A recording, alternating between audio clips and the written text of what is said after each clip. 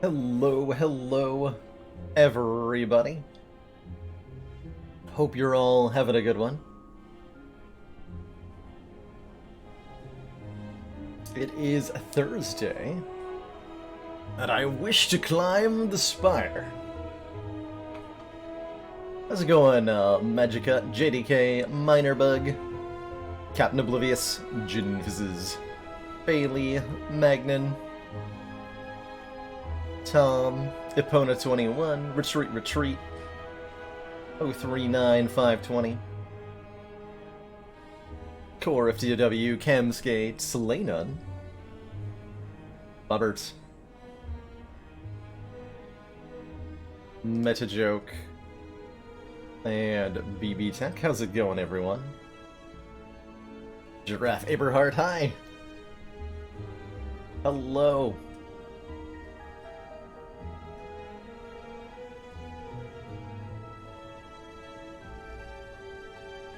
Hello, hello. It is Ironclad time, heck yeah. Heck yeah, it is. So we met an unfortunate demise on Ascension 13 last stream.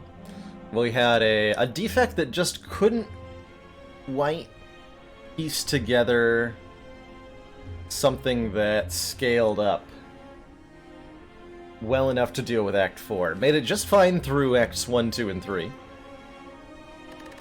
But when it came to battling against the heart, we had not any sources of ways to get the deck strong enough.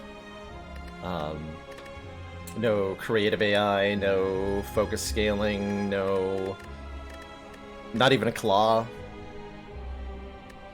Nothing to power us up enough, such that we managed to survive 8 turns against Shield and Spear, which is too many turns for that fight to go, by the way. Let's compare to how many turns that fight lasted in some previous run. 9 turns, but this was a Wraith form silence, so I'm not going to count that one. Hold on. We're looking at the Elite. 4 turns against Shield and Spear. 1 turn? We 1-turned it on this Ironclad? That's hilarious. 7 turns here. That went pretty well. 6 turns. 5 turns. 6 turns. 5 turns. 3 turns. 5 turns. So it looks like I'm usually beating them around turn 5. Pretty consistently here. With a few outliers. There's an 8-turn one there, but 5 is definitely the number that keeps popping up pretty consistently.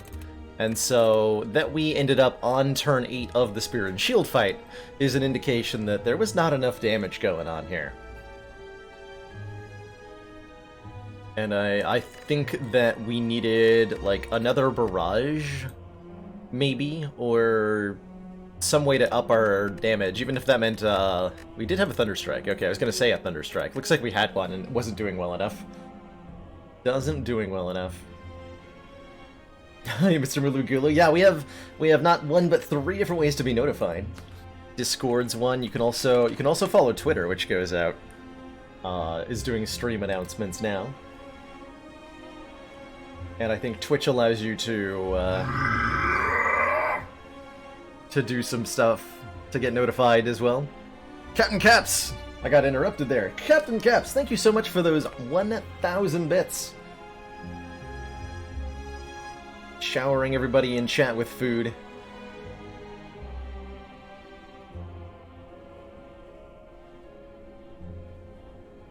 That does put us a fair chunk closer towards... Yeah, take some bits! Thanks for piling on the bits. Is that an ice cream cheer? Now I want ice cream. That looks delicious. That looks delicious. That does put us just a little bit closer towards the more streams. I actually forgot to update this from... I had a busy as heck day. I just got home like 15 minutes ago, full disclosure.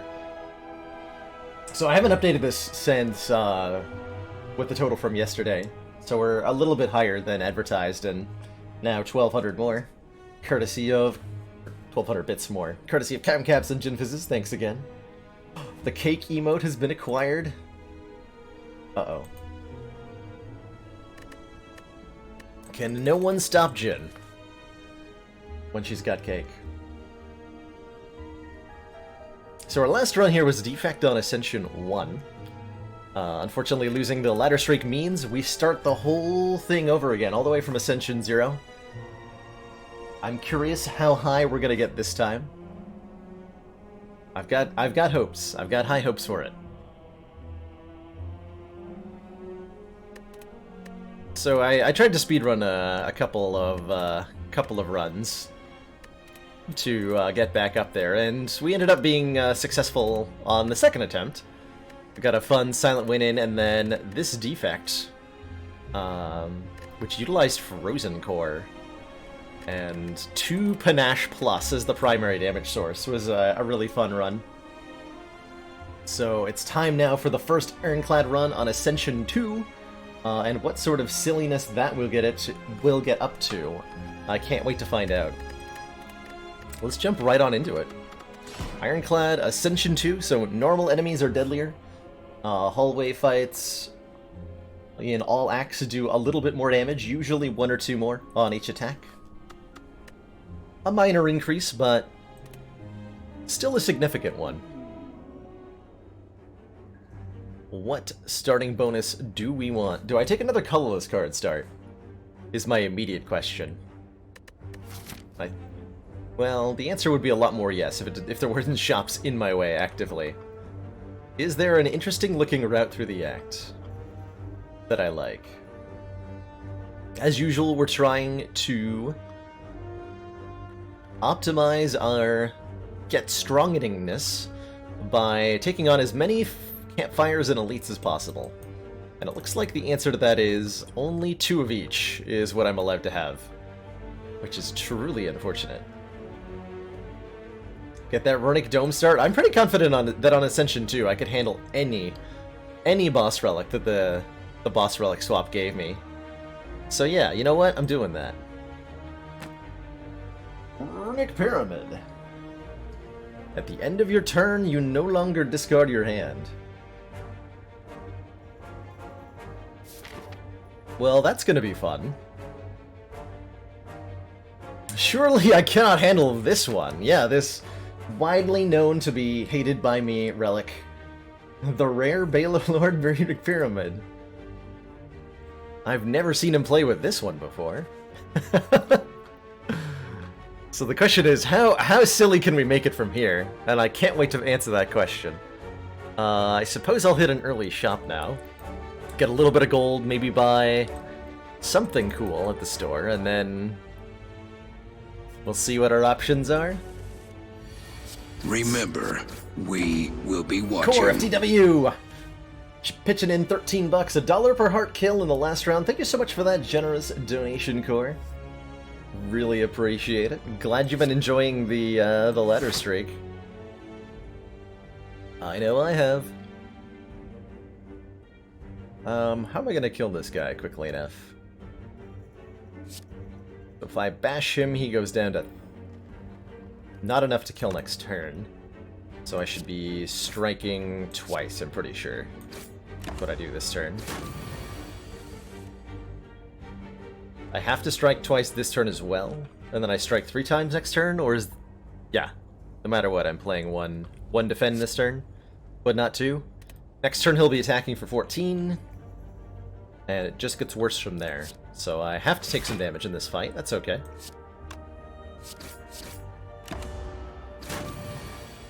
Well, that's okay. Get an Ancient Potion and 3 pretty powerful attacks.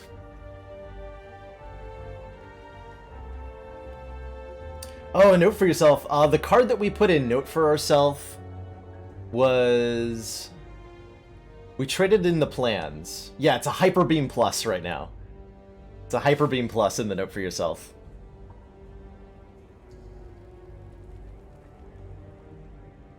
So I'm hoping we run across that on Silent, truthfully. I'd like to see that on Ascension 12 Silent next time. That would be perfect. So Headbutt lets us reuse 1 card in our hand.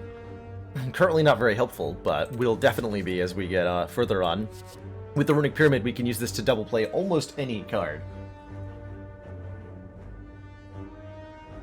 Why 12? Because that is the last Silence Ascension level. Before 15, when the event gets disabled. So I couldn't see it on the Ascension 15 Silent.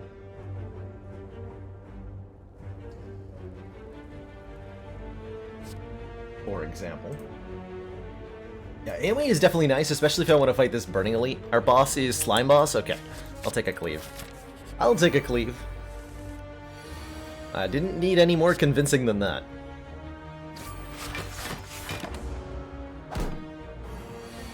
Excellent work, Commander. This council is pleased to see our continued support of this project has been worthwhile. Dr. Zoidy, thank you so much for those 3 months of Twitch Prime support. Enjoy your shiny new blue defect energy badge, and I understand what kind of deck this is now. It's a Perfected Strike deck with Runic Pyramid, right? It's gotta be. Although, more reasonably, Thunderclap pairs nicely with our Cleave.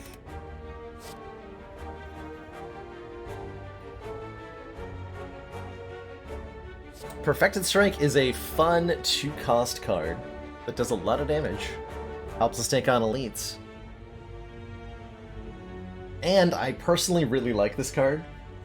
I really enjoy the design of Perfected Strike, and I really enjoy the kind of decks that you end up with if you take a lot of copies of this card. Yeah, reasonable on Ascension too. How dare you? I'm taking the Perfected Strike. And I'm transforming.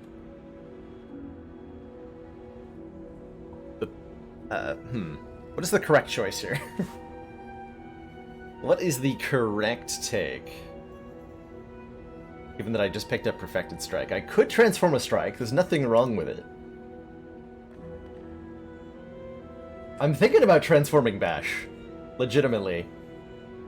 I think that's a valid consideration. It's our only source of vulnerable at the moment. And the Runic Pyramid lets us line up Bash with Perfected Strike pretty reliably, but it's still mediocre.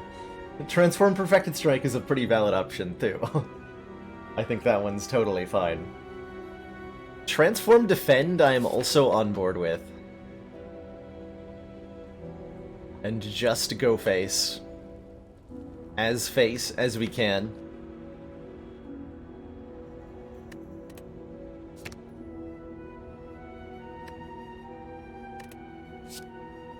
Maximum face. That's a flex. We turned our block card into a flex card. And now we're offered a Corruption. Corruption's pretty good when you have a Runic Pyramid, huh?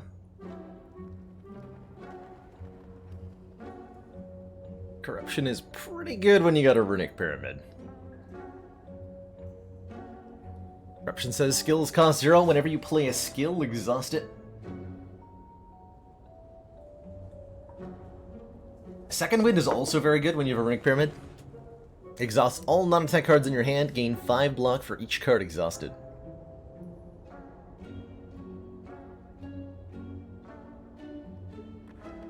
Get Corruption. Yeah, Corruption enables me to take a Runic Pyramid Snecko Eye in Act 2.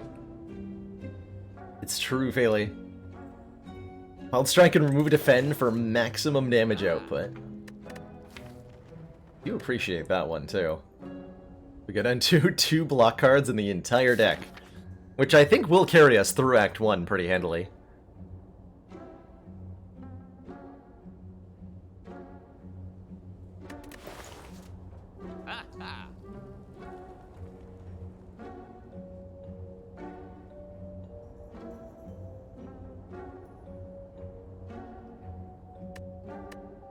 And Wild Strike is so bad, though. I don't want a Wild Strike. Like, I would be in for a Pummel Strike here. 100%. Wild Strike, though? Kinda gross. I'm gonna take this Corruption. I'm gonna use it to do silly things later on.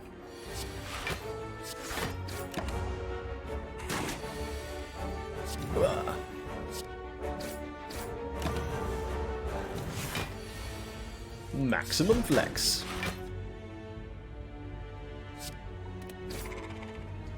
Howdy, I am Faith.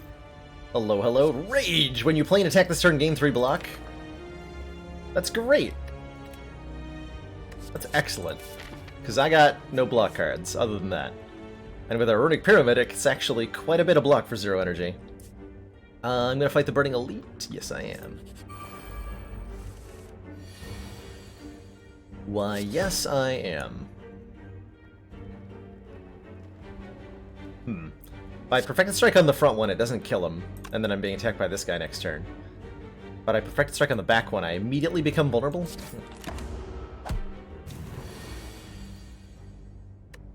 Strange and awkward situation.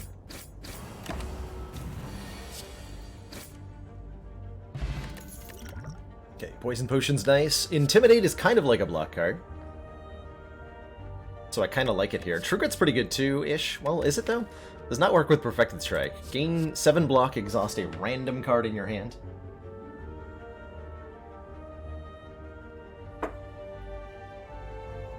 I'm gonna try the Intimidate. It's a 0-cost skill with a Runic Pyramid, although when we have a Corruption in the deck, it is notably worse.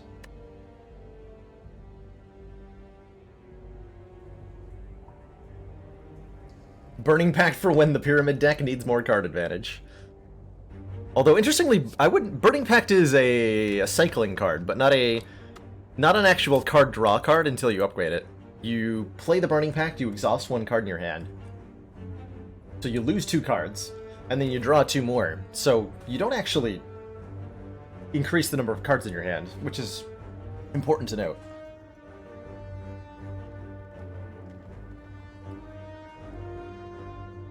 But it does give you more options in the same way that, say, Prepared does. I'm going to take the Intimidate. I think we need the immediate availability on the weaken there.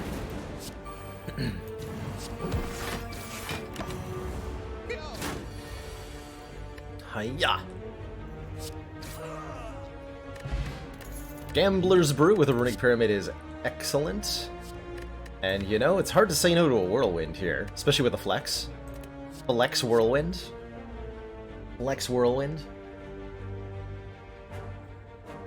We did fall off the ladder. The bottom was improperly secured, and a lawsuit is pending. It does get less if you exhaust strikes. Perfected Strike checks the number of cards currently in your deck in the middle of combat, so that can change up or down for all sorts of different reasons.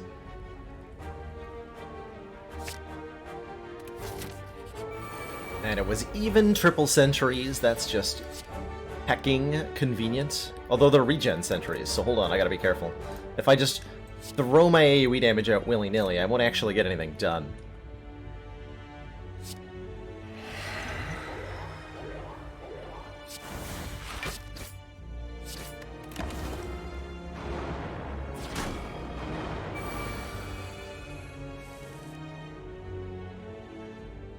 Perfected Strike... well, it's probably just Perfected Strike, right? Definitely want to... No, it's just Perfected Strike block. Okay. Simpler than I thought it was. A little bit simpler.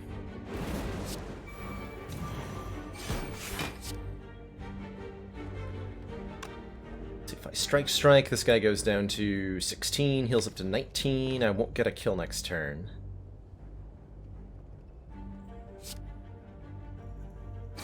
So I hit the one in front instead.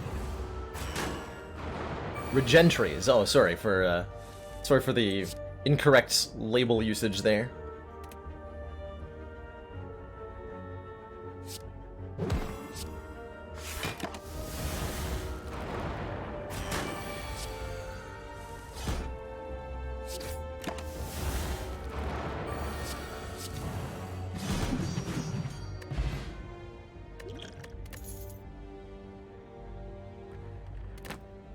Okay, this deck just kind of got pretty interesting here. Ornamental Fan says, whenever you play 3 attacks in a single turn, gain 4 block. Which means we don't really need skills at all, except for the part where we do have a corruption. But we can go heavy on the offense here. and still block successfully.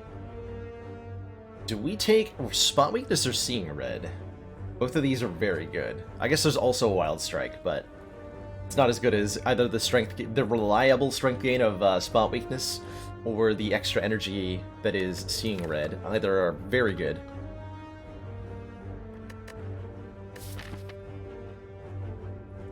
Either are very good. I think the Spot Weakness is more disposable, or is more indisposable, excuse me, than the Seeing Red is. Oh hey! Incentive to play skills too. Every time you play 3 skills in one turn, deal 5 damage to all enemies. Spicy. And now Slime Goop. Heck yeah. Pretty comfortable in the ability to upgrade here. If I was going to upgrade any one card in the deck before another elite fight, who would it be? Who would it be?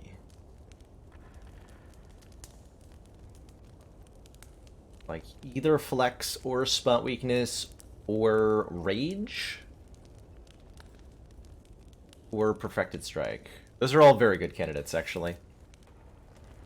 Or Whirlwind is another good candidate, actually. We have like 5 different candidates for an upgrade. Whirlwind's probably one of the better ones, actually.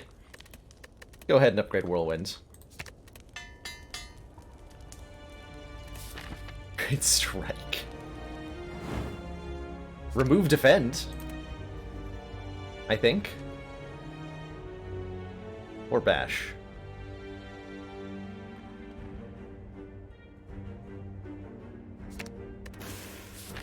See you later, Bash. It was nice knowing you. How would I like this fight to start? Presumably with a full hand of card. With a corruption in play, actually, is the answer. That's how I would like this fight to start.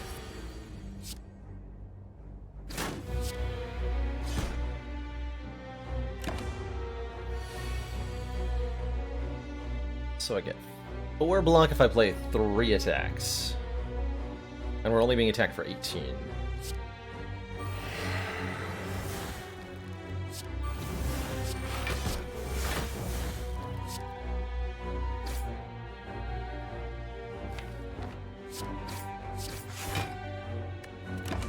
So full block like so.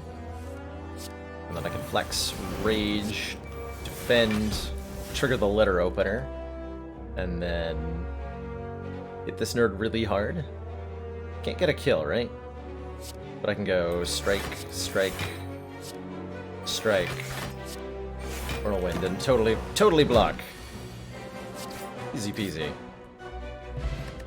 Mummified Hand. When we play a power card, a random card in our hand costs 0. Those are 3 really powerful relics. The back-to-back. Take an Iron Wave to go with the Ornamental Fan? Maybe? Sounds pretty tempting, actually. And we lean further into the attack-orientedness of this deck. Let's do it. Give me a clothesline next, please. I would love such a thing.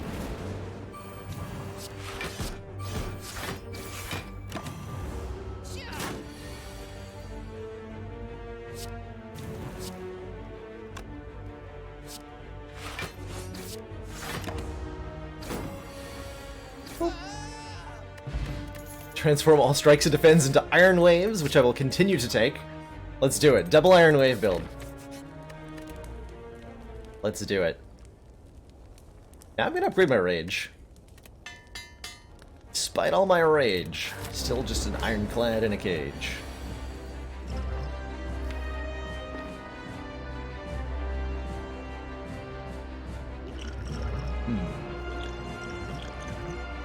Thinking about a power potion.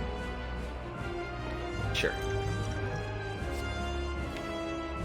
Go inflame over combust? Question mark? How long is this? We're gonna heal to full here, actually. We can combust.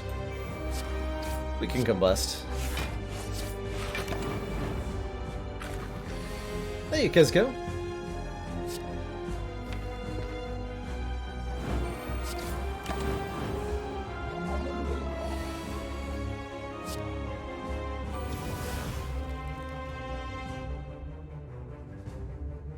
see. So I have to do how much damage to split this nerd? I'm sure I'll manage to do it, however much it is. Figure that out later.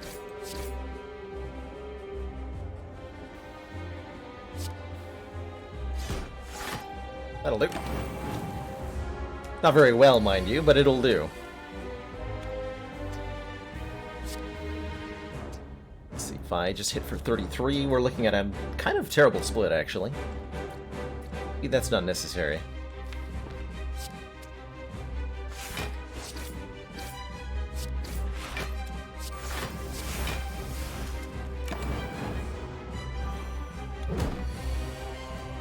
Now it feels necessary.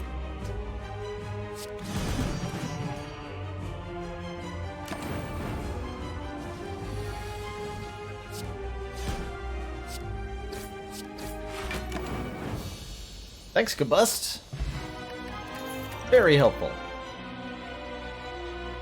Very, very helpful.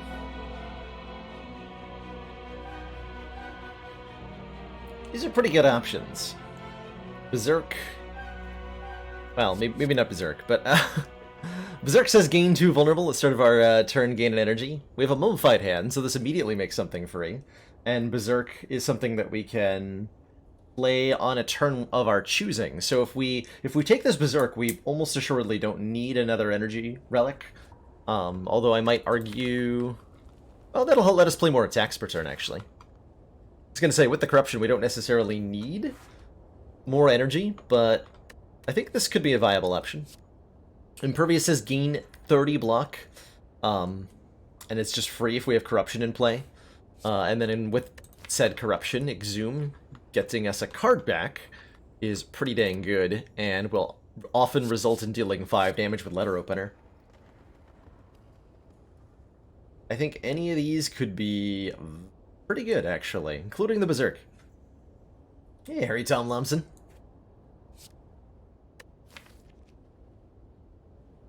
Do I try to make the Berserk work? I'm thinking about it. I am strongly considering it.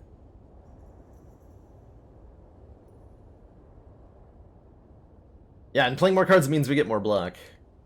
We even have an Ancient Potion if we need to use it immediately for something.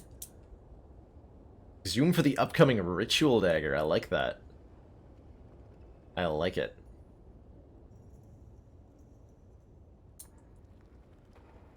And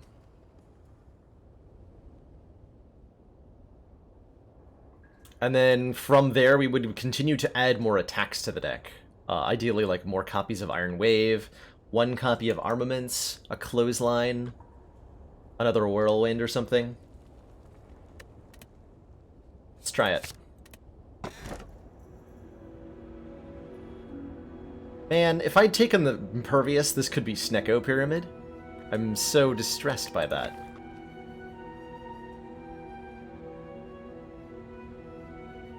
We could have taken Snecko Pyramid.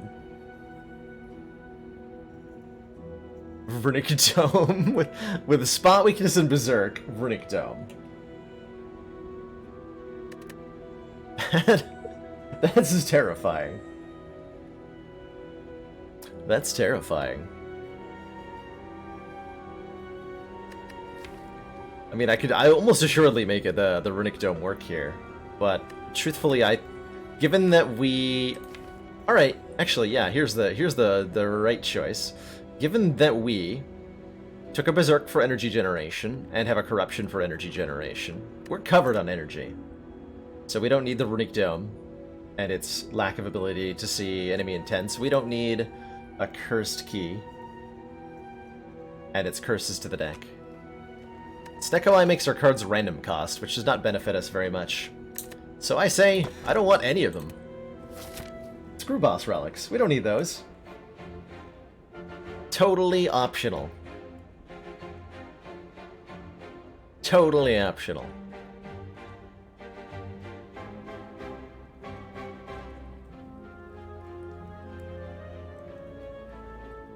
So now from here I'm just gonna see, you know, how possible it is to win from here. It should be totally possible. But we might have to relax our memes a little bit along the way. I think this is definitely these three to start. But I take bites and just remove my Perfected Strength? Considering it. Considering it.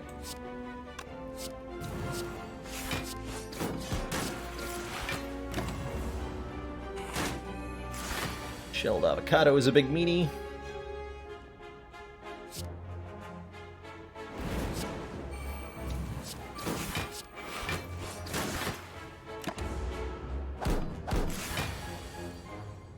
Okay, can't play 3 attacks. That's okay too. Let's also make a strike free, but I'm not going to play that. So maybe I just defend, defend, defend. I could just defend, defend, defend.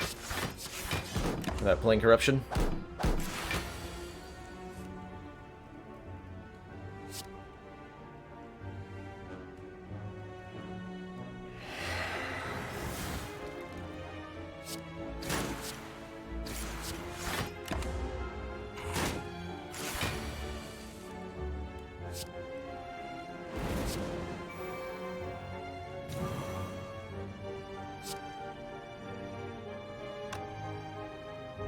Spot Weakness, Iron Wave, Strike.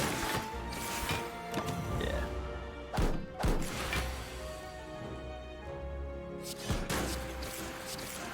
Okay, not too bad against Shelled Parasite. Let's lose, I think, the Ancient Potion. As weird as that sounds to say. And hey! Upgraded attack or unupgraded block card? Who needs those stinky block cards? Not us, right? Not us. That's for sure.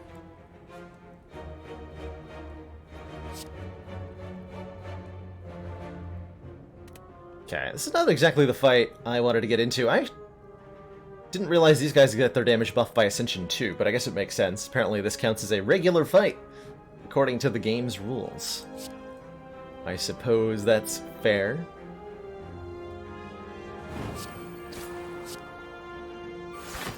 Supposed to kill Romeo first. And I should probably use my Poison Potion, but... So I guess we committed to bear there. And that's okay. I hope. Letter Opener is going to help us do a lot of work by doing AoE. Thankfully. Cleave will do 13, bears at 20. Is there any way for me to line this up to hit Perfected Strike for free off of Berserk? Because the Mummified Hand will let me play another card.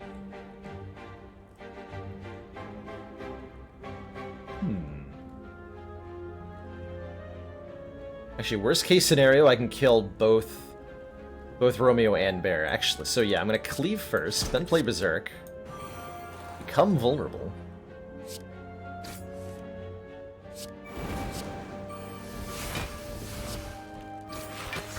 And then full block. After missing the 50-50. No problem. No problem. Red Mask says at the start of each combat, apply 1 week to all enemies. It's a Whirlwind Plus. I mean, I like the Clothesline a lot, but that's a Whirlwind Plus. Gonna click on the Whirlwind Plus now. Just gonna take that. If I go this way... I'd like to go to a shop, but I'd also like to get some upgrades in. Notable upgrades include Berserk and Splex, I believe. Thunderclap's okay, too. Thunderclap was okay. For sure. I don't know that I would take a Thunderclap over a Clothesline. I think I care about the weak more right now. Chemex waiting room. That's why I want to go to the store. I would like to go there, please, but I'm missing it. Like, we get, what, 3 elites and 1, 2, 3, 4 fires if we go up this left path. And we're missing out on a lot of stuff. If we go... Okay, so we just have to get a shop and a question mark room. That's gonna be fine. Oh man, we could have taken the Exhume! There's the Ritual Dagger. I mean, we have Runic Pyramid. Let's add a Ritual Dagger here. Why the heck not? It's an attack card. If it kills an enemy, permanently increase this card's damage by 3. Heck yeah. Heck yeah.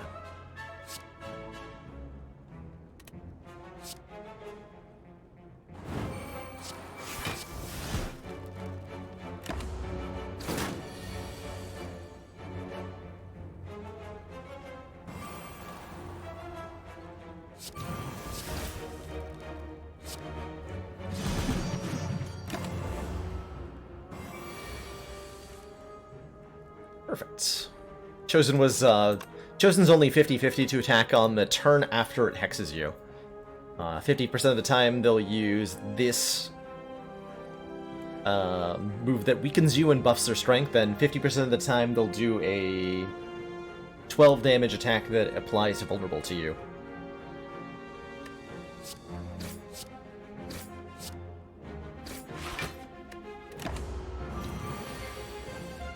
Now I can just strike. Ritual Dagger. And the dagger grows stronger. And so do our strikes. If I pick up another copy of a Perfected Strike, it is bolstered alongside the other one. Let's do it. I'm in. If only it was Ritual Strike. If only. If only. Boss relic options were, what were they? Runic Dome, Cursed Key, and Snecko Eye. And we said no to all of them. Gotta top up our health here. I might have wanted to hold on to that to the heart, but that requires too much thinking. I don't want to do it.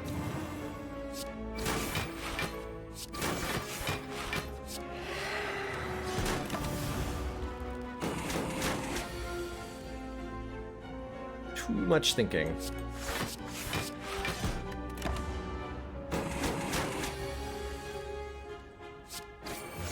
Snake plant, stop biting me, please.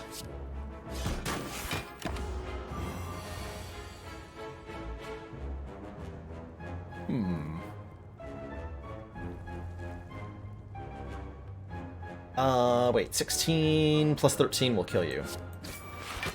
Wait, I can't math. Never mind. Iron Wave plus, Shockwave, or Ghostly Armor plus. Oh my. Oh my. Why would I not take the Sentinel with a Corruption? Memes. Mostly memes.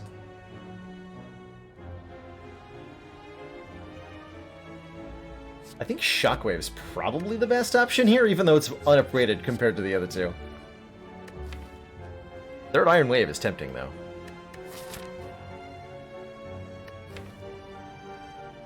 But we have no source of vulnerable. We need high impact stuff from Mummified Hand to hit.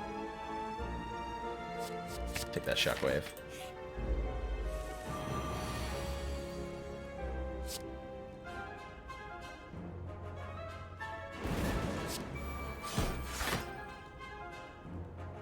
So I probably want to play 3 attacks, which unfortunately means doing a little bit less with the Whirlwind there.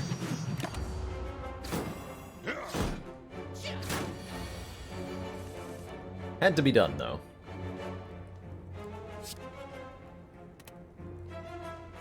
Had to be done. So we're unfortunately getting made vulnerable unless I Gambler's Brew here. Which might be the right choice. Gambler's Brew would try to find a Perfected Strike. Yeah, it's good use of that. I did not find a Perfected Strike, but I did find Berserk, which can make me vulnerable. For free. And then I wouldn't have to worry. That would also let me actually kill the Red Slaver, so counterintuitively it's worthwhile? It's weird. Do I play that? I'm gonna be vulnerable next turn either way.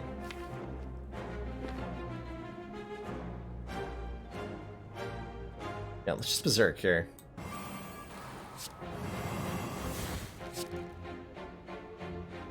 It's 5 damage plus 23. Okay, that is enough.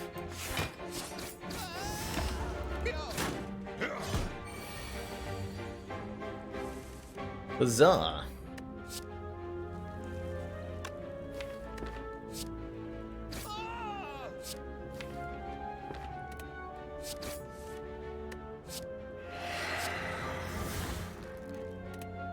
Can't kill him with another strike. Okay.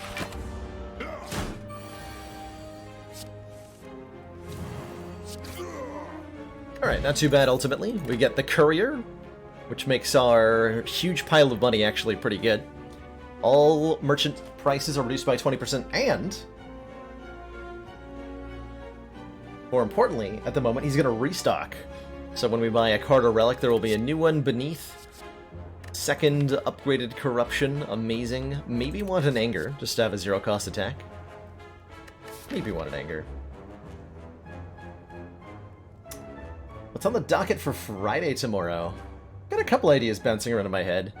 I'd like to... I don't have a seed to do this with yet, but I'd like to sit down and try to find a seed where you can beat Ascension 20 under some weird condition, like with no relics or with by skipping all the cards or something. I'm thinking about checking out doing some more runs with relic mods so we can get more crazy relic combinations we've never seen before. And I think somebody mentioned a challenge where you alternate skipping all the rewards or taking all the rewards on even and odd-numbered floors. That sounds like it could be fun to try. I'm gonna pass on all of this. All of it, I say. Let's upgrade our Berserk. Truly, that's the power play. Upgrade Berserk and then just get hit real hard by Book of Stabbing on turn 1. No problem. So the single Big Stab's not where I wanted to use my Berserk, and I don't think it is where I will. Use it next turn. Next time 3 is somehow better. It's not. That's not better at all. Maybe I just don't play Berserk. Maybe I can't get away with not playing Berserk.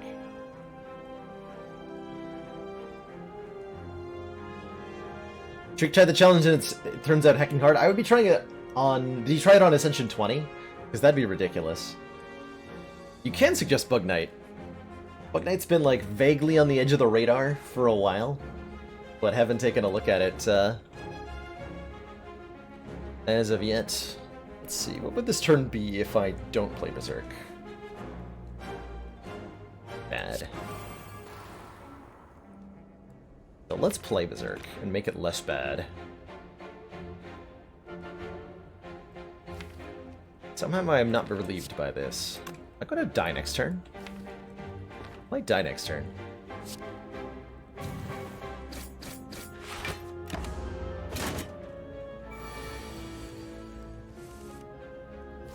Nah, we're fine.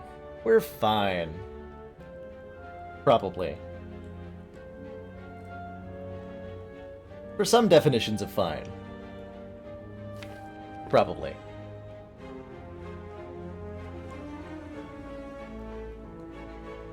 What I really want to do is Pummel Strike and hit Rage. And then I can probably play Corruption from there. Not hit Rage. Do I still play the Corruption? Or do I do... Let's see, Iron Wave would generate 14 block.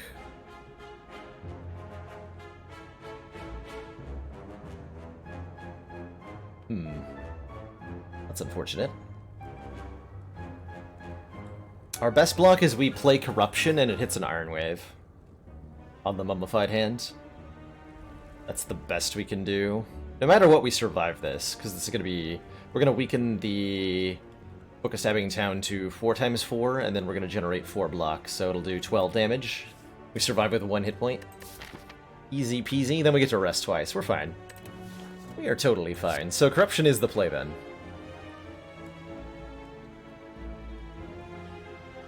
Just to verify, because we get one guaranteed free attack, because it makes the cards cost 0 and then Mummified Hand triggers. So we can play 2 attacks. Inflict Weaken and get 9 block. Yeah, that's plenty. Okay.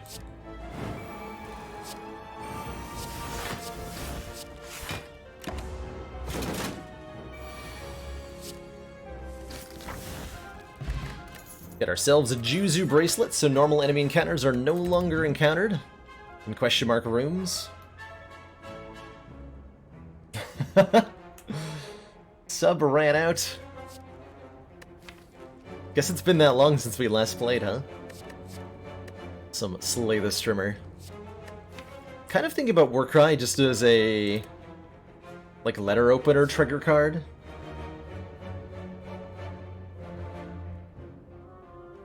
But probably not.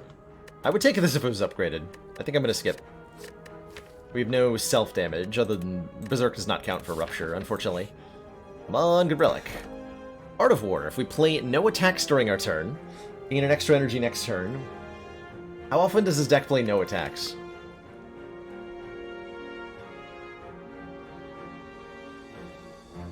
Never? Pretty much never.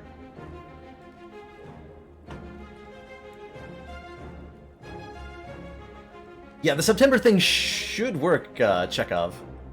If you... My understanding of how September's gonna work... what if I still got the link for that? Is that as long as you're not subbed on September 2nd already, then subbing to that channel will be the half off for the month. I think that's how that works.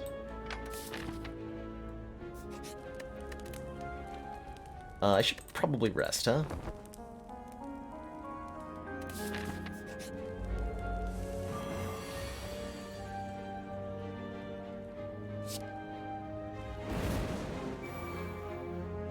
Can play both of these whirlwinds if I have to.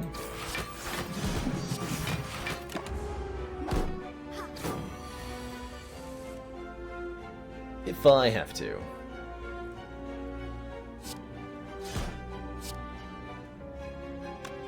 See, I'm not getting a kill with Berserk or anything. So we'll just patiently wait until there's a free turn, if there's ever a free turn. There's a free turn. Free Berserk! Huzzah! Deck definitely needs another Rage. Oh yeah. Most definitely needs a second copy.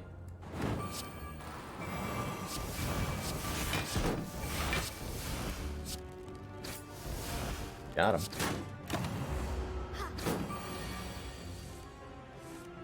Get really explosive turns when we want to. This takes a little bit.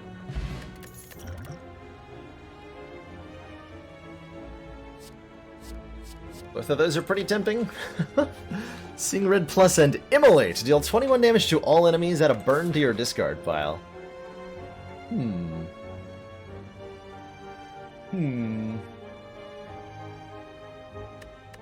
Contemplations.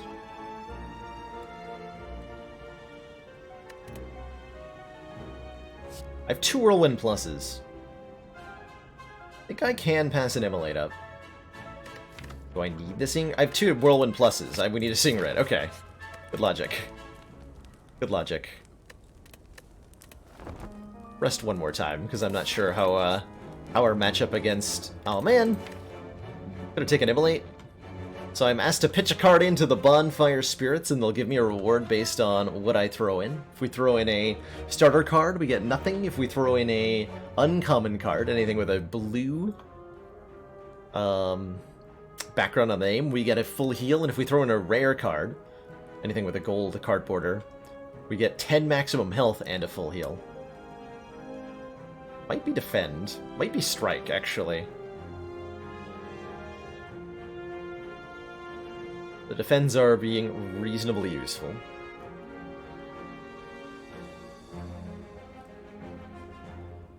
Intimidate is a little low impact, but still helpful.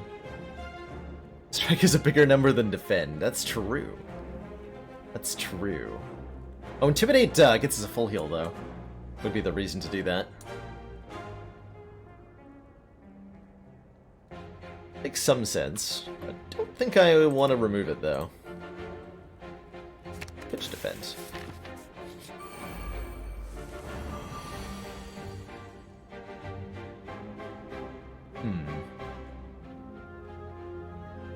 Corruption lets me play a 1-strike, but it'll kill the Fat Gremlin. Okay.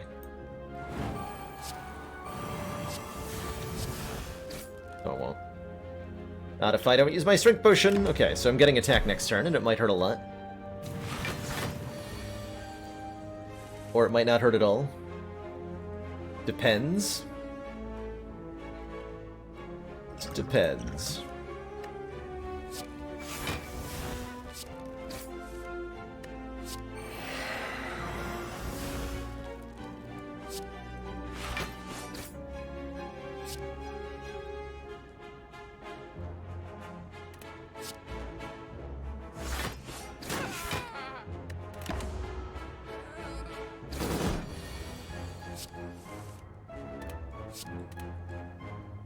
He won't be vulnerable next turn, so let's hit him hard now. Easy peasy. Morning, Sunnykin. Yep, we started over after perishing most ignobly on Ascension 13. Fednib! Every 10th attack we play is double damage. That's insane. Havoc is mostly, I think, just really fun in this situation. Especially with a Corruption, especially with a letter opener. Havoc is amazing. 13 was Defect. We traded our starting relic, got a Runic Dome, and ended up perishing against the Spire Spear and Spire Shield fight before the heart. This card says Strike on it. The Havoc, though. I'll take the Havoc. And I'm going to upgrade Spot Weakness before Champ, because we're going to need to gain a lot of strength to beat this big boy. He's so large.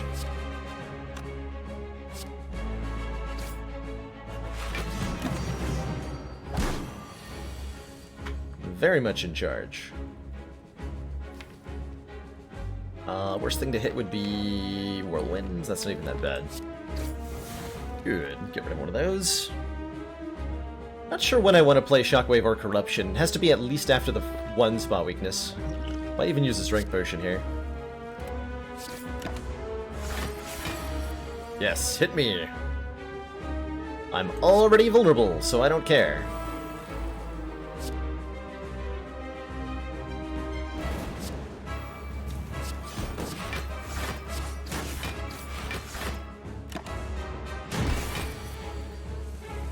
I think I'm playing Corruption in this one.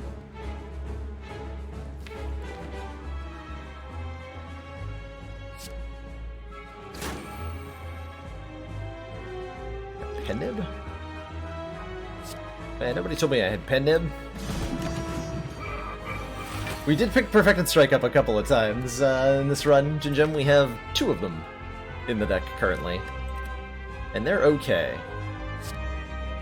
Not great or anything. They're okay.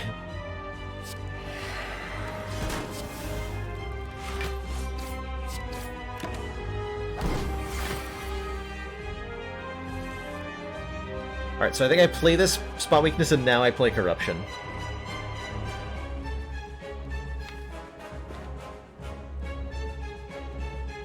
Actually, not yet. Hold on. We want to line up a Pen Nib, Whirlwind or something with this Seeing Red.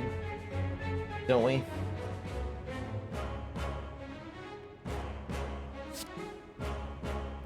Two is better than 1. Heck yeah. Heck yeah.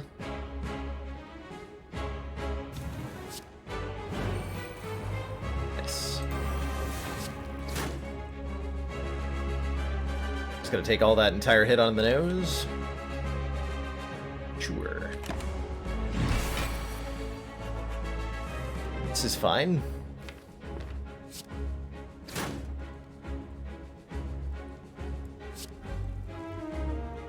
So I want to hit him as many times as I can this turn. Charge the Pen Nib.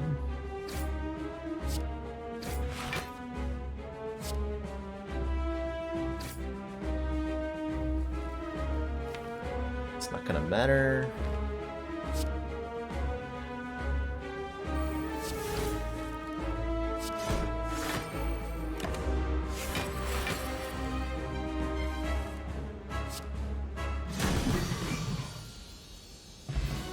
Buzzsaw! Got him.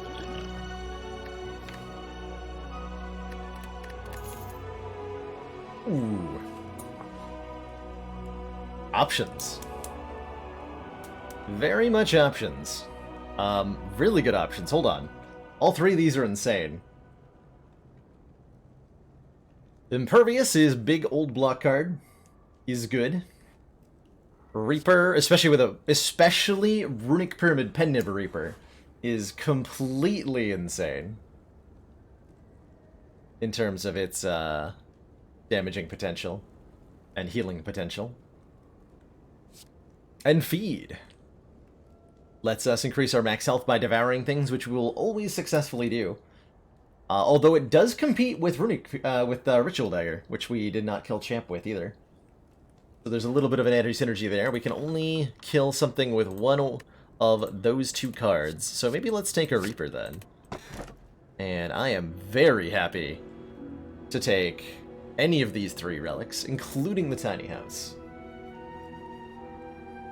Black Star says elites give us an extra relic when defeated, and that could let us scale up in some hilarious ways. Empty Cage removes 2 cards from the deck. Those could be Perfected Strike and Perfected Strike, or who knows what. And Tiny House gives us a potion, 50 gold. There's a lot of gold. 5 max health, a card, and an upgrade. That 5 max health in particular is really nice with our Reaper, but I think Black Star is going to be the most fun here. Elite's dropping an extra relic. Something I can definitely get behind. How many elites can I fight in Act 3? 1, 2. Oh. Only 2, apparently. Mildly disappointing, but we do get to go to an early store, so I'm not that disappointed. We skipped the first boss relic. We did! Our options were Cursed Key versus Snecko Eye versus Runic Dome. And I wanted to show off that the deck didn't need no stinking boss relics to win. We're above that, you see.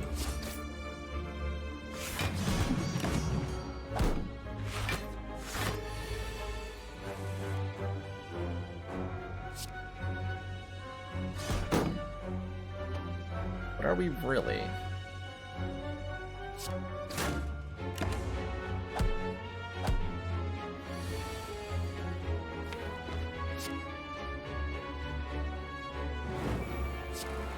Reaper this turn, huh? Oh. Well, grip spot weakness. Alright, in that case I will use this. Give me my health back, thank you. I was using that.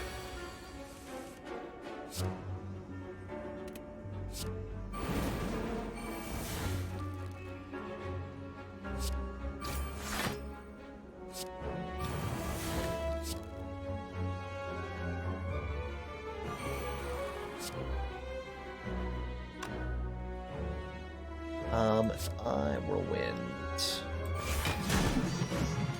Ironwave will kill. Which won't boost the Ritual Dagger. So we Ritual Dagger here. There we go. Another Blood Potion. Heal for 25% of our max health. A Havoc Plus.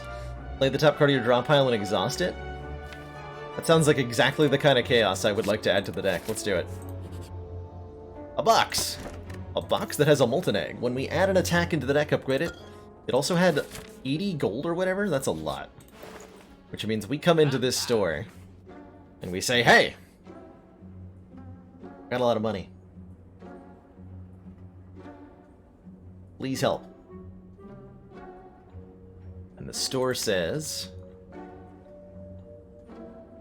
would you like to buy a Centennial Puzzle? First time you lose hit points, each combat draw 3 cards.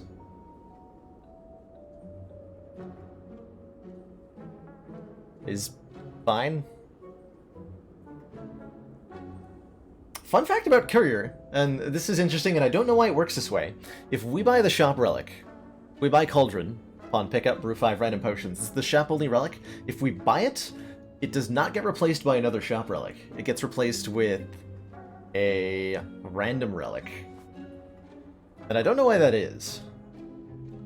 But we can't dig through shop relics specifically. You can buy like 15 powers. If there was something other than an evolve, like finding Feel No Pain would be pretty cool. We could just add a bunch of skills. I'm probably going to take an armaments and upgrade it so that we can upgrade more stuff in the deck. I might even buy a secret technique to go with.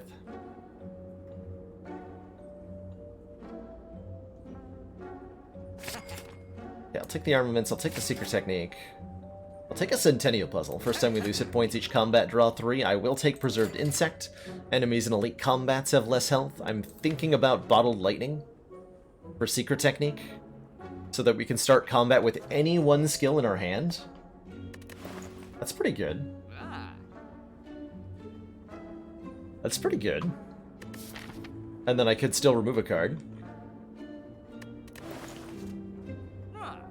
But is this going to be better than a relic at the next shop, is kind of the question. We are going to at least, I think, 2 more shops this run.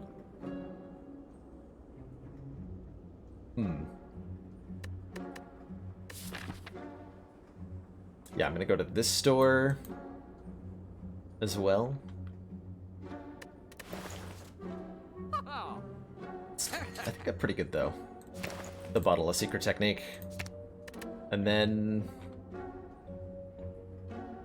we continue to remove defense.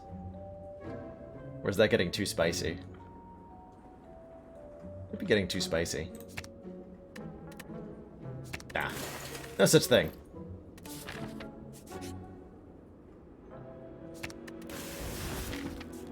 No such thing.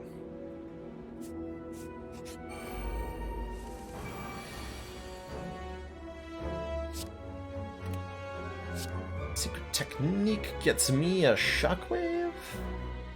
Yes, it does.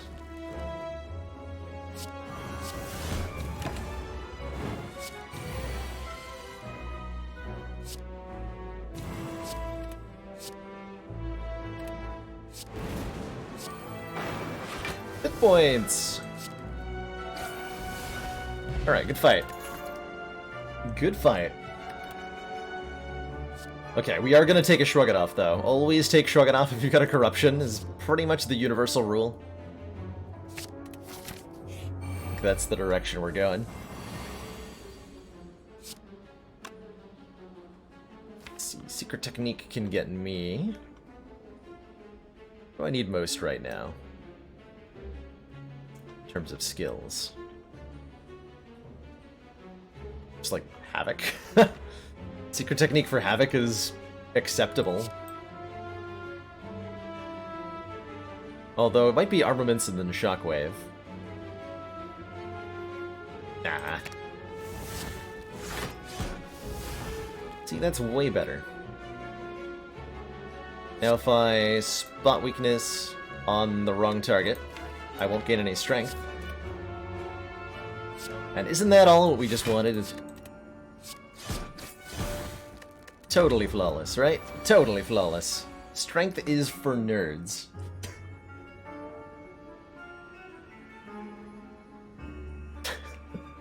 Whoops. My B. What is my counter to this situation? Just strike, Iron Wave? Yeah, pro-life hack. Simplify your fights by not gaining strength. It will save you time and effort in the long run.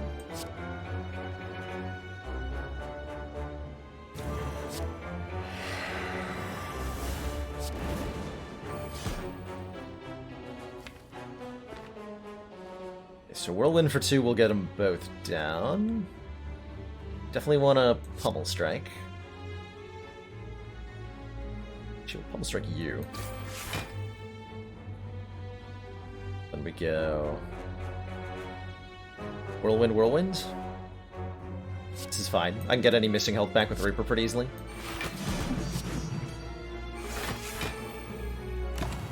Cool.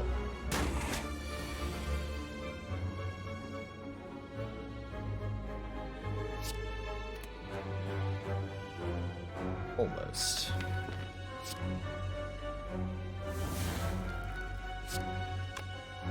Why dare Berserk? Oh, I have like a safe kill. 60 damage. Actually, I just have a kill without Berserk too. Well, never mind. Pair! Raise our max health by 10, and Kunai. Every time we play 3 attacks, gain a dex. Okay, okay. And then obviously add more Havocs. This is gonna be brilliant. We are now a ninja clad. And I like it.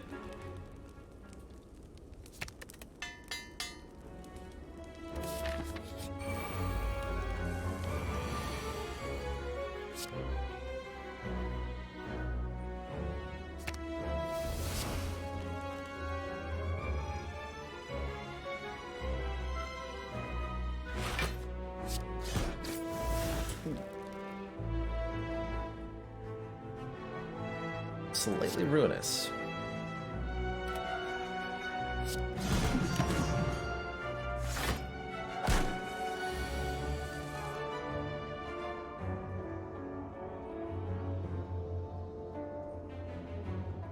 Okay, I cannot kill either of them. Looks like just a shockwave. Iron wave? And we'll just top off our health with Reaper before the fight ends.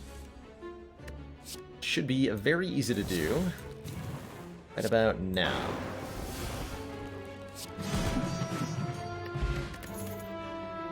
Uppercut plus. Deal 13 damage, apply 2 weak, apply 2 vulnerable. I think we need more of both of these things in the deck right now. Weak and vulnerable, that is, with only 1 shockwave. We're looking for another way. But it'd be too OP if you could switch your bottled cards at rest areas. That would be very strong. I would like it. If you're talking, if you're saying like you use your rest action as that, I think that'd be really cool. Speaking of cool, the boot has a little wind-up thing on it and is therefore very cool.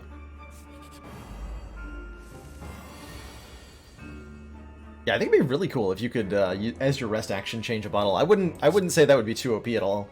I think most people would call that underpowered, but they'd be wrong because it's actually really good. Yeah, really good.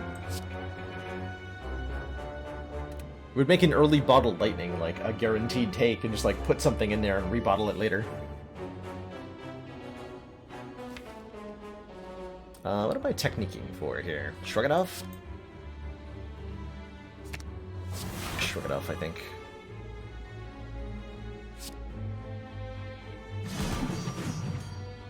Might have to be my strength potion in this fight.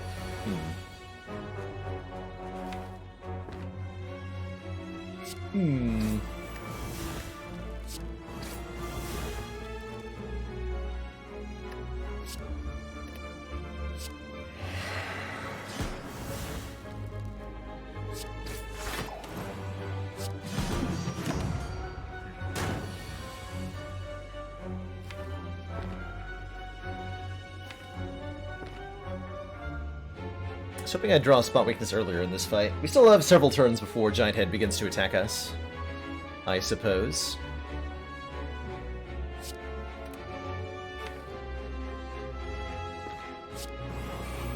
Cool. Yeah, we got Berserk in play. That's very good, quite frankly. And I'm not going to let him hurt me again. We're just going to dunk his face in. It's going to be great.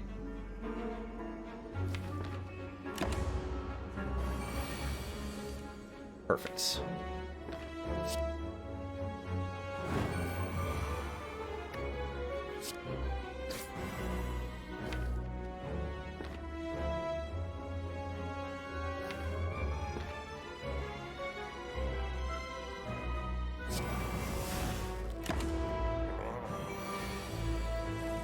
Alright, so starting on this turn, Giant Head does big, mean attacks because he is a big meanie.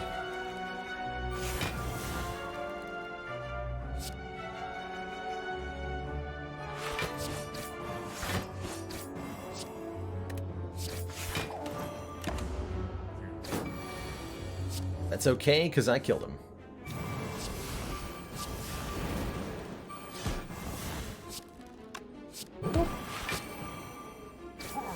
With a 218 damage ritual dagger? Wow. Happy Flower. Every 3 turns, gain energy, helps a little bit. Bronze scale, start combat with 3 thorns is fine. A second Reaper, this one upgraded by the Molten Egg. Yes, I think? Yes, right? Yes? Yes. Do want. Would like to have. Feels good. And all such things.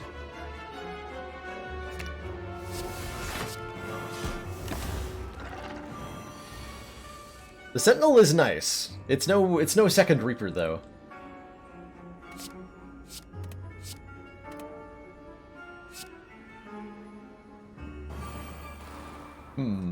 Maybe that wasn't the turn to be vulnerable on. Oh well. Seems probably fine.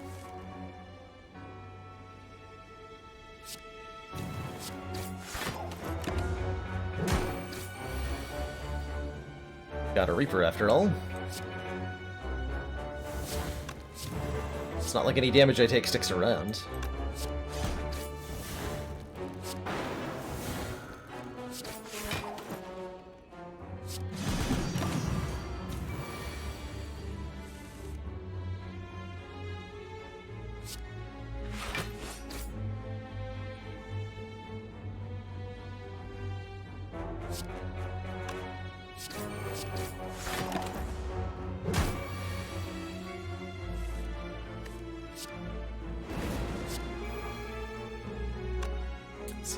Spot weakness.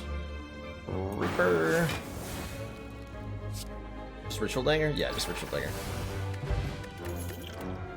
Second Shrug Plus. Yes. Do want.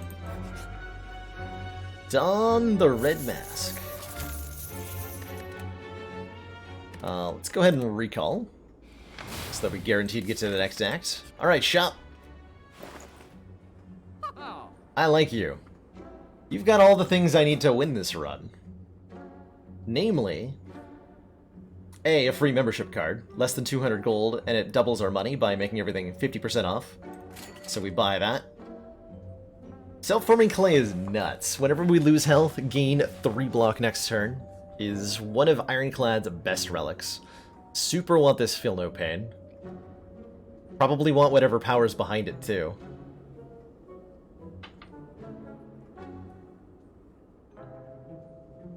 I think it was Hubris that added the rebottling event in Honest Incarnate. I don't remember exactly. Combust is kind of okay actually with our self-forming clay. Who are we fighting? Time Eater. Time Eater's pretty cool. Time Eater is pretty cool. I'll take a strength potion too, actually, and a power potion. Give me better potions, please. Please and to thank you. I'll remove a Intimidate at this point.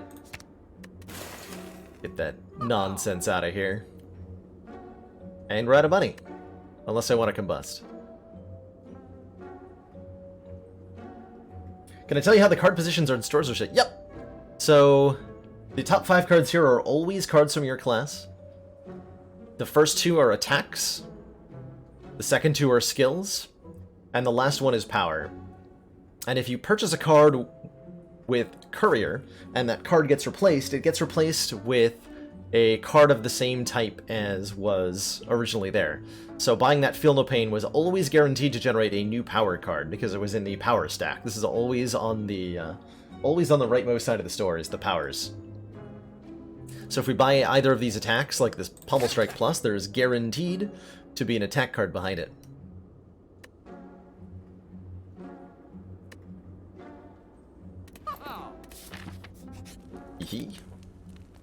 Hee. And probably just upgrade the Feel No Pain, because heck yeah. Wasn't until we had that self-forming clay that I was confident we could beat the Heart of the Spire, but now that we have it, I'm quite certain that we can.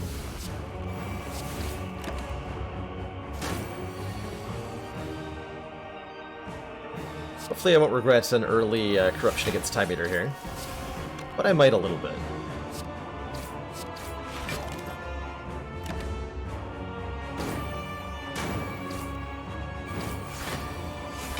This Time Eater is a big bully.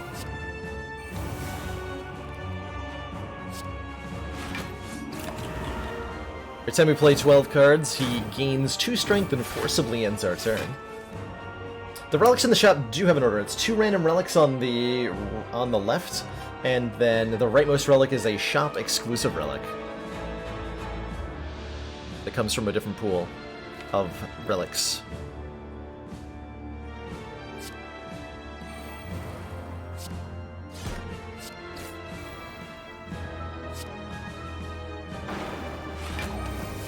Let's go ahead and top back up, thanks. 13 times 3. Well, joke's on you, I'm already vulnerable, so there's no downside to Berserk. Aha.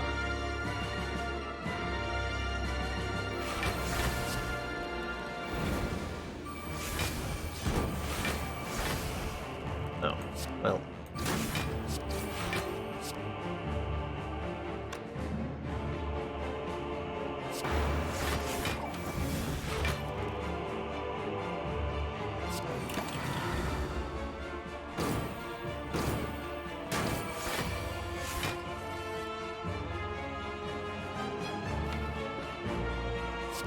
Flex time! This attack's gonna hurt, but we heal the full after this fight, so it doesn't actually matter. Now that I think about it, it does not matter too much.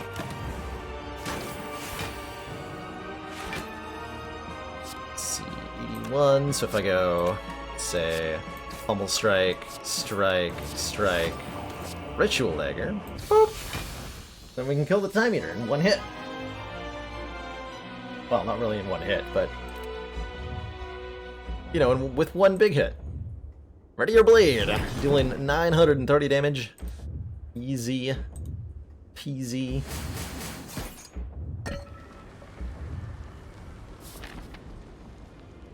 Now it's time for the final act. One final upgrade. Quite frankly, should be on Corruption, so it's a little easier to play. And what's in the store? You can buy an on-sale armaments. There's several really nice relics here. Shuriken, which would complete our ninja relics, would give us a strength if we played 3 attacks. Paper Frog makes vulnerable more effective. Nothing too exciting here. I think we're quite happy with our potions, quite happy with our deck.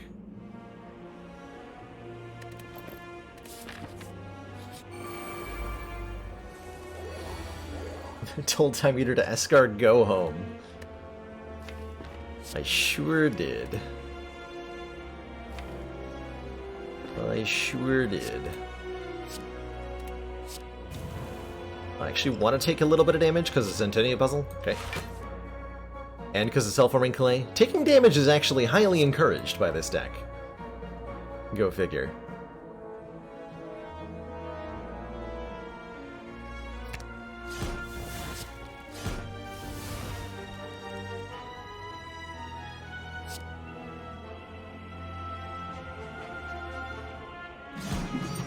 Extra damage there. My goal is to kill Spire Spear by turn, or Spire Shield here, next turn, which should be pretty possible. They'll be attacking for a big number of damage. I'll want to prevent that.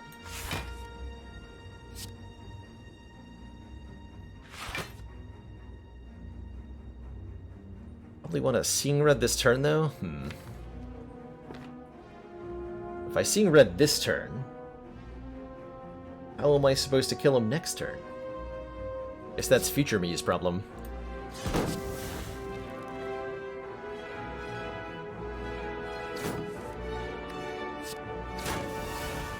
Ha!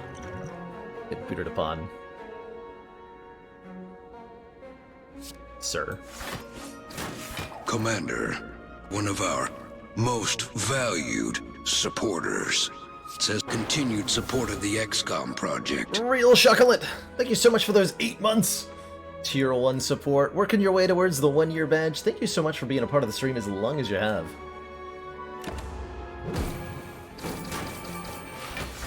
Great to have folks like you still hanging around. Truly and sincerely.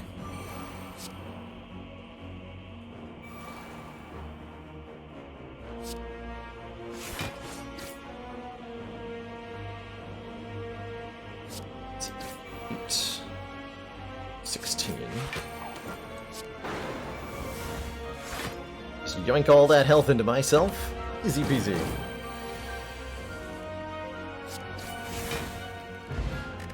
Get Orichalcum. If we enter turn without block, gain 6. And the Blood Vial, start of each combat, heal 2 health, and either a Heavy Blade Plus or a Demon Form. Whoop. Sorry about that. Don't leave your phone under the microphone, dumbass. We'll make noises, probably. I really want to just take this Heavy Blade.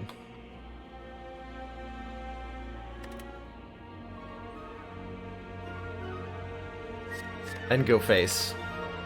We don't need any additional strength gain to kill the heart, I don't believe. Especially not with the power potion. Yeah, I'm just going to take the big ol' attack. Because I think we have all it takes to kill this thing. Especially with turn spot weakness on turn 1 and a strength potion for a little bit more damage output and a free demon form. Well, that makes things much easier, doesn't it? Whenever I play a card, I'm going to take 1 damage. And that's a good thing here. The first point of damage I take is going to draw me 3 cards, and every point of damage I take is going to give me 3 block next turn when the heart's attacking me. So let's take some frickin' damage here. Oh man, I can even armaments it? Og. Let's get more cards in hand before I armaments.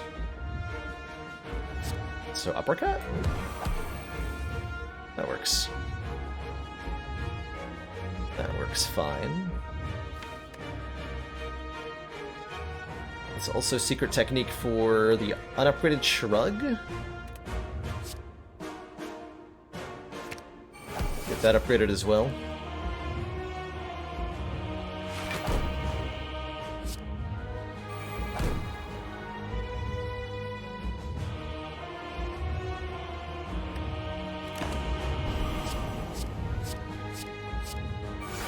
Start this turn with 6 block. Corruption's here, but I don't really want to play Corruption until Feel No Pain is in play. Is there a point bonus for killing the heart with the Ritual Dagger? I wish there was, because that would be really cool. But to my knowledge, there is not. Just tragic. That said, I'm going to try.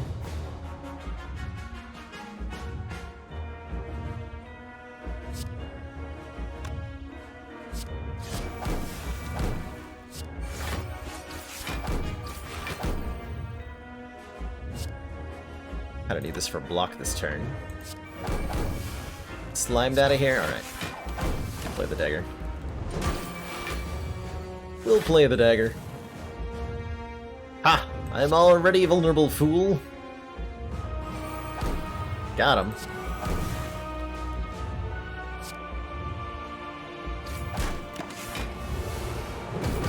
Got our 6 block from Orichalcum there.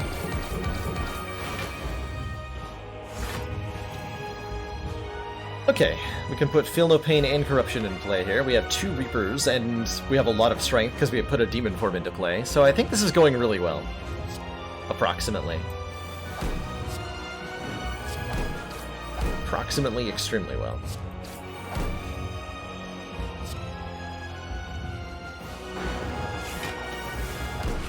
Yeah. Approximately extremely well. Heavy Blade does how much? Oh my god.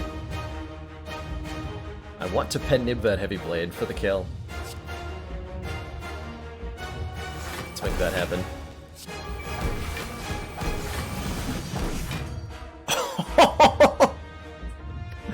So, a Havoc hit Whirlwind there. And when you Havoc a Whirlwind, you use your current energy value, but you don't lose any energy. So that was 5 times... We just did 200 damage with that. 5 times lots of damage. Get wrecked, Heart.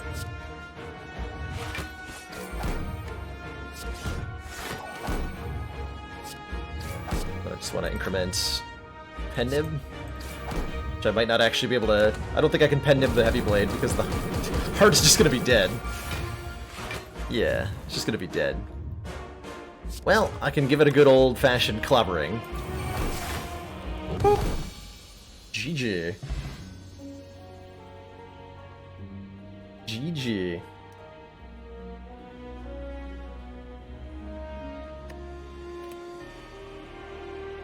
That was fun. I like having attack-based decks.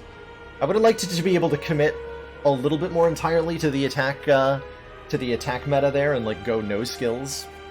But that early corruption made stuff like Shrug It Off way too good. And the letter opener actually was the real like deciding factor in lots of skills getting added. To be able to trigger that reliably was quite nice.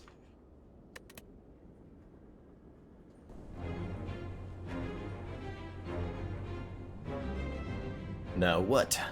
Has it been done? Not even close. We got how many more? Like 17 more Ascensions to go. We are only on Ascension now 3 with the Silence. Elites are deadlier. All the Elites do a little bit of extra damage. So Gremlin Knob does like +2 damage with all its attacks. Lagavulin hits for 2 more. Sentries hit for 1 more. Nice examples. And then going on to later Elites. Giant Head hits for 10 more. Spire Spear hits for 1 times 10 more on the multi-attack. Ladder Streak goes across characters, yep. It is a full reset back to the bottom. If any of them die. I know, I've only got a week and a half. It's exciting. It's so exciting that the new character's coming to beta in less than 2 weeks.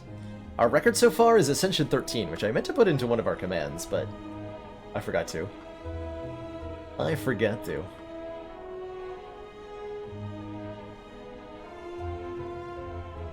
I started all 3 over, so I'm not tracking the Ascensions individually per character to make this a 21 run project instead of a 63 run project, right? If I was to do all the Ascensions on all 3 characters, that'd be 63 runs.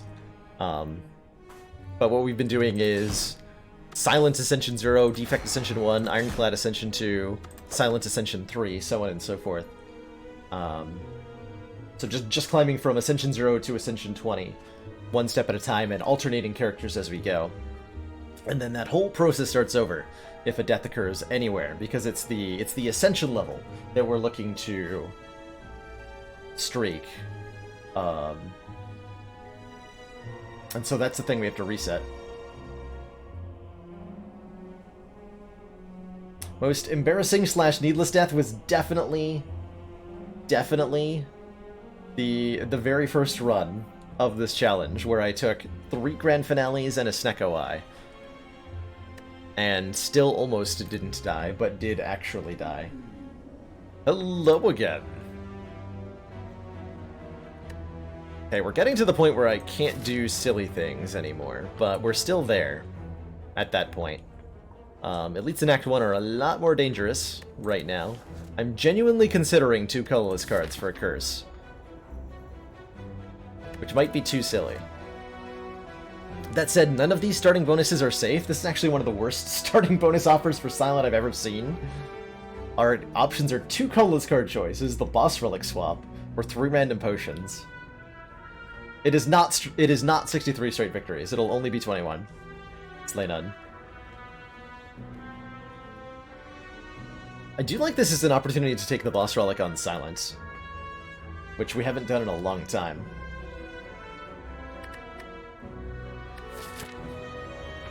We have not done in a long time. Fusion Hammer. Gain an energy at the start of your turn. We can no longer smith at rest sites. Perfect, actually. That makes this 3 elite path. Excellent for us. Actually, wait, there's a 4 elite path? There's a 4 elite path. I didn't see that. Elite, elite, elite, elite. And all we have to do is not take damage. That's all we have to do. Silent with full energy, I quite like at the start. She can crank out quite a bit of output, especially if she picks up something that's useful with having more energy, like a finisher is. Deal 6 damage for each attack played this turn. Is better with full energy than it is with 3. Does bemoan the fact that she's not drawing 2 extra cards on turn 1. That starting Relic of Silence, I think, is pretty useful in Act 1, but the further into the game you go, the better Bag of Preparation, or Ring of the Snake, rather, is as a relic. Ooh. Interesting. Well-laid plans all but assures we Finisher on the right turn. Cloak and Dagger also works well with Finisher, and Piercing Wail is just a really good block card. How do I know the Silent is a she? She's referred to as such by the by her description on the character page. When you start a run, she's referred to as a deadly huntress from the Foglands. I think this has got to be the plans. It's too good not to take most of the time. And a curse for money right before a store, I will take. This will all be worth it. You say so. If you say so, and I believe you. Because there's a footwork here, there's a dagger spray here. Flash of Steel is actually not bad. Funnel is kind of interesting. Funnel says at the start of each combat apply 4 poison to all enemies. There is the Unceasing Top. We can't quite afford it alongside Concentrate. Unceasing Top says when you have no cards in hand during a turn, draw a card. I think this is like the standard power play. We take Footwork, Dagger Spray, Dodge and Roll, remove a card. We get Dexterity going. We can't upgrade the Footwork. Unfortunately, we cannot upgrade Well-laid plans either. Man, this Fusion Hammer though.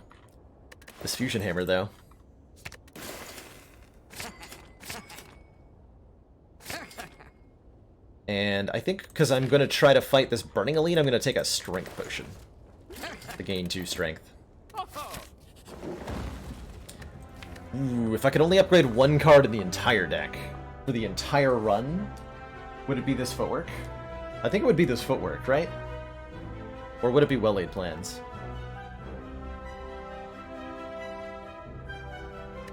Could also transform a Strike, but I think with a Fusion Hammer start, that we could upgrade, like, a card is kind of a big deal. Let's upgrade Footwork. And plans is a good upgrade, too. Good Footwork. That's a yikes from me. Metallicized Sentries, oh boy. That's a double yikes from me.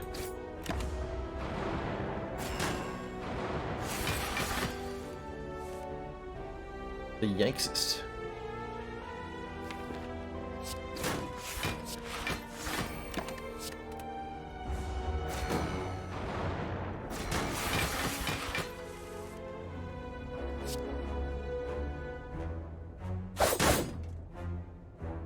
By Strike Finisher, that's too much damage to ignore. Too much damage to ignore. Happy to take just a little bit here. Ternary? Defect would be the kind of thing programmed in Ternary. Defect is definitely running on something really unusual software side.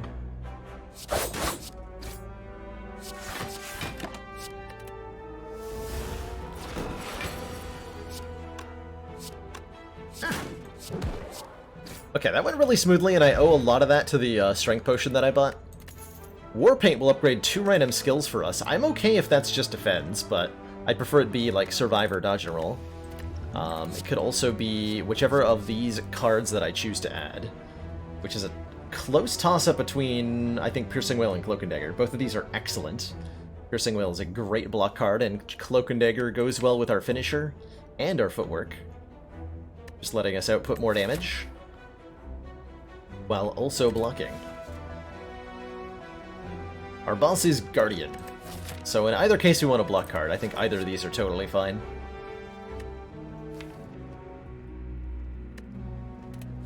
We need to be able to beat elites, though, and the Cloak and Dagger is going to be much better against the next 3 elites, and I do want to fight 3 of them. Okay, so we'll go Cloak and Dagger here. 2 defends upgraded is fine, as I said. Not going to complain about that. It would be illegal to do so, in fact.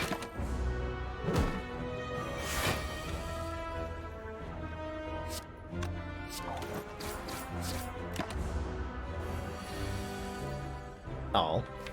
Is that a good use of my Swift Potion? We're talking about 9 health here? 9 health Swift Potion. Probably gonna be worth more against a Gremlin. Yeah. If we forget to pick up the green key, the game does generate another Super Elite. I had a viewer tried this a while back. I've never done it on stream. But you can apparently fight up to 3 Burning Elites per game.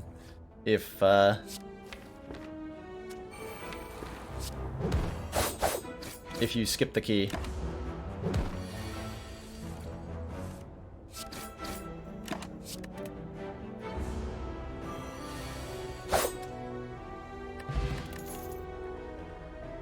Two attacks in one, a poison attack, or flechettes, which is damage based on the number of cards in our hand.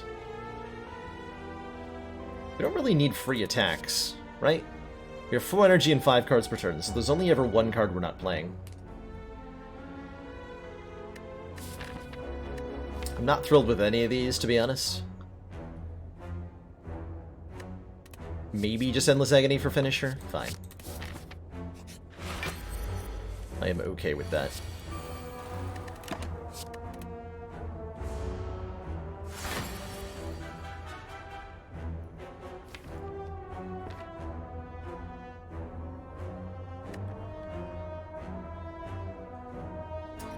What is the point of Endless Agony? There's not a whole lot of things you can do with it. The best use I've found for Endless Agony's strange duplication criteria is that if you have cards that, like, draw a card and discard a card, you can draw Endless Agony and discard one of its copies to get a net result of plus cards in hand.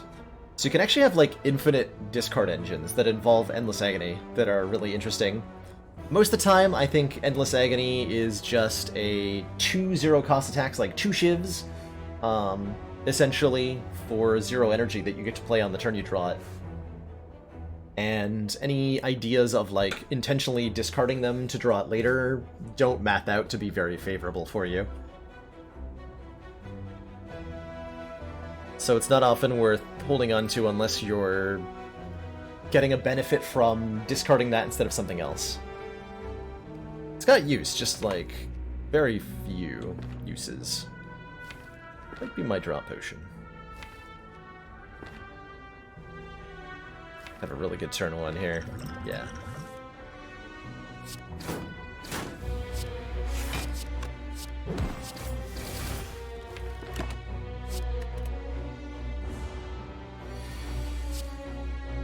Work. Like, I'm gonna hold on to one of them here for when I get Endless Agony next, probably. But not beyond that.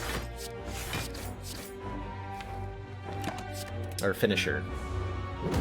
Hold it onto it for finisher is what I meant to say. And I'm about to lose strength, so I'm actually just gonna play it. I probably need the block card.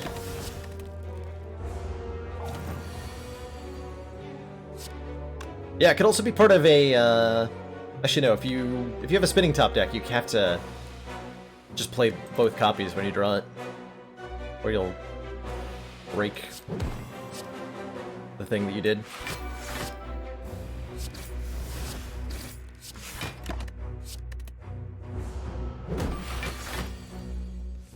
Well, footwork makes this fight quite a bit easier, thankfully.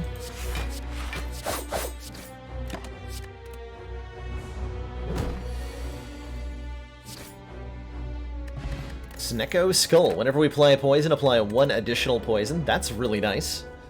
And what is also really nice here, I think, is this Predator. Deal 15 damage and next turn draw 2 extra cards. This can help mitigate the lack of card draw that losing our starting relic represents. And is good physical damage besides. Helps us set up big finisher hands. Helps us draw into our block cards more. I'll take it. Relic is Dreamcatcher. When we rest, we can add a card to the deck. We're going to be doing that a lot because of Fusion Hammers, so I think we want to take this. This will actually be quite useful, getting additional card picks out of those campfire sites. I think I am going to continue to attempt to fight 3 elites. Or 2 more elites, anyway. We'll see how this one goes. It'll probably be fine.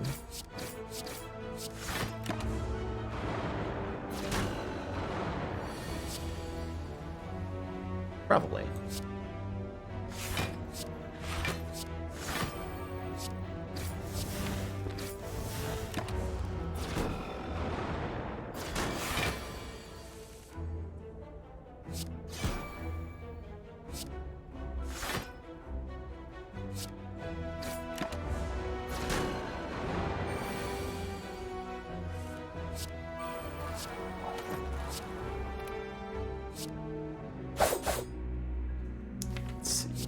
This guy.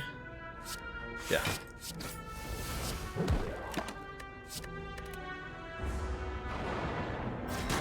Thankfully on this ascension the sentries are only adding 2 days per turn, so it doesn't become particularly overwhelming or anything. We can use our very efficient cards to block quite easily.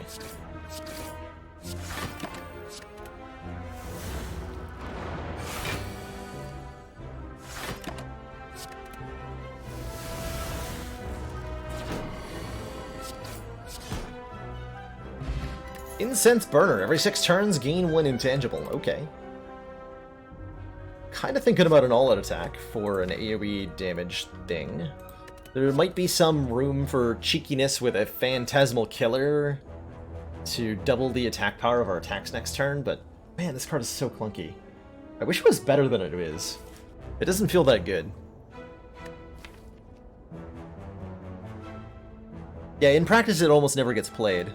And I would truly need a Runic Pyramid to line up the kind of finisher to reward this being in the deck. So I think I just go with maybe all-out attack? How's it going, Chronometrics? He heard useless and came running. Gain 2 6s on your next turn.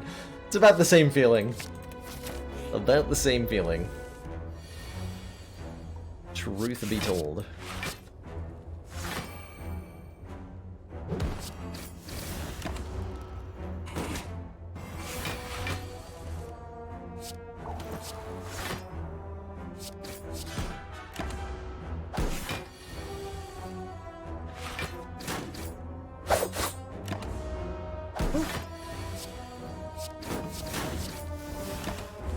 Man, it takes so long to get to Waleed plans. You don't notice it until you replace the starting relic, but the Silent has the largest starting deck at 12 cards.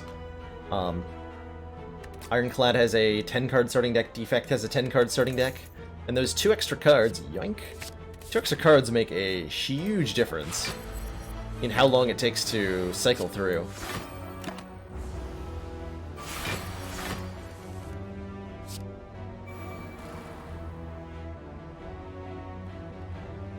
All-out attack is not as bad as people make it out to be, Balloon Brigade. As much AoE damage as all-out attack does, 10 and 14 upgraded, is very valuable.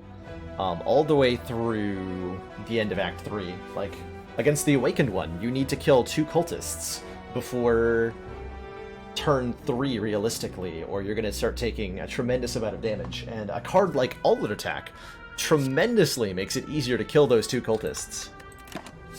So even against an Act 3 boss, this is a really, really useful card. Really, really useful card. Continue holding. I want to get Footwork and Predator out, right?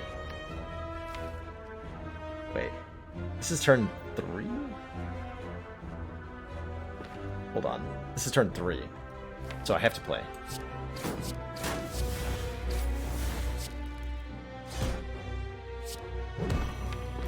Fine by me. Who's gonna wake up there anyway? According to the math that I did. Math, as we all know, never lies. Ever. I want to hold this defend, so I guess I'm discarding Predator. Unfortunate.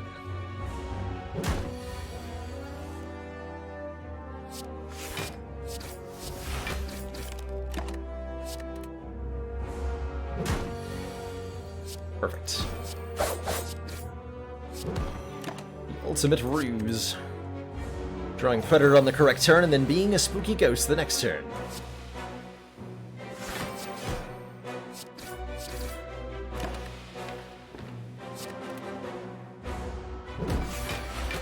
Could have killed him if I had played that strike instead of dodge and roll. But this way, Incense Burner is one higher, so I guess it's better? Ooh. Terror's nice. Terror is the gateway drug to having a purely physical deck on Silence, although we do have a Snecko Skull, so like, going into Poison later on is pretty well rewarded here. But Terror will allow us to terrorize our opponents with extra damage.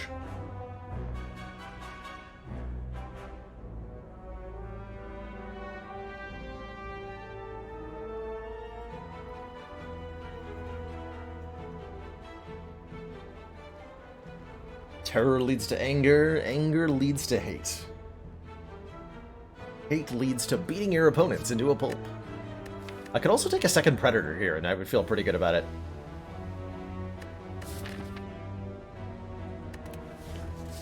Nah, let's take a Terror. Terror. Behold my terror.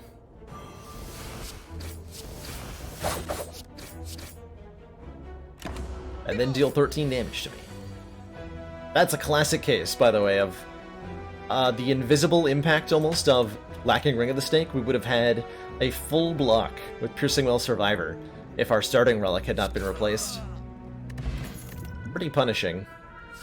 First poison card, we can never upgrade it, but it's 6 poison for 1 energy.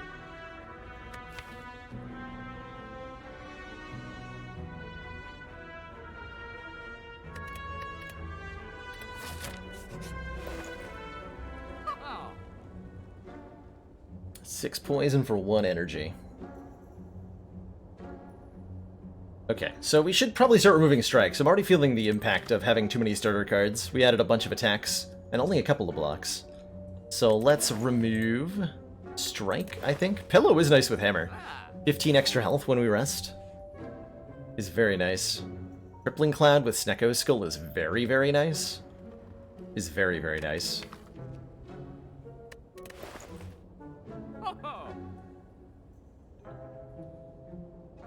It's hard not to go card removal Crippling Cloud. Is it too late to get Warp Tongues from an event? Nope, we can definitely still get that. Warp Tongues can show up in any of the 3 acts, so we can find it as late as Act 3, if we're lucky. Oh, I can rest, I just can't upgrade. We are forced to rest at rest sites. Bomb is kind of hilarious.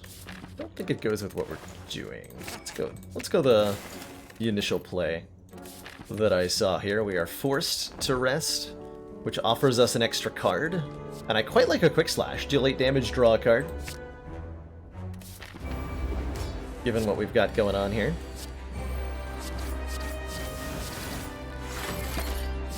Come transformed. Cool.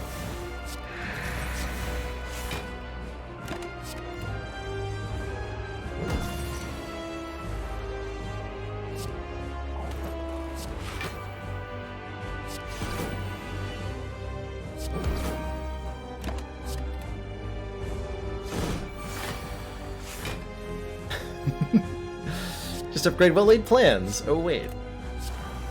Oh wait. About that.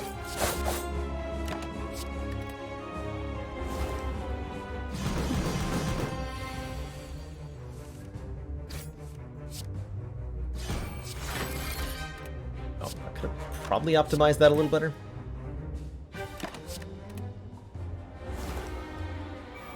Welcome back, Captain Nerd Rage.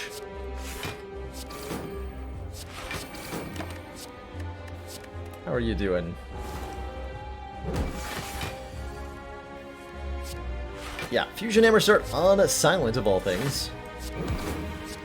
And we turned our Fusion Hammer start into a whole bunch of relics in Act 1. And the question is, how well will this carry us forward? I'm hopeful that it will do so pretty effectively.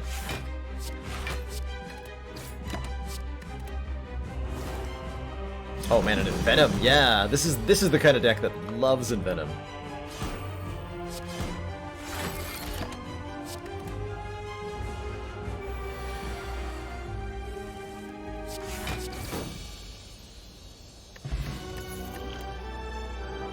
Please don't say Envenom.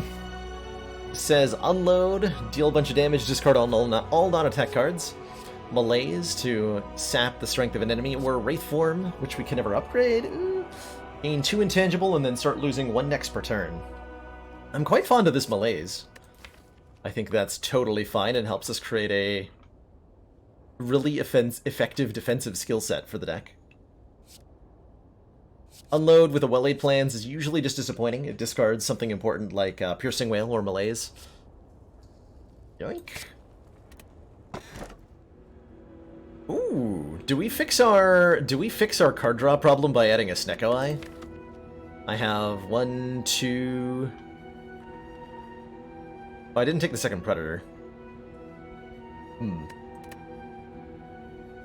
We could take Velvet Choker for even more energy, but then I'm unable to play 6 cards per turn. Don't really know how I feel about that.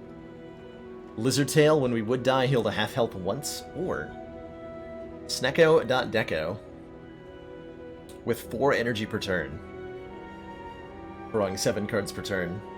The cost does get copied, yep. Endless Agony can really be a problem with Snecko Eye. But I think on average we benefit by taking this. It helps mitigate the part of the part where we have a whole bunch of pretty mediocre attacks in the deck. We just get to draw past them. I'm doing it. I'm doing it. That's right, the good part of Snecko Eye is that we can fill the deck with Sneaky Strikes, just completely. With no downside. It's great. It's excellent. Huh, the Elite Heavy Path has like no fires. Let's see how this goes for us. Let's see how this goes for us. Is it worth stripping Artifact here? Yes, considering my hand.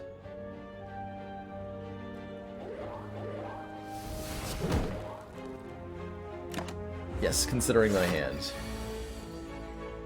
Oh yeah, that lets me Malaise, actually. That's quite impactful.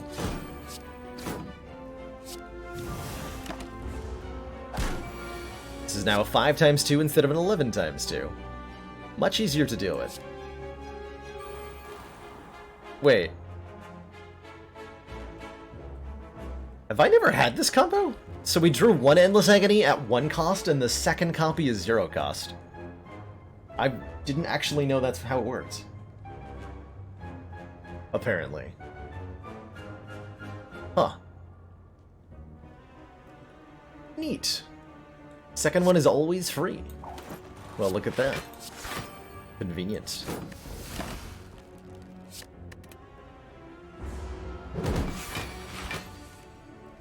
Mighty convenient. Wait, but wait, what? No, it's unless. Oh! I think I know what happened. I think it checks the cost before the randomization occurs. Maybe. Hold on, we have to do science with this. I demand science. Yeah, so it should copy the previous cost. So I'm going to let both of these go to the discard pile.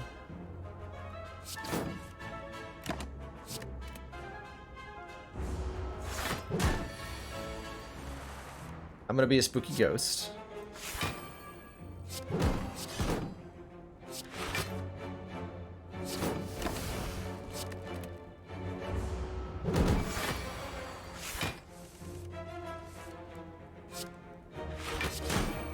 Okay, I gotta be careful not to kill it.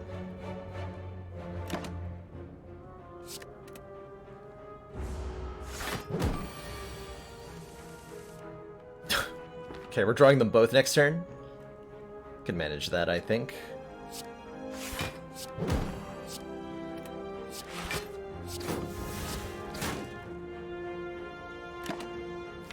Draw 7.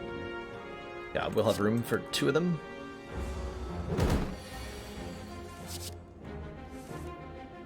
Yes, copies the previous cost. So we drew them at 2 and 1 cost, and the duplicates were 1 and 1 cost.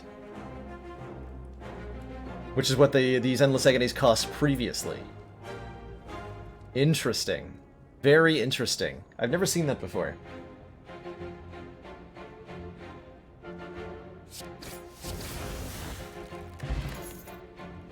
There's that Sneaky Strike. Do I actually have the discard to enable that? No, I only have Survivor. So this is just a 10 damage for question mark cost card. And then if we happen to draw it alongside Survivor, it's a little bit better. But without... Actually, I also have All-Out Attack, I guess. Right? That also discards something. So I could turn on the energy refund of Sneaky Strike that way, but that's really unreliable. Strictly better than strikes? Yes. But just because a card's strictly better than a strike doesn't mean it's something I want to add. Sucker Punch is always strictly better than a strike, and that isn't always something we want to add, even on floor 1. And I don't think I want the Set Maneuver Plus. Actually, you know what? I do want the Set Maneuver Plus. That'll be good sometimes. Probably.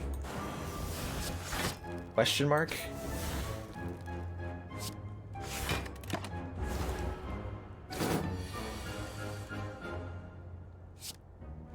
We've got a mediocre turn, for example. And potentially make it better. Or it can potentially set up a better next turn and next turn, rather. Can't make a mediocre turn better by playing a card that does nothing on it.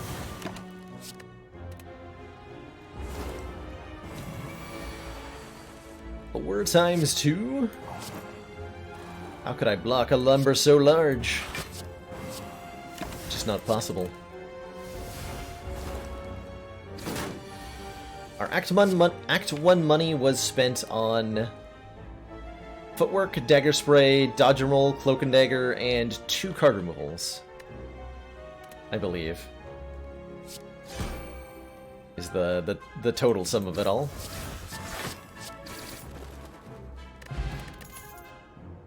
Backflip Plus versus Flying Knee versus Dagger Throw. Feels like Backflip's good. Card draw with Snecko Eye is like more energy generation, essentially. It's good stuff. Evolve Strikes get 5 bites. Cost of 21 health? I don't think so. Oh yeah, and Crippling Cloud. We bought that Crippling Cloud too, right? What's in the box? Second copy of Predator with our Snecko Eyes good. Noxious Fumes Plus with Snecko Skull, essentially. This will be 3 poison per turn. I'm happy to take a Piercing Whale. I'm happy to take... Wraith Form is actually incredible, but I don't think we need it. And we can't get it upgraded.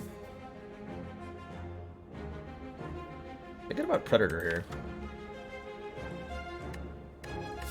Quite honestly, just a beefy card that draws more cards next turn. Nothing wrong with that. Stories about a man who journeyed beyond the stars and found himself stuck on a desolate foreign planet. That's a crazy story. I've not read that text before, apparently. Oh. Choke with Snecko Eye? Yes.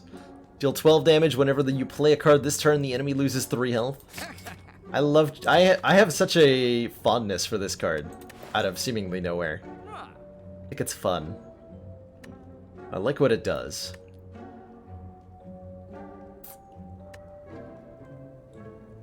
Don't think I want an Infinite Blades, do I? Good with Finisher and Choke and all that, but we're often filling up the hand with 10 cards. And in having a Shiv added to our hand at the start of the turn prevents at least one of those cards from getting in there. So I think because of hand size limits, we don't like Infinite Blades very much here. So let's fight some elites and see how it goes. Can relate to enjoying joking. Heck yeah. Heck yeah. Well, that's a convenient dash. E-Strike's kind of fun here too. I should have a full block, right? I'll take the dash. Very full block.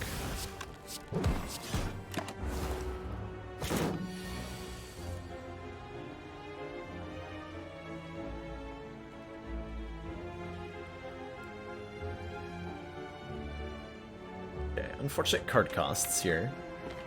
We have a malaise, so this is really not a very threatening fight, is it?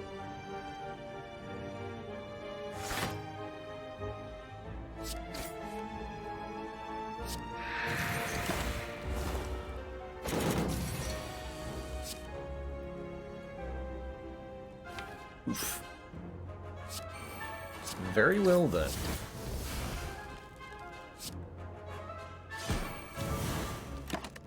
I accept your offer of 15 damage, book.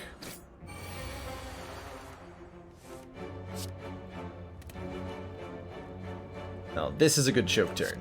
Choke. Terror. Oh, you're supposed to do terror choke, actually. It's more damage that way.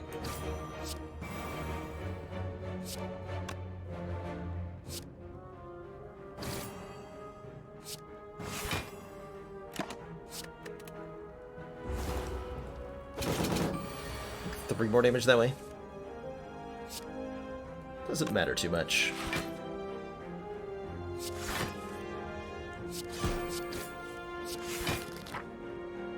Fight book. Omamori will negate our next two curses, making the blue candle completely obsolete. Sneaky Strike Plus, dealing 14, is a little bit better than the unupgraded one that we were offered earlier. I'm still not certain I want this card, but it's closer to a take than the last one was.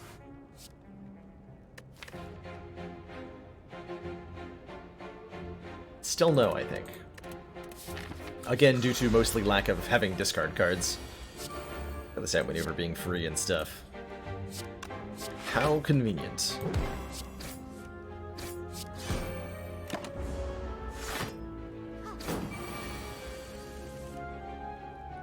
So terror first, then choke.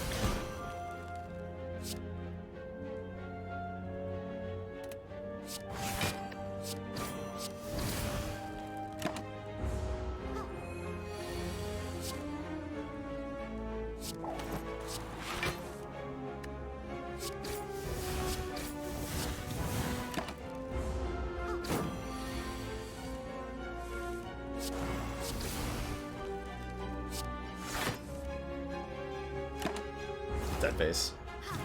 Sad face.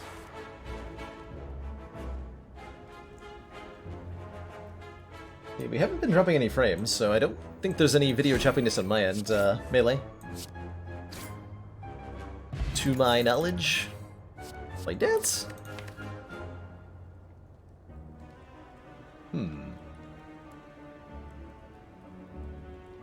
I'm like 90% of the way there to wanting a Blade Dance because of Finisher and Choke.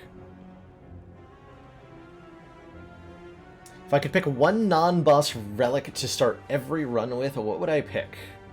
Yeah, either Fossilized Helix or Pocket Watch would be the candidates, I think. For like, if I wanted to win every run because of the pick. If I wanted fun times, what non-boss relic do I enjoy the most? Brimstone. Brimstone. I would like to start every run with Brimstone.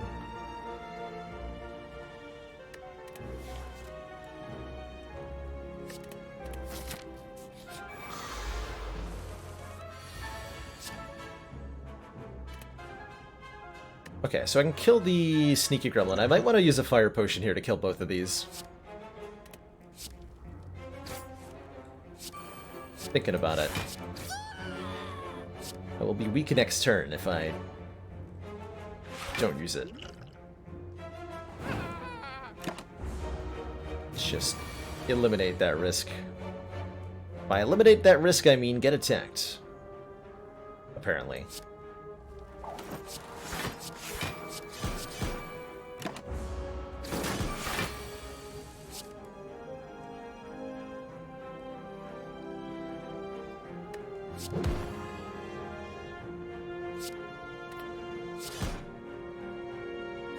Malaise. Take the scrum leader down a notch. Brilliant.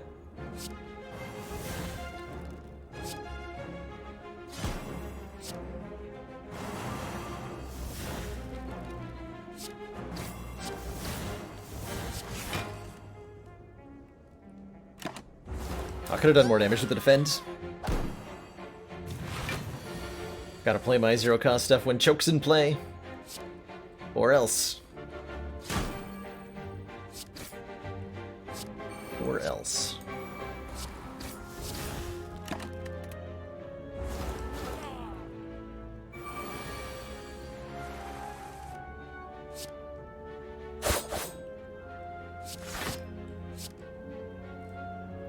Let's see, I'm just gonna kill him next turn, so we can go all in here.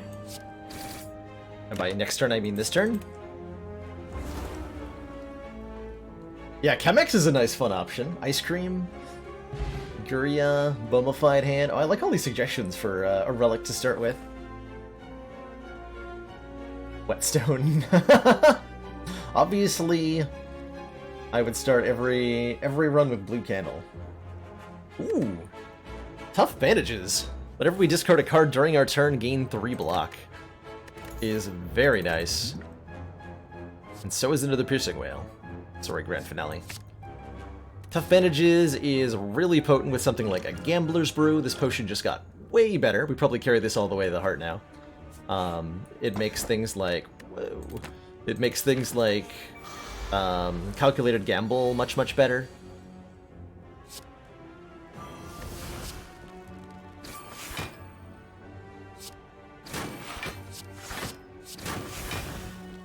One out whenever next turn.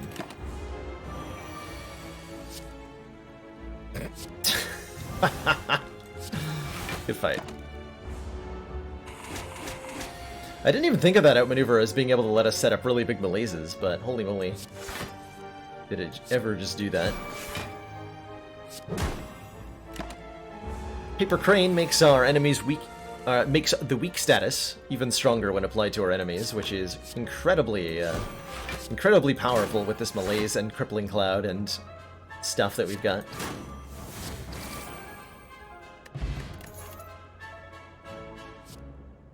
I want another Cloak and Dagger.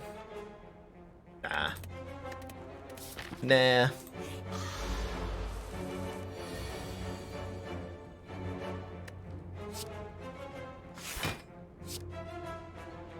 This is, I think, where I use my Strength Potion. Triple Slavers are very dangerous. These guys can crank out a whole lot of damage very quickly. And if we can't kill them quickly in return, we're going to find ourselves in very bad situations very quickly. Which we are currently finding ourselves in. Probably going to Gambler's Brew next turn, but let's Swift Potion right now. Okay.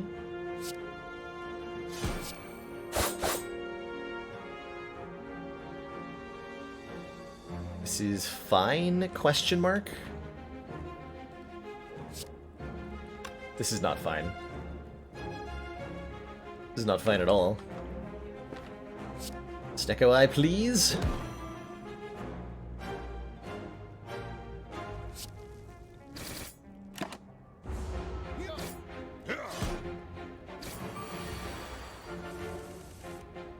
Sicko Eye, no! Can't do that to my Crippling Cloud, I need that. I need that. Cannot do that to me. How dare you?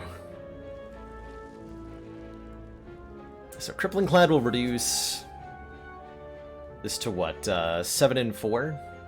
Or 7 and 6 from the front two, I believe. So if we Crippling Cloud, Cloak and Dagger, I'll take 7.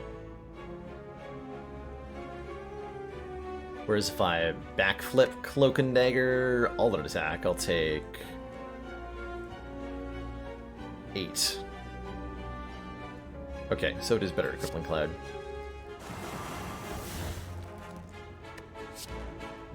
Very well.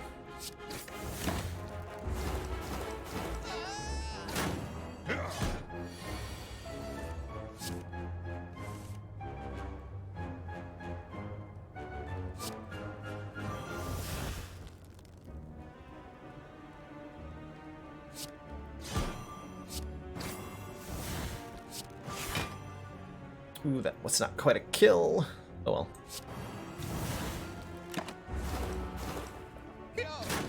Take 5 more. Still plenty of health.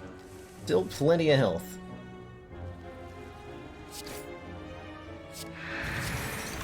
Dang it, Chrono. I paid you good money to not tell people that I died on A0. Is there ever any run I turned down Snecko Eye? We turned down a Snecko Eye, did we do that last run? Yeah, we actually skipped the boss relic last run instead of taking a Snecko Eye. And yes, usually because of runic pyramids being involved somehow.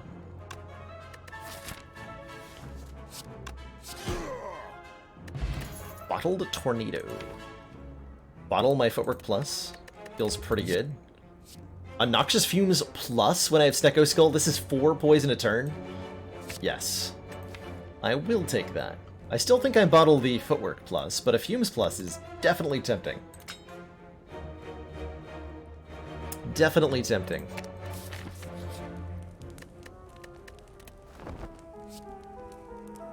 So was an Acrobatics plus. Draw 4 cards, gain 3 block because of tough bandages. Heck yeah.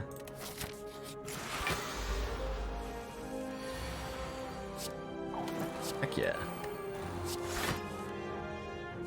Boy, I sure am glad I'm intangible this turn that I blocked for 27.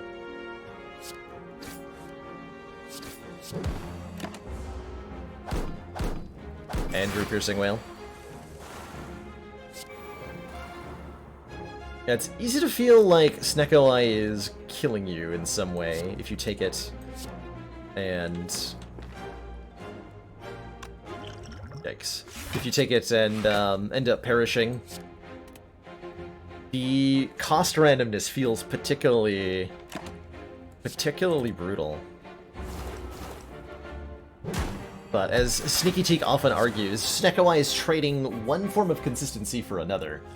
Because we're drawing more cards, we're more likely to have defensive cards in hand, we're more likely to have offensive cards in hand. And while their costs might be randomized, that extra option, the sheer variety we have in cards each turn, usually results in a fight that ends up being less random rather than more random. Usually. Choke first.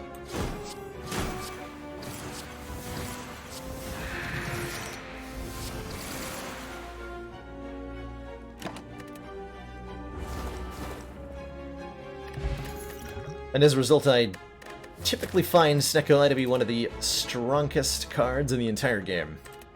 Or strongest relics in the entire game. More powerful on average than an energy relic, and just game-winning a lot of the time. Bottled cards are randomized with Snecko, yep. Anything that's part of your opening draw does get randomized. Totally does. This is Piercing Whale Terror Crippling Cloud? I have Fumes in play? Yes, it is.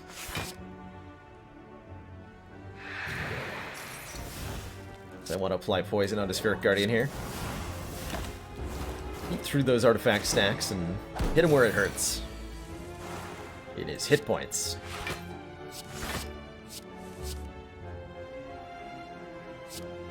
Which Choke also directly attacks, by the way. Choke goes through block, which isn't relevant very often, but can be in situations like this one.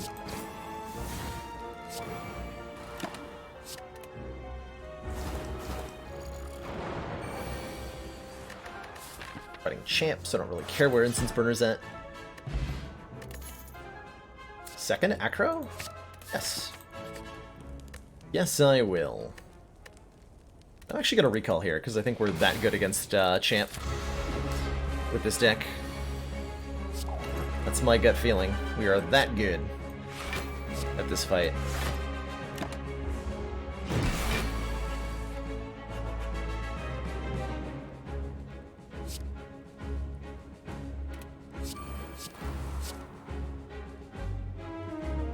Willing plans in play. I'd kind of like to outmaneuver malaise this guy.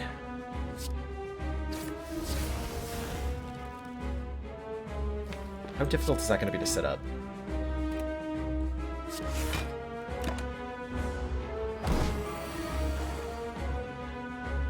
Possibly too difficult?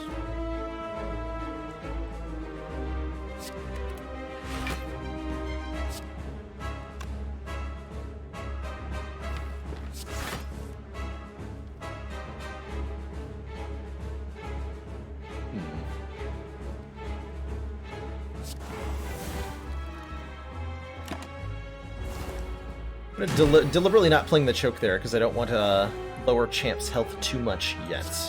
We want to let the poison build up on him as much as possible. Get that out of here. Assembling for the card draw.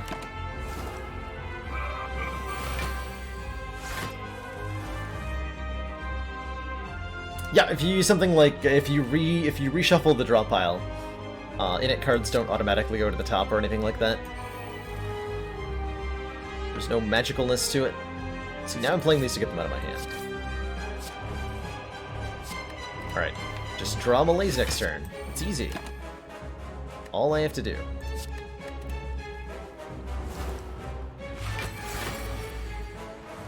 Perfect. Double perfect. Enjoy your negative million strength, champ.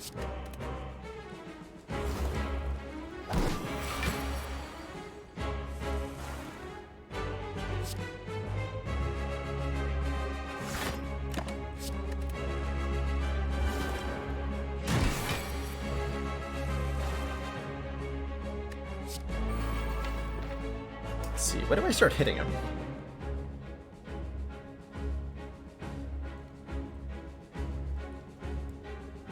Oh, I'd like to line up. I could try lining up Incense Burner for Intangible. I suppose I should make an attempt at that anyway. So I want to bring him below half health when it says 4. So next turn, I want to get him below half. I could do that. Definitely do that.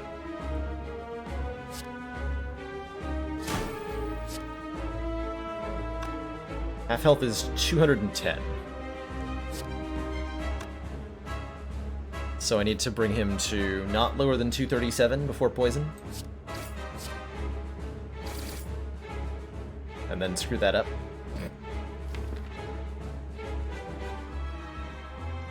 Well, I'm sure it's fine.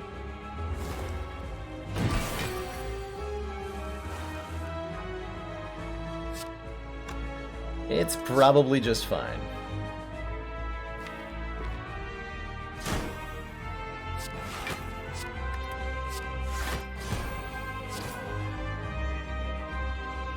Piercing Whale?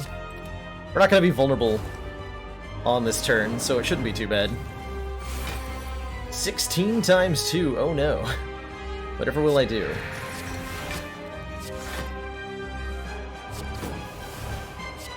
Now, had that been Ascension 20, that would have been a potentially fatal mistake, but not so here, thankfully.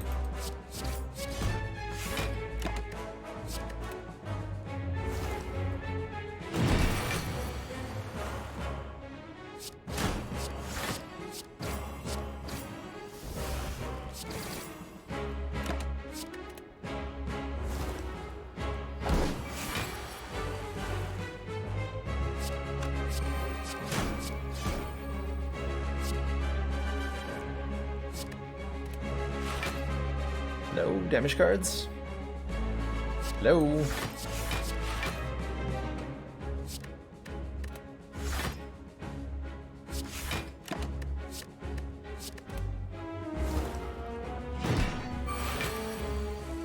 Face your wrath. Choke on your own wrath, sir. Thanks to the regen potion, and there it is, Envenom! When an attack deals unblocked attack damage, apply 1 poison. We have a lot of attacks, and we have a Snecko Skull, so this is 2 poison. Whenever any of our attacks breaks through the enemy's block. That's pretty good. That's pretty good. And now, we have our choice of Philosopher's Stone. Gain an energy at the start of our turn. All enemies start combat with 1 strength. Tiny House gives us a bunch of stuff. And Ori lets us choose and add 5 cards. I think if we just go to 5 energy, this will be like really reliable. We can almost always play 2 to 3 good cards on our turn. And the extra strength we give enemies is a lot less important with Paper Crane. So I think this is a Philosopher's Stone. Totally agreed, Hyrule. 5 energy Snecko is something that's really hard to get. You can only get it by swapping a boss relic. But boy is it strong. Holy crap. Just the strongest. Do I want to, like, try to get 999 gold? Sure. Let's take 2 events and try to get a Mind Bloom. It's not particularly likely to happen, but if it does, we'll feel really cool, and I truthfully don't think what we do in this act matters very much, because we're already most of the way to being strong enough to win a run.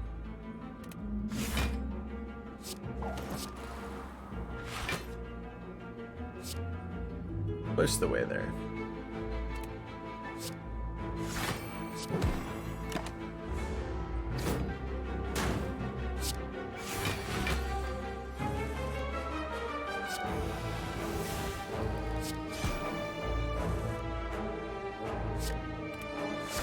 Fumes is definitely getting played.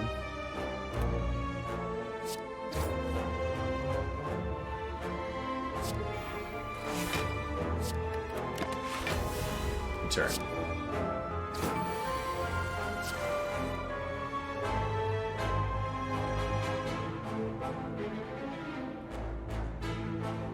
Glad you appreciate them, Captain Nerd Rage. I do find myself, especially on the early parts of the ladder streak, I do find myself making choices because I think they're interesting more than because I think they're good.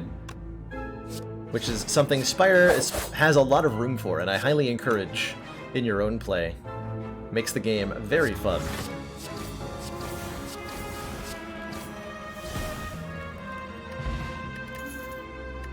This is set up to beat Ascension 20 as Ironclad. That's right, the predecessor. Calculated Gamble is a very easy pick thanks to Tough Bandages. We have a 7-card hand, probably more, and then we can discard the entire thing to gain 3 block per card. Swanky. Our last death was on Ascension... what was it? 13? 13.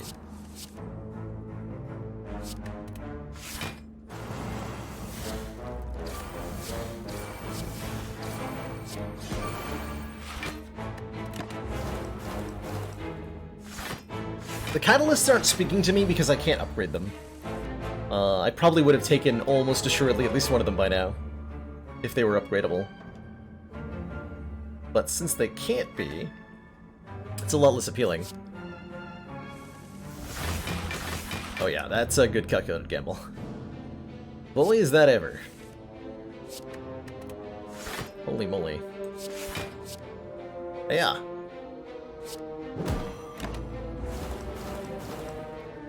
Could definitely use an apotheosis. Oh my. Would that ever be heaven?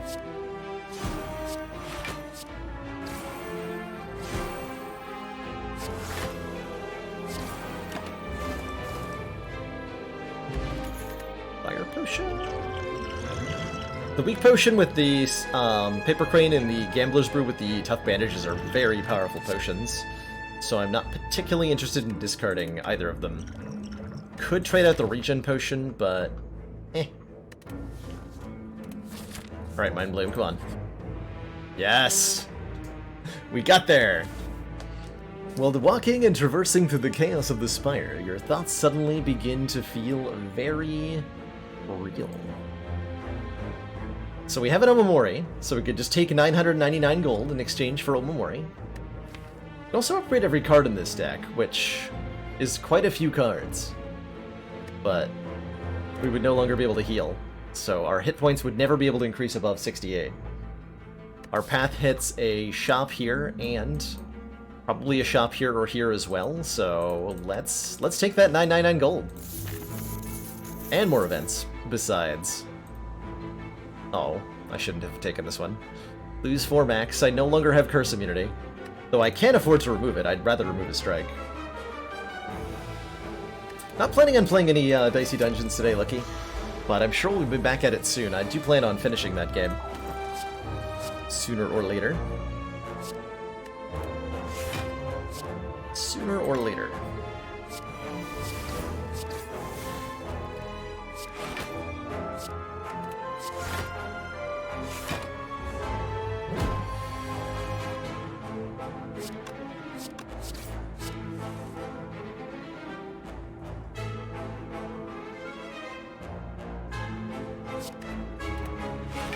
This enemy hits pretty hard, and will only increase in hard-hittingness once it debuffs us.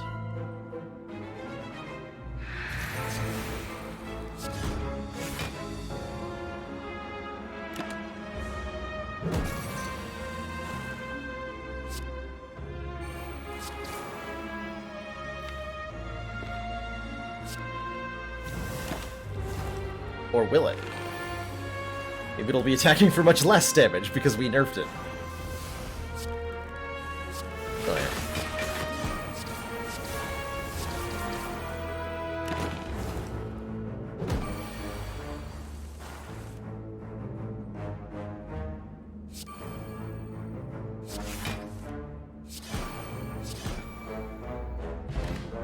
Explosive potion. Ooh, second crippling cloud with Paper Crane, Snecko Eye, Snecko Skull. I don't need any more incentive to take that than I already had. One of my favorite cards on Silent. Do I think Prepared was worth taking with the tough bandages? Yes. With Snecko Eye, no. Because it being a random cost makes it... well, it's still 6 block, I guess. I thought about it. But only for apparently not enough time. Because I could have thought harder. You know, that explosive potion would be really nice right about now. Oh, we're fine. Well, almost fine.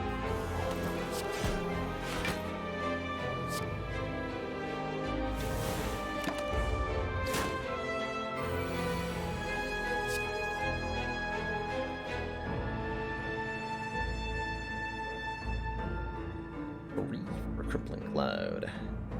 Still worth, I think. I can do Crippling Cloud gamble. Or I can just gamble and then we don't even need to kill this enemy because we're full blocking.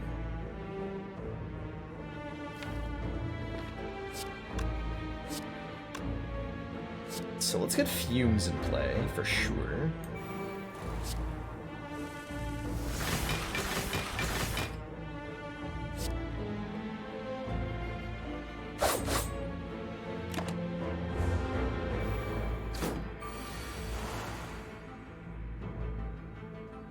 And then let's cry.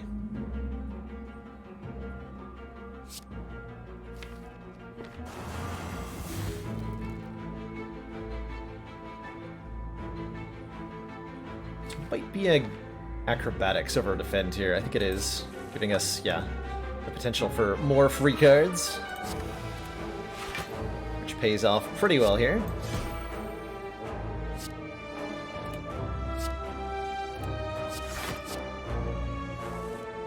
Oh yeah, big time. Look at those acrobatics putting in work. The more cards you draw in a turn with Snecko Eye, the more of them are, on average, going to be free. And so you can play lots of cards, if you can draw lots of cards. It's actually a little bit out of control.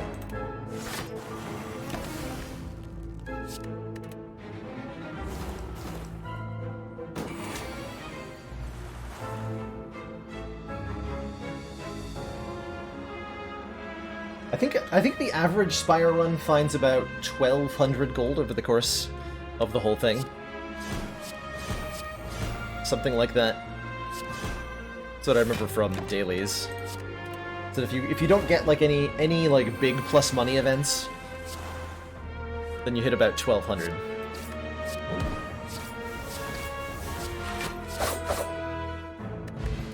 Potion belt. Ooh, 2 more potion slots is nice. Do I now want a Phantasmal Killer? No, because we're doing poison things, right? But I do want a dodge and roll. Good talk. Mediocre combat attacks. Oh, I have to go this way if I want to get 2 shops. Well, fair enough. Alright, merchant, what do you got for me? Got a bird face turn, which says, whenever you play a power card, heal 2.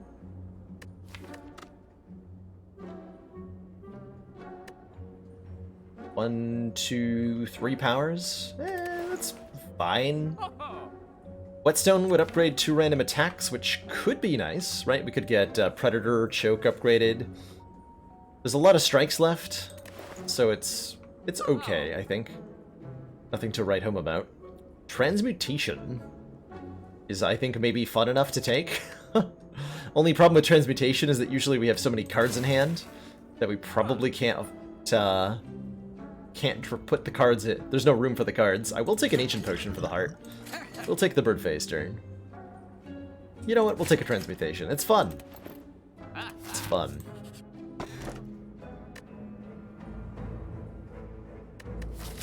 Tragedy. Rest in pieces, mummified hand.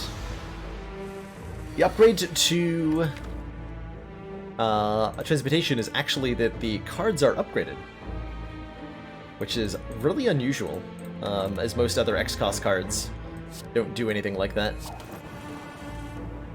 But it's heckin' cool.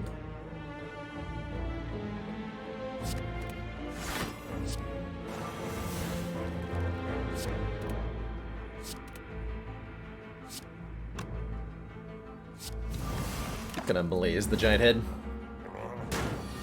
Stack that weaken up now. But we should be pretty well set here. The dunk on this nerd. Assuming I can get a decent finisher going or something.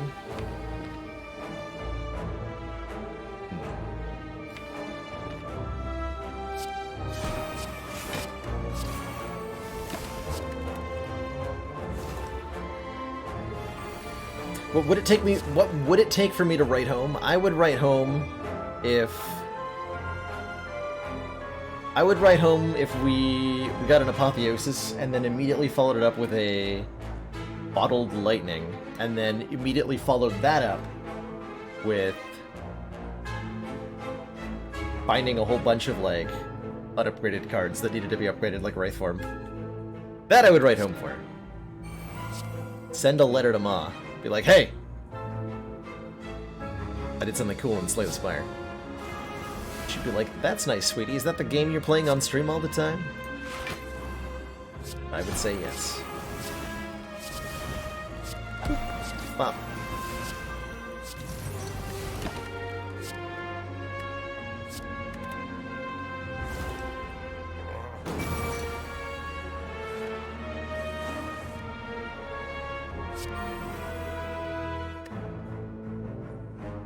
Let's see. I have a lot of energy. And I have a finisher. And I have very expensive attacks. Perfect.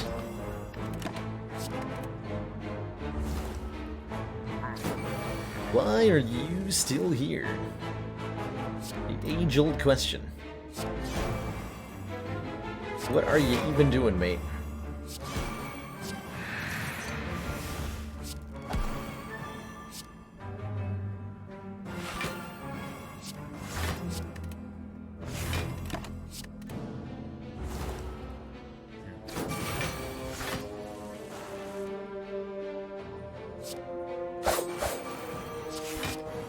That's a really nice turn.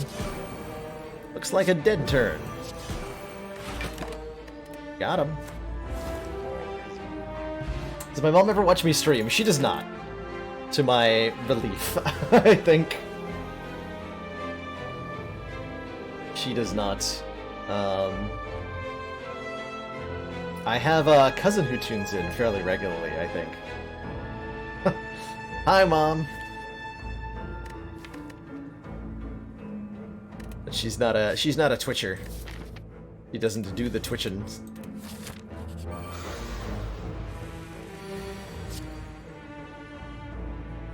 Does your mom ever watch you stream? She only sees me after stream, Jawworm. Only after. What is this turn 1? Oh god, I'm gonna die. We're about to forcibly rest. Okay, I can die and it's fine. I can die and it's fine. Hit me. Boop.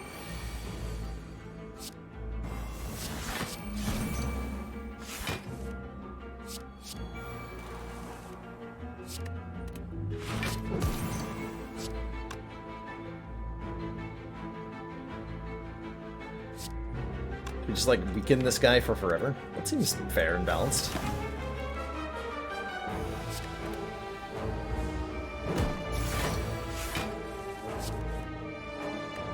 Totally fair. Totally balanced.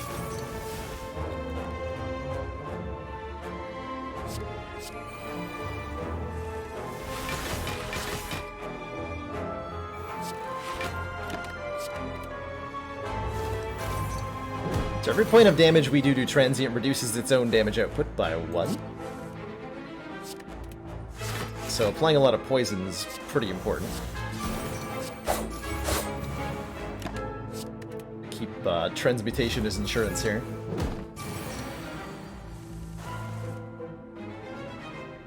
You and Super had both parents come into their stream occasionally. Oh, like in chat? I thought you meant like on screen for a second.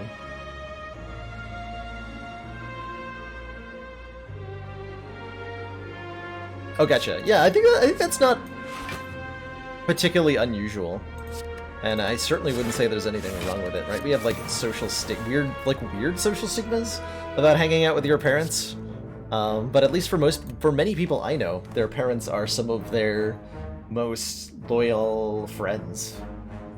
So why wouldn't they watch? And unstaunchest supporters as well.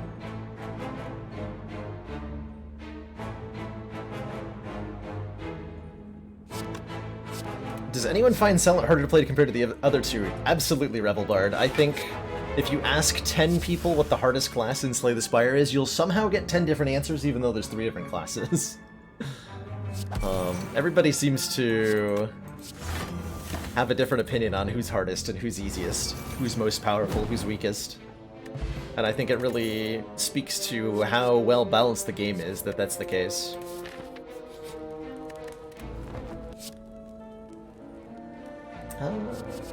Sticky Strike's better than it was, but I think we're mostly done adding cards to this deck. We just want to buy some relics and lose Transmutation Evolve or Predator. I'm sorry, Predator. It's time to go. Why not take the Second Fumes? The Second Fumes only increases our poison by 2 per turn. Since it stacks with the other Noxious Fume buff. We go from 3 fumes to 5 fumes, and that applies 6 poison. So it's literally half as good as the current fumes. Gotta buy Tingsha, right? We got the Tingsha Tough Bandages combo. I don't know when the last time I had that was. Definitely take a Strikeout. Definitely buy 7 max health. Definitely take a Toolbox for a random colorless card on turn 1. And that's all she wrote. Oh, this is all of our money? Block Potion? Alright. Block Potion through. Alright, I'll take the upgraded Sneaky Strike. That's fine. You convinced me. You convinced me, game.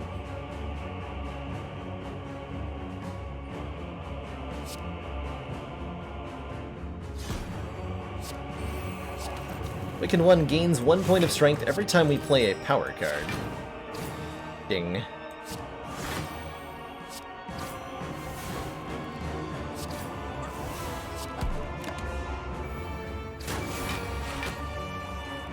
Which is not going to dissuade me from actually playing my powers. Our powers are pretty good.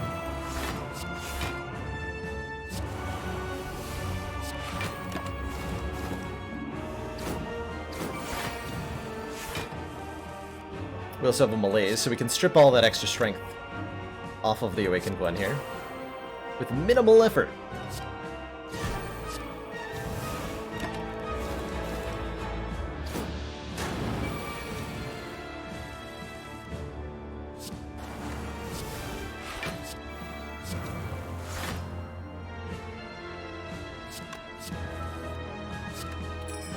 So since we discarded a card this turn, Sneaky Strike will give us 2 energy back, even though it costs 0. So it is a energy generating card. Which is baffling, but cool.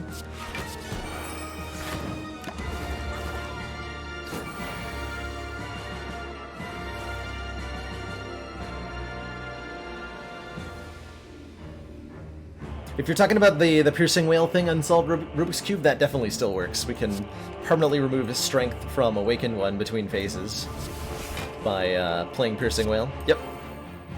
Totally works.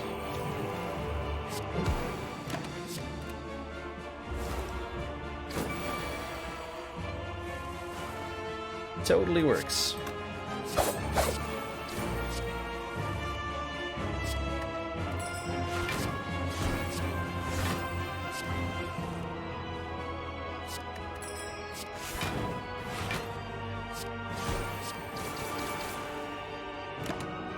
That was pretty effective.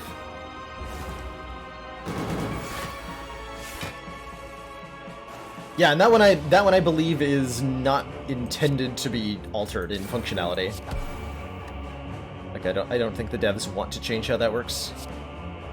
So it's likely to stick around for a good long while.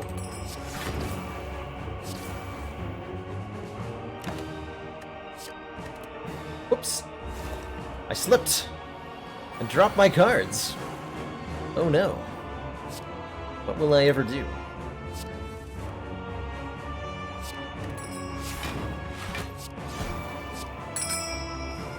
That was loud, and I'm sorry. Ding! Ding dong.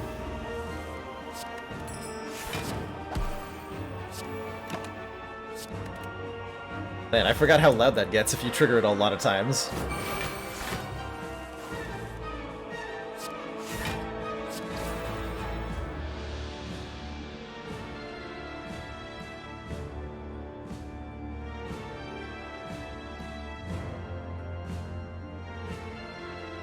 Yeah, Silent definitely has a lot of, like, as Carissa's talking about here, Silent has a lot of cards that work really well against the heart specifically. And I think as a result, Silent is particularly well equipped for the heart. For sure. Super agree with that general statement.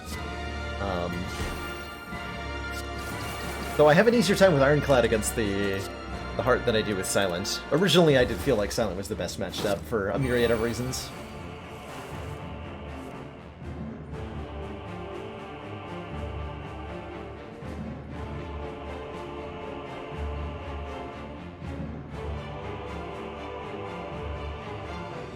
Yeah, just because it hasn't been fixed doesn't mean it's not a bug. That's for sure.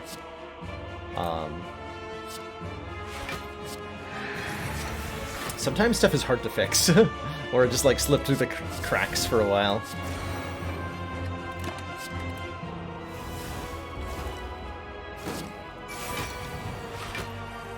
Let's see, do I want to try to set up Incense Burner for the elite fight? Nope, don't care enough. That's a nope.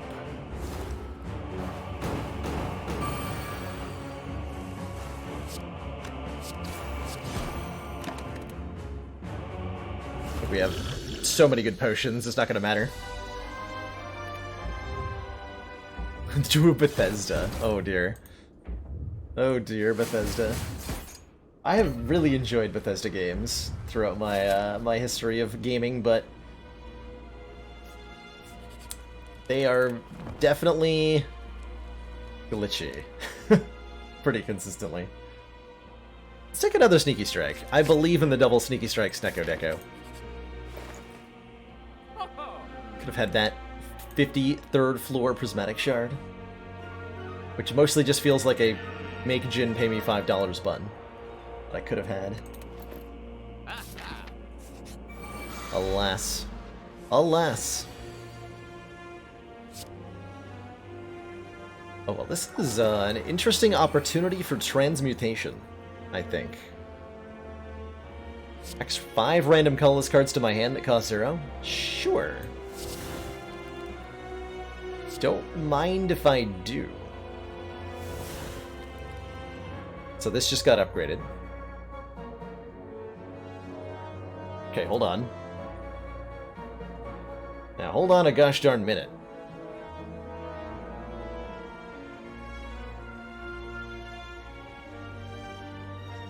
I can do some weird things here.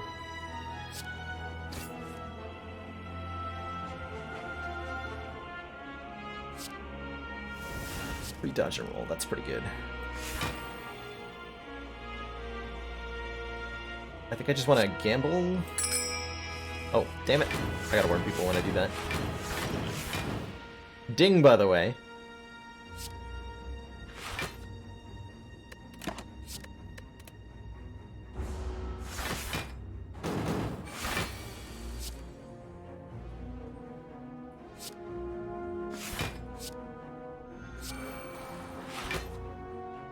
So I would like to Piercing Whale. I have to Acrobatics first? I have to Acrobatics first. That's even better. Discard that. Crippling Cloud. Dunks on both of my opponents. Sneaky Strike is free here. Do Crippling Cloud, Piercing Whale. Let's do Neutralize, Crippling Cloud, Piercing Whale.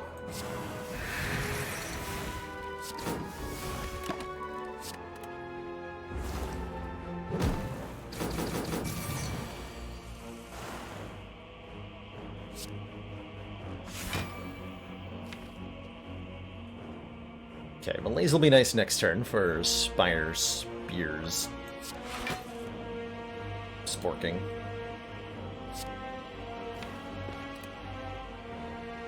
I can turn around with Cloak and Dagger, and that should be a full block. Okay, easy peasy.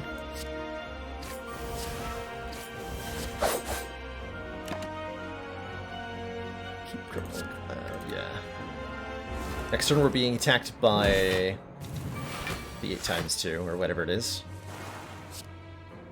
Re-Envenom. Hawkchamp. This is Crippling Cloud. I need to get the poison up. Yeah, Crippling Cloud, then Malaise.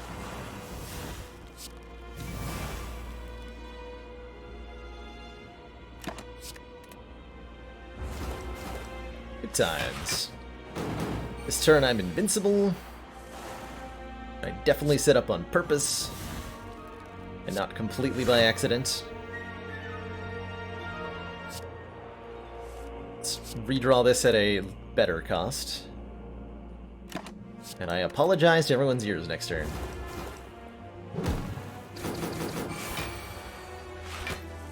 Nope, same cost. Rude. Oh, cover your ears, chat. It's ding dong time.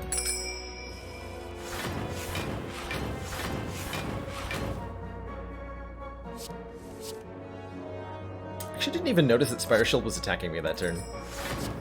Maybe not a good thing to have failed to notice.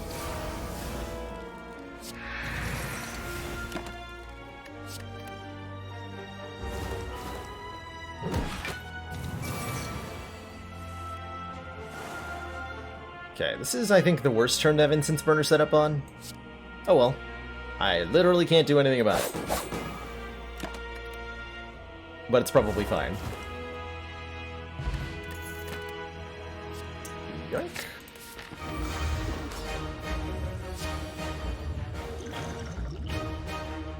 Alrighty. The Corrupt Heart of the Spire is a big meanie.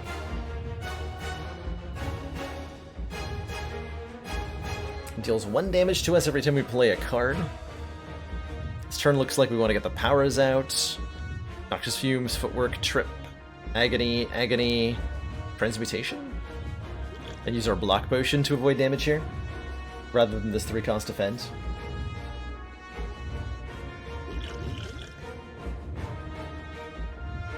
The one way there's 2 ways I know of that enemies can heal Meryl. Actually, no, 3. So Awakened one has regeneration.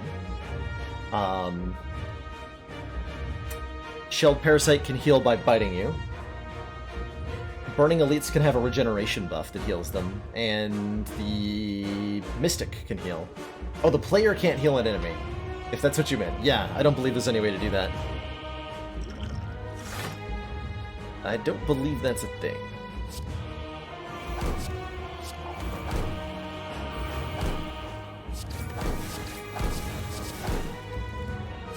These aren't apotheoses. But I will take a 3-2 as the trade.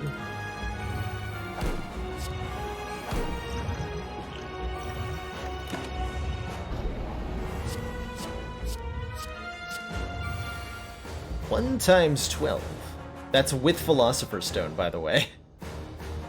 1 times 12.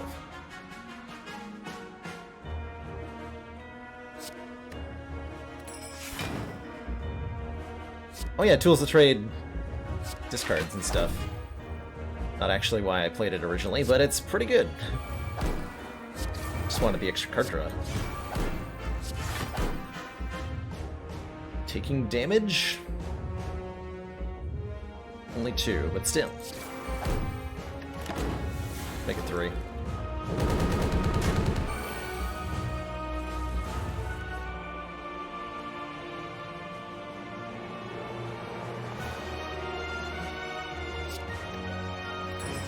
I can already tell this is going to be a good turn.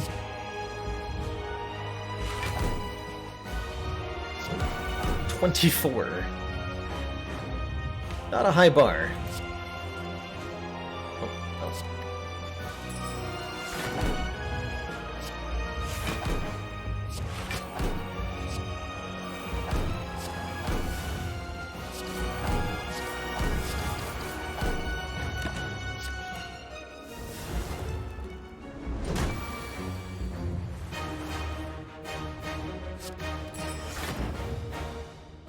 Squeeze our terror in now. Slimed. Ooh, energy generation via Sneaky Strike, I dig it.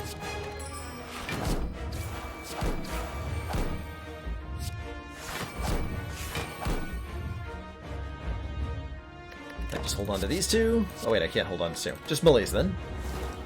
With the weak potion, I can remove artifact if I need to. Look like I need to. Doesn't look like I need to.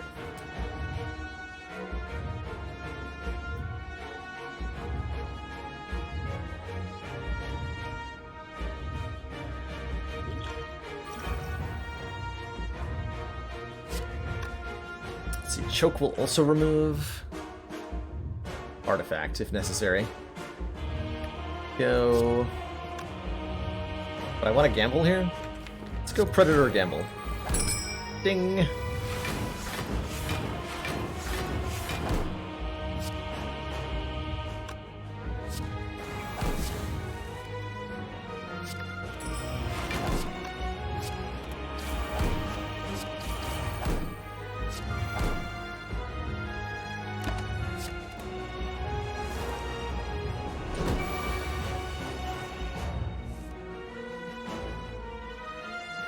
Hey, we even redrew the malaise. So all we need to do is malaise for at least 4. Wait, 4? 4, yeah, because of Philosopher's Stone. I'm going to remove that extra strength. 2 malaise for 4, brings it down to 0 times 12.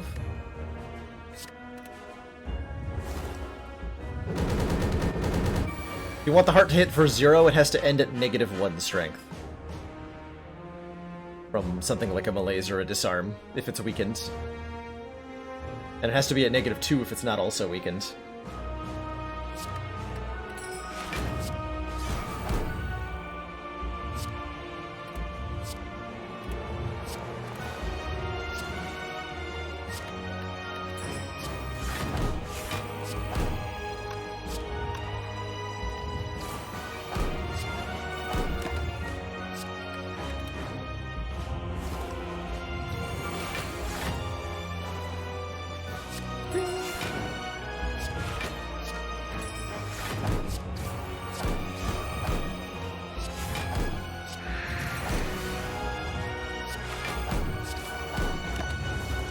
GG, Mr. Hart.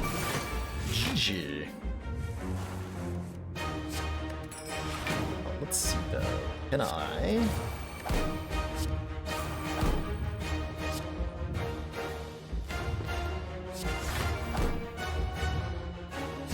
Yes. Wait. I was vulnerable. That works. GG! Another one bites the dust. We're back up to Ascension 4? Which is gonna be bosses hit harder. Next time we face the heart, it'll be doing times 15 attacks, not times 12. And that should be pretty shortly here on Defect. But before I jump into that run, we're gonna take a short break. I'm gonna refill my water, grab a quick snack, because I'm starving. And then we'll jump on Defect here.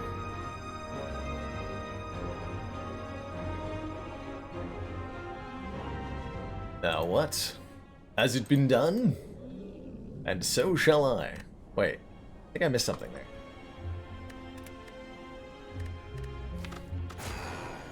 So, Ascension 4 says, bosses are deadlier. Awakened 1 starts with 2 strength. The heart hits for 5 more on the big attack and times 15 instead of times 12. Other notable changes include Hexagost's Inferno hits a little bit harder. Champ's Execute hits quite a bit harder. Automaton's Hyper Beam does 5 more damage. Several bosses also scale their strength a little bit more aggressively, notably Champ. Buffs for more strength. So the boss fights are not quite the ease that we had before. Anyway, before we jump into this run, like I said, short little break. Appreciate everybody's patience. Thanks for hanging out with me, by the way. It's awesome having so many people tuned in for this challenge. If you're new to the channel and you're enjoying watching me attempt to defeat all the Ascensions back-to-back, I'd love if you threw me a follow, hitting that follow button, or if you joined our Discord. Either of those things are great. Discord, you can be notified when the stream's live and, like, I don't know, talk about stuff. You guys like video games? Anyway, I super appreciate every single one of you who's here. Truly, it blows me away that the channel is getting this kind of attention right now. And I feel very lucky. So thanks for being here, and I'll be right back.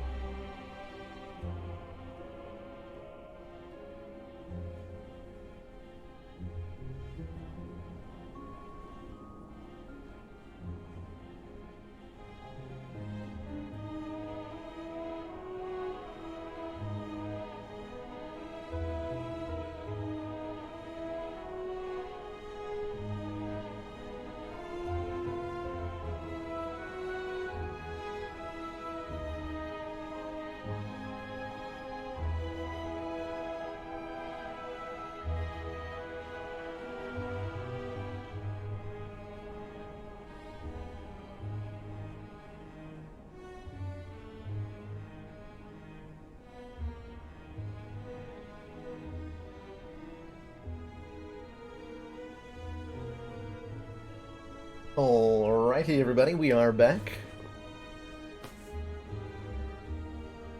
Thank you again for that patience. And thanks again for being here. Let's play some Defect.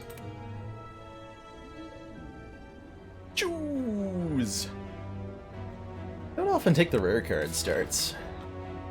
Do I need to take them more?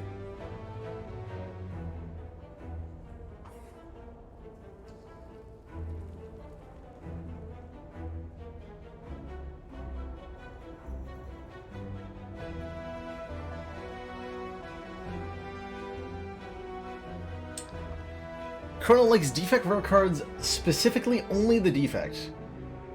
As rare card starts. What would we want on floor 1? Hyper Beam, Electrodynamics. Better question, what don't we want? Amplify? Creative AI? Vision? Meteor Strike? It's not that many. If we choose a rare card, we're almost assuredly going to get something in the middle of the packed tier-wise. Packed? Pack. Middle of the pack. Middle of the burning pact. I can take 4 elites. If I get a good rare card, I can definitely take 4 elites. Have you ever thought about speedrunning 0 to 20? I have been thinking about it. Specifically on Ironclad. I think it would be like... With no heart kills, we're probably talking 8 hours to do that. So that's quite an endeavor. That's quite an endeavor.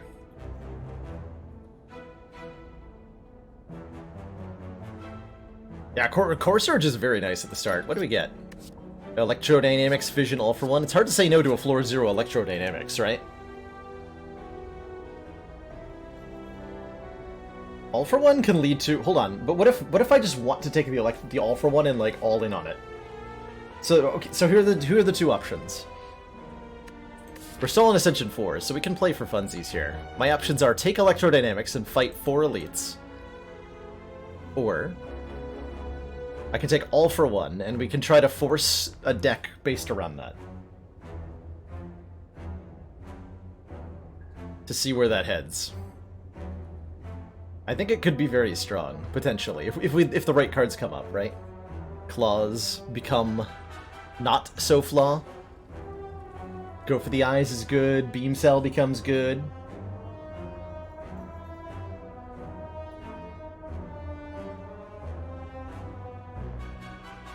Hexaghost is not that... Electrodynamics is not that good against Hexaghost. Let's try the all for one route.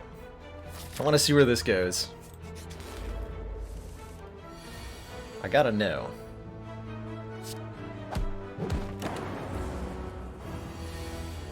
Gots to know. Steam Barrier is a 0-cost block card. Is that good enough reason to take it? I think so, right? Seems fine.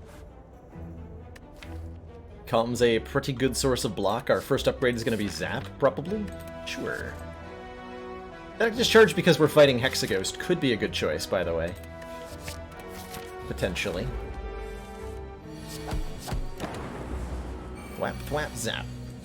Commander, we've just received the support of another council member. Thank you so much for that Twitch Prime sub. Welcome to the council. Enjoy your new emotes, the community, and your newfound smug sense of skipping multicast to take a claw with all for one. A claw! And this feels like a transform to me. This deck already wants to remove basically all of its strikes. Might even be a removal, actually. But this early on, I feel like transforms are better than remove. Probably. Obviously, we're gonna get another claw here. If I choose to transform strike.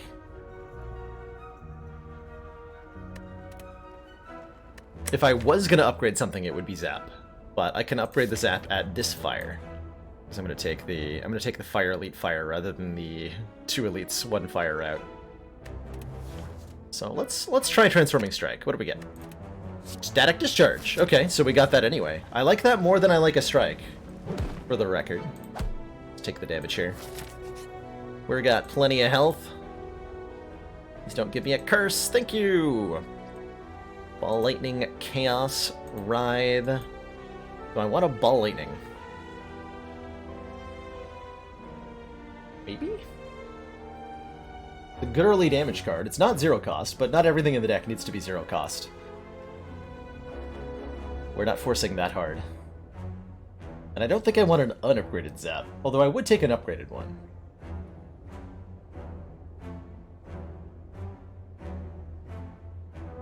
I could also just keep looking. Yeah, we remove the strike. I do want to fight some elites. Take that Ball Lightning. Aw, man. Dark Shackles would have been sweet. This is the greatest tragedy. Yeah, I guess looking first would have been unreasonable. I don't know why my brain didn't even consider that option. Like, nope, that's definitely not one of the options. We'll wake him up if we play that. Don't want to wake him up. Now I do, though.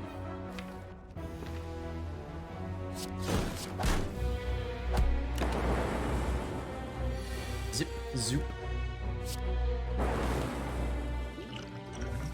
There we go.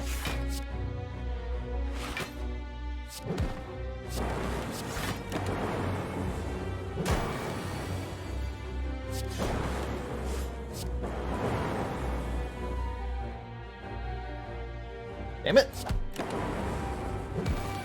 Not playing that claw earlier. That was the difference there.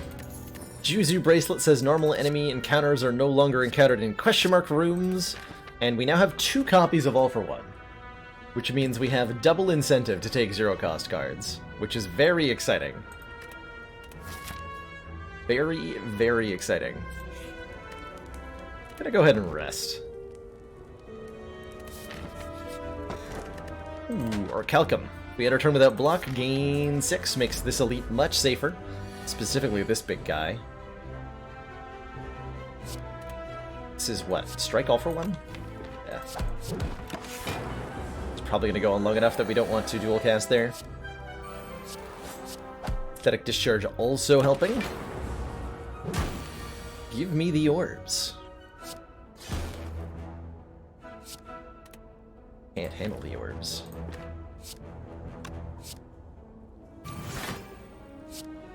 I'm gonna play cards. Possibly in a bad way.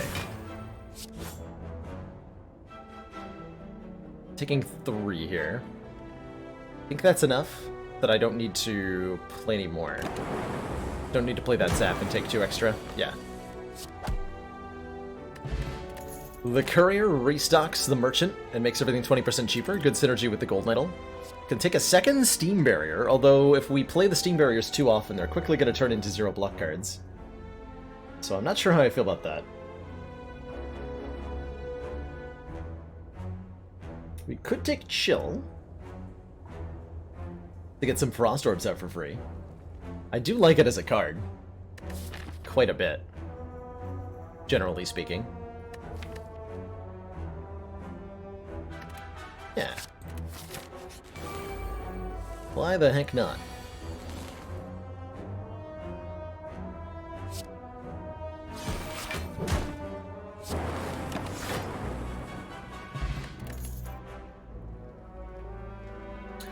Overclock? Ooh, Overclock with All for One is crazy strong. See you later, Mural. Good luck with your science. May your results be consistent. Overclock, especially when upgraded, becomes a very powerful draw engine.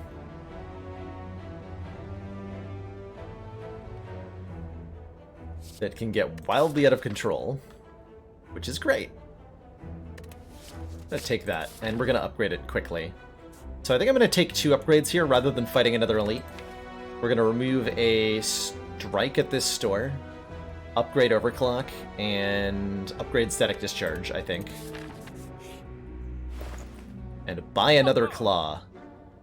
Possibly also a glacier. Hold on. Definitely buy Claw. We definitely buy Claw. Definitely buy Claw.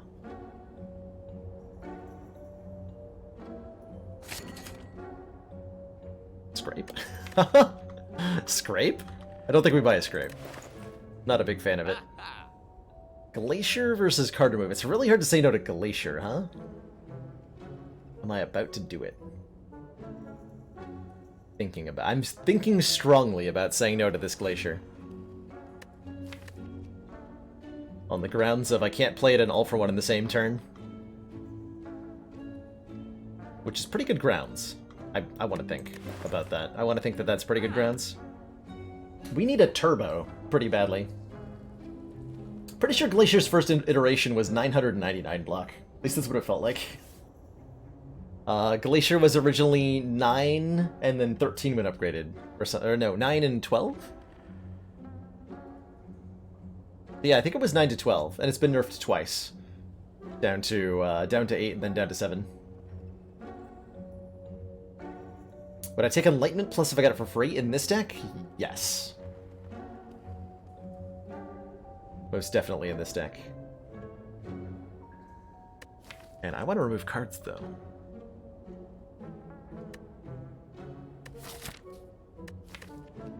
Front-loaded block.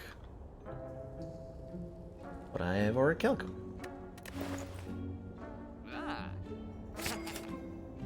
Take the Glacier.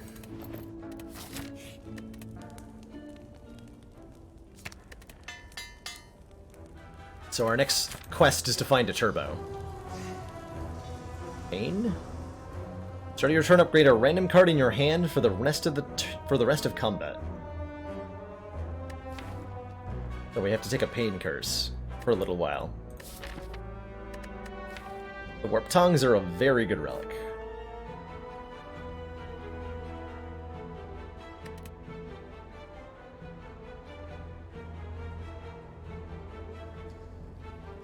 This deck might go too fast for Tongs to do much, but I think they're still very good.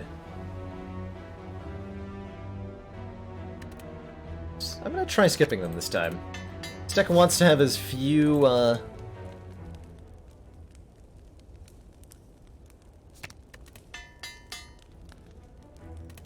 cards in it as possible.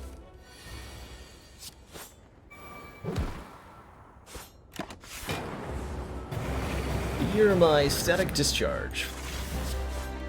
Fool. You fool.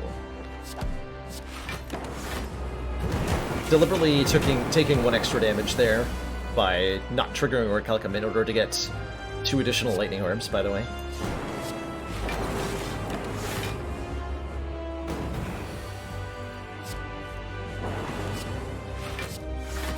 Joke's on you, I took damage on purpose. Aha! What now, Hexa Nerd?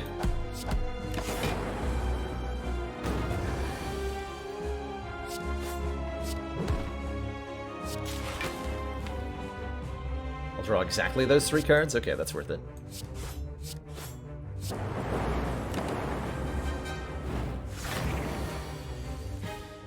Did I just call the boss Hex Editor? I don't believe that's what I called the boss. But I do like that name. I think I called him Hexa-Jerk, which I'm pretty fond of using.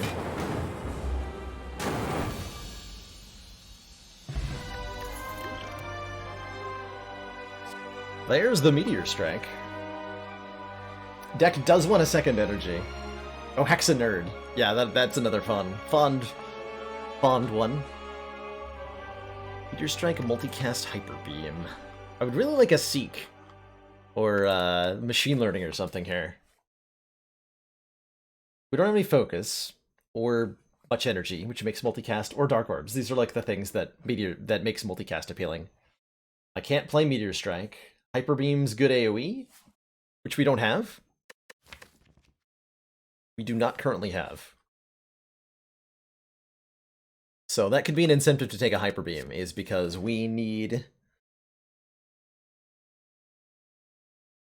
to kill multiple enemy fights in Act 2. Alright. Works for me. Hey, energy! Would I like the coffee dripper? Gain energy at the start of our turn, but we can no longer rest. Sozu, gain energy at the start of our turn, but we can no longer obtain potions. Or, Fusion Hammer, gain energy, but we can no longer smith at rest sites. My initial leaning is the coffee dripper. We get full healed after each boss fight. And I'm pretty confident in my ability to navigate the game without resting from here on out. So I immediately like a coffee dripper. And then we just gotta be careful about what elites we fight. What upgrades are important? There aren't currently any really important upgrades, like Hyper Beam's nice. But we'd like to be able to upgrade future cards so that we can get enough scaling going on. Warped Tongue, Skip Punish, I know, right? I'm gonna take the coffee dripper here. I'm gonna take the greedy play. The one that has no downside, as long as we never need it. As long as we never need it. So I think doing that means skipping, like, this elite fight. I mean, instead go fire, fire, and then I might take 2 elites in the back half of the act here. I'm not going to take on this burning elite, because it scares me. But I am going to beat these birds into a pulp. Caw.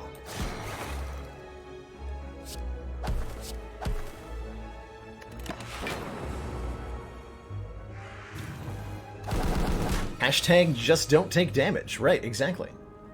You understand that what is happening right now on screen is a terrible, terrible crime.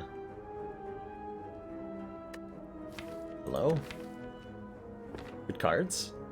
Hello? Hello, good cards.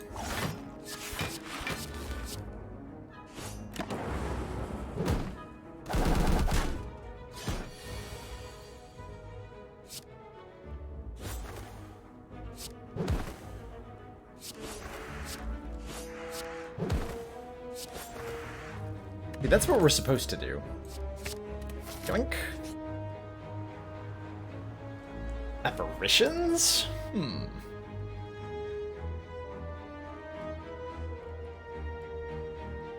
Receive 5 apparitions, lose 38 max health. This gives us plenty of time to, like, have a good turn. I don't think we need it or want it, though. So maybe I skip here.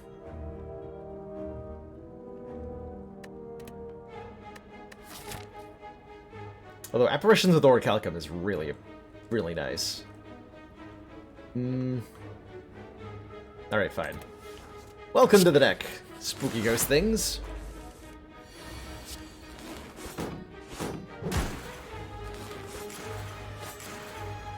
And then I immediately lose 6 of my health. On turn 1.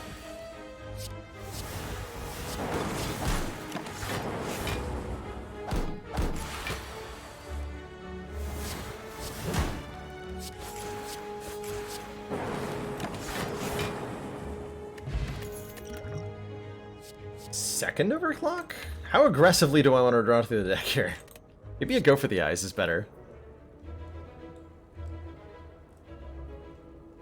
I would need, like, a recycle to take another copy of Overclock, I'm pretty sure. That seems really excessive.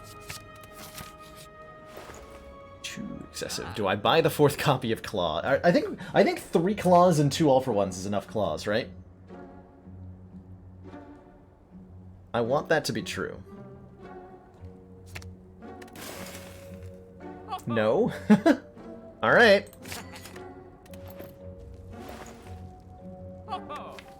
We're at 4 claws now.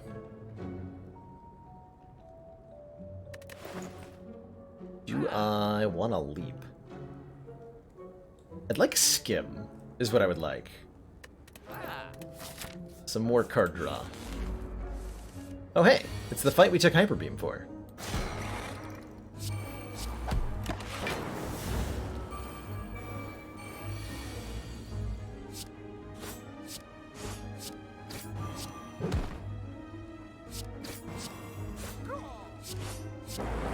That a little suboptimally.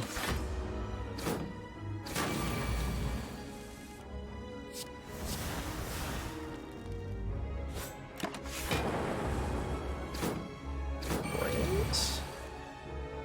I think we dropped a few there, not too many. But a few. Hologram! Put a card from your discard pile into your hand. Yup. Sure would like that. And we should probably start upgrading our apparitions. Like, all of these need to be upgraded. Quite frankly. Every single one of them. You heard me. All of them. Yes, even that one.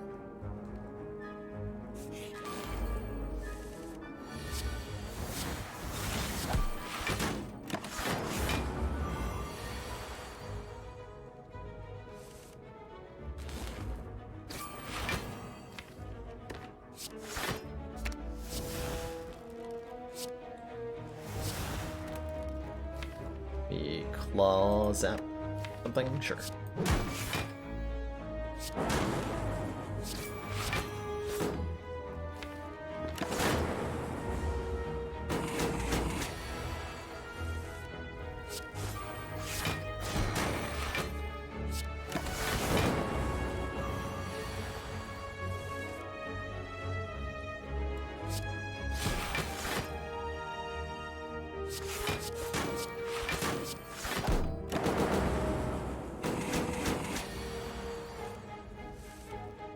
Dang it.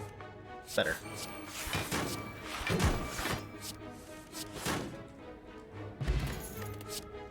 Capacitor Plus. Gain 3 orb slots. Okay, so this is the first glimpse of scaling up that we're being offered. I think I like a cool headed a whole lot, too. Anything that says draw cards is very appealing. I think we should tank this in case we get focus later on. Just in case.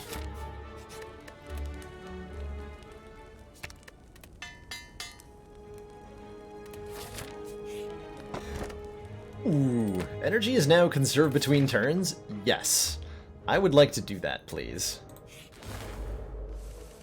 Very much so.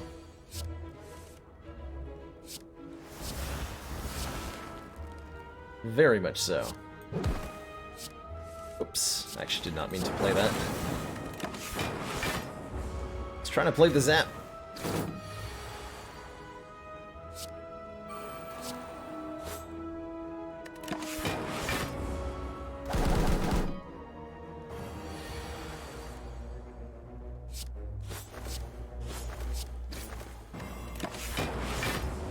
So now we have a good use for X-cost cards, because we can bank energy on a lot of our turns, from the looks of it.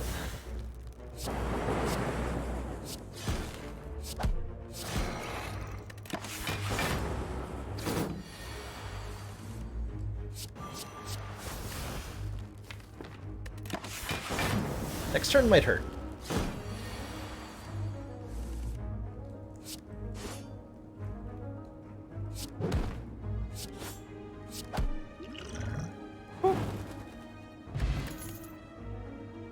Okay, this one's upgraded.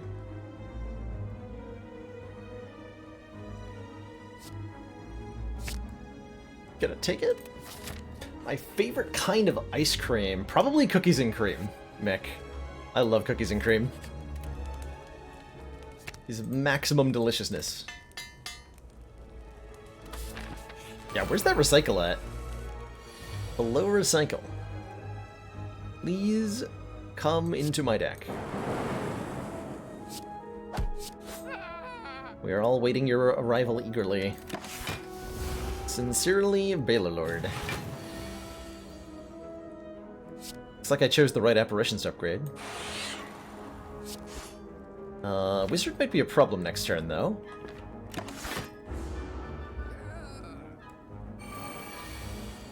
Nope. Never mind. Easy game.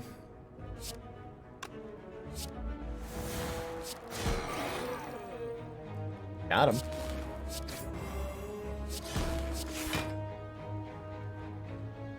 Do I just Hyper Beam again? I think I do.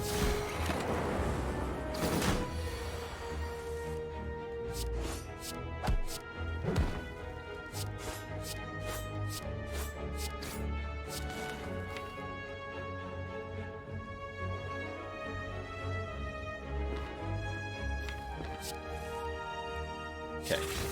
That's fine, that's fine.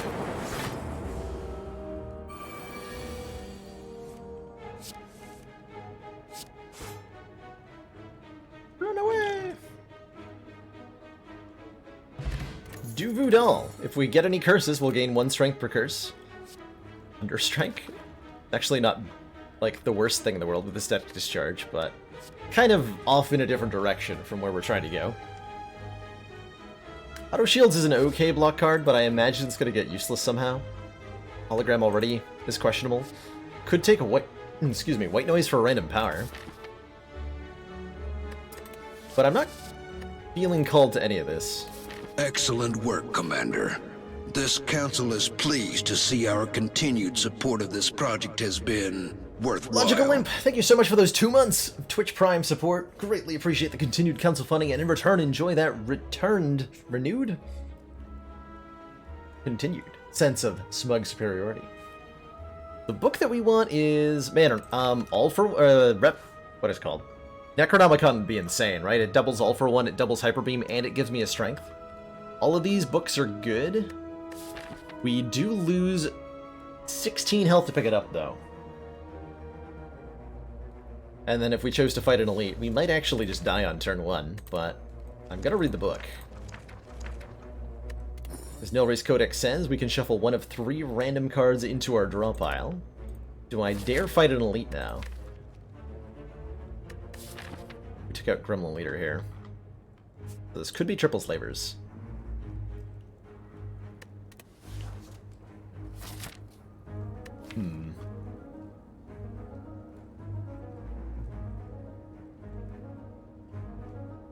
That is a risky choice. We have Coffee Dripper? Ugh. We have Coffee Dripper? Turn 1 apparition, guaranteed easy game. Every time. Like, we might just perfect the fight very easily, but we might just die. It's hard to tell. The plan for the boss fight is to be a ghost. It's, alright, I'll fight these guys instead of the, instead of triple slavers. How's that sound?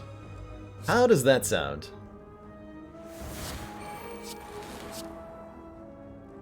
Little Romeo first.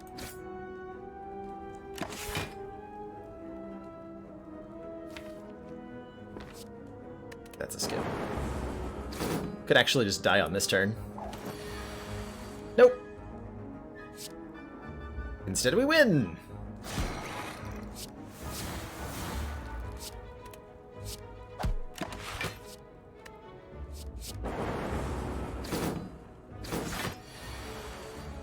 Winning and dying are basically the same thing, right?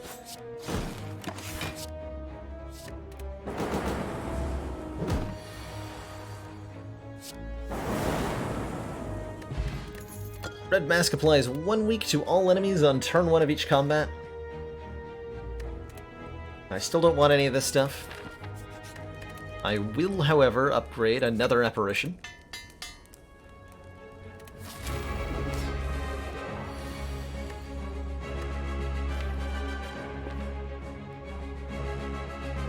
No reason to play that, right? That's a tough turn 1. Bronze Automaton attacks every other turn.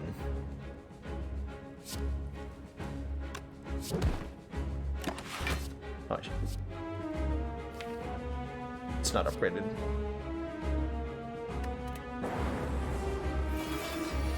Really need an upgraded one.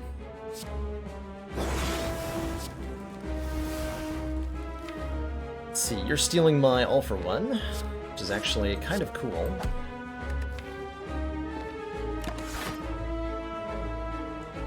Streamline will definitely help us in this fight by eventually becoming a 0-cost card.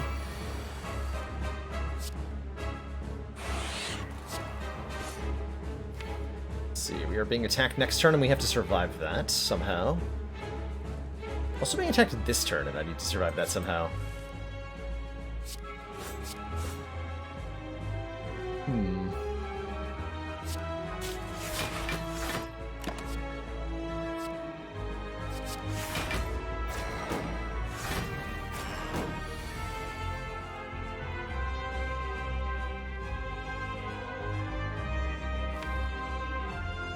Okay, we're fine, we're fine. Might look scary, but I am actually completely alive. I think. Really hope so.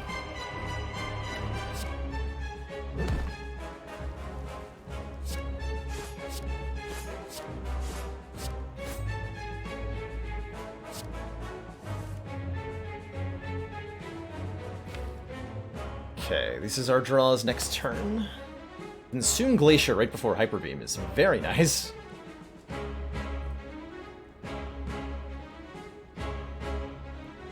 I could have added Reboot, yeah, to try to change up the draws. That was certainly an option.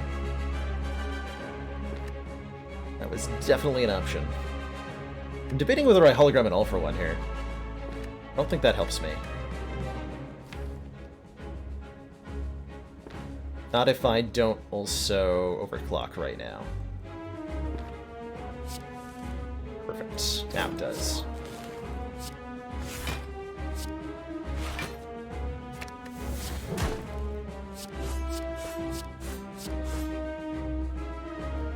I don't wanted that go for the eyes back. Oops.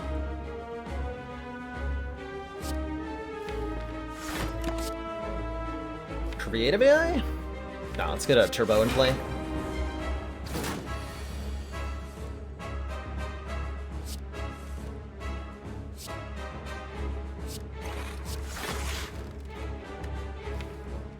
Let's get turbo back. Could keep going here. It's actually not a bad idea. Perfect.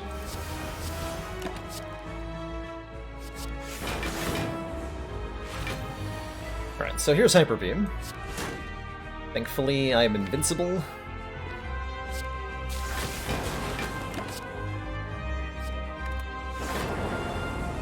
And hopefully by the time it was going to attack me again, it's going to be dead. I really hope that's the case.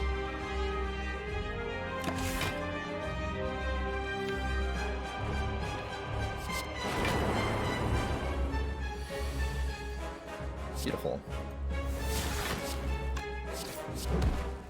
Voila! A little bit scary, but not too bad. Now that I have an Ice Cream, Meteor Strike is a lot more playable. Alternately, we could take this creative AI to try to scale up the deck in fights by getting, like, Echo Forms and Oops and Defragments into play. And without an outlet for all the energy, what am I actually doing with the Meteor Strike? Like the Plasma Orbs?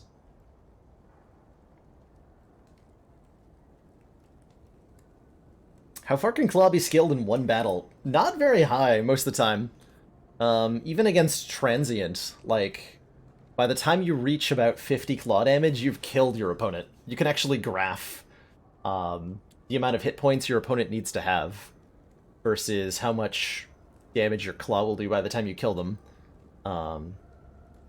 But if you are attacking Nemesis on intangible turns, or the heart when it's capped on damage, then you can get an infinite combo going and scale it up infinitely there.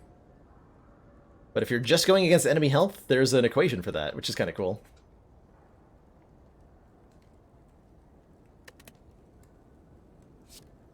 It's a tough choice, quite honestly. We can get X-Cost cards from Nilries. I want to try this Meteor Strike and see where it goes. I am not taking Velvet Choker. We could take the Calling Bell here. 3 curses with Duvu Doll is 3 points of strength and 3 relics.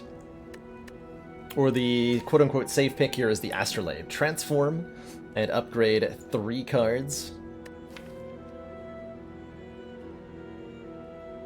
Curses with Apparitions is really risky, right? Like, one bad turn and we die.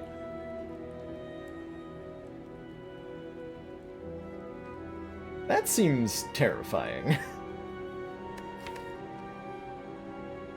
But I would happily Astrolabe, Strike, honestly, like, dual cast. And then the upgraded cards might be zero cost stuff? Sure.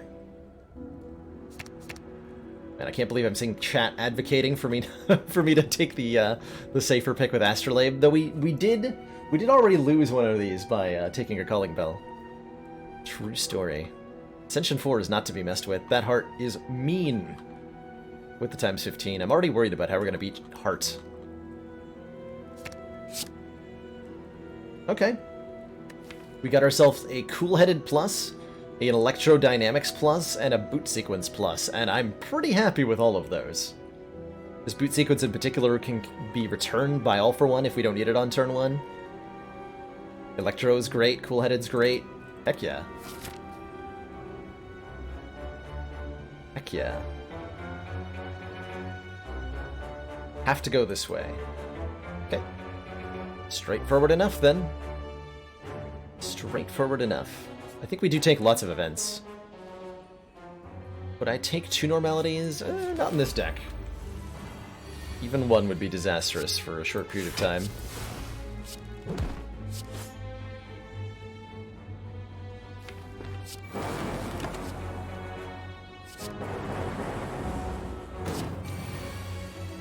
Don't put ferns in my draw pile, thank you.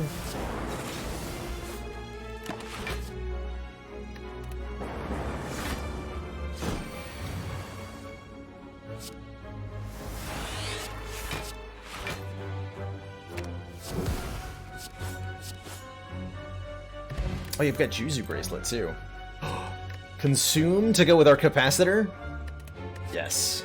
Gain 3 focus, lose 1 orb slot. Receive 2 madness. Maybe? Why am I not taking every zero cost card that I'm offered? There's a point at which we end up with too many of those. We need to be able to consistently draw important ones rather than just adding more like copies of, say, Go for the Eyes won't help too much. And eventually we'll reach a point where when we play All for One, we'll fill the hand up entirely. I don't think Writhe is worth it for the strength, especially given our boot sequence. We'd then have only essentially a 3-card opening hand. I don't think that's tolerable. Madness does set up an All for One. Oh yeah. We can go infinite with Madness, actually. We can go infinite with Madness. Okay, I said I'm not taking this. Because I can only remove one of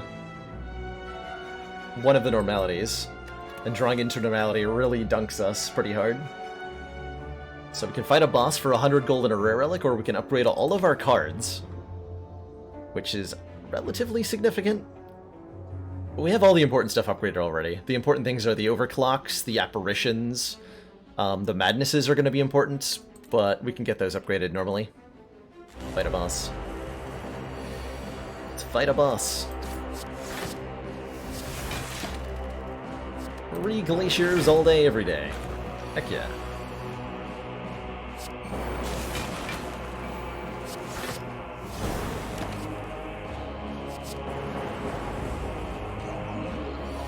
Slime Rush.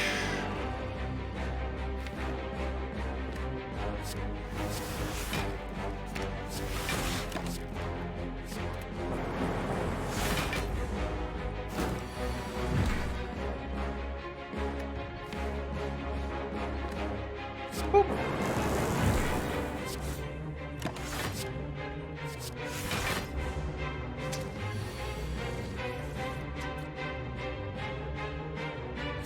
Claw, claw, all for one. Claw, claw, claw. Ballating.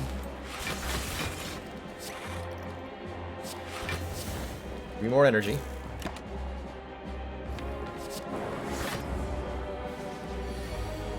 And then dunk this nerd.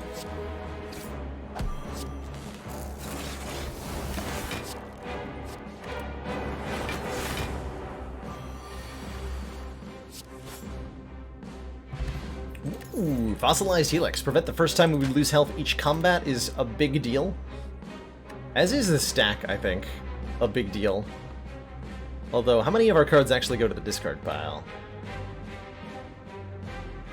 Enough of them. And we add more with Overclock. It's a chunky block card. Although maybe Rebound is good too. Actually, Rebound's kind of incredible.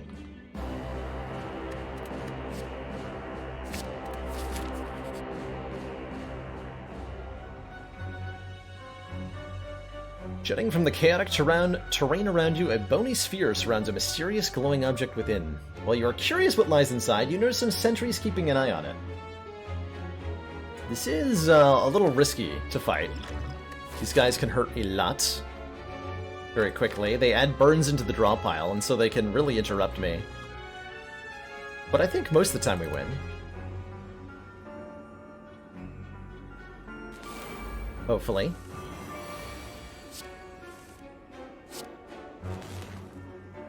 Hopefully.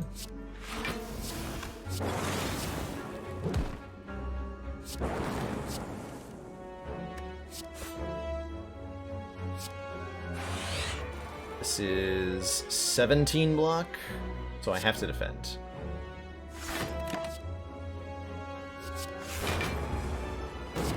And they both put burns into the draw pile, which is potentially catastrophic, but not this time. Thank goodness for that.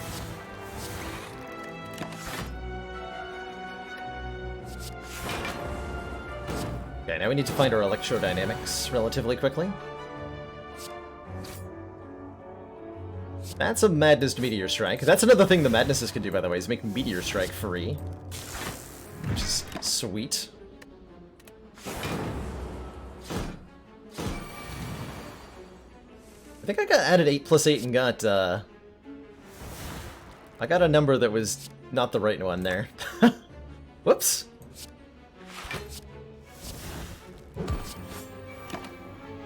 Oh well, I'm sure it's fine.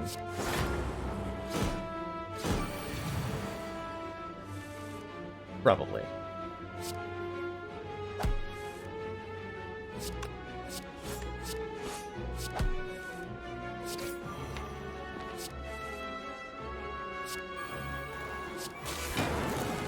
So here's what I'm talking about when I said we're gonna start running into situations where we cannot draw all the cards from All for One. We're only gonna get back the first 6 cards here. And when your hand is full after an All for One, you draw them in the order they're shown in the discard pile. So we're going to draw Zap, Overclock, Claw, FTL, Claw, Meteor Strike here. We do not draw this Rebound, this Claw, or this Go for the Eyes, or this Overclock. And if I play Cool-Headed, I just get more cards instead of less, but that does actually work out better here. 1. There, 1 more. Selection is not random, no. It is not random. Beam Cell Plus versus Claw Plus. I don't think we actually want more claws. It's based on the order you played them in. So the order you play them is the order you get them back.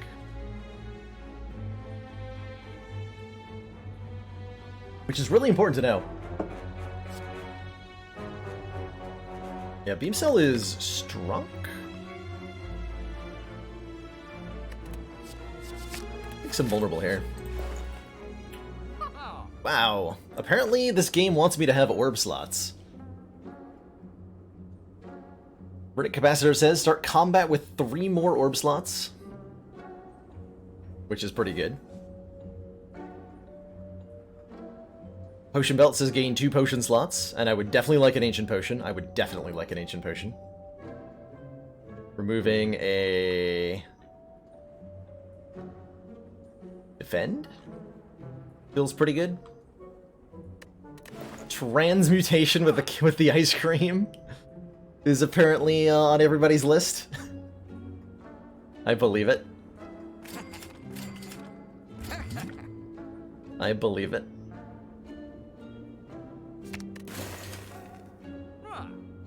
And then I don't need another capacitor. We have all the orb slots in the world.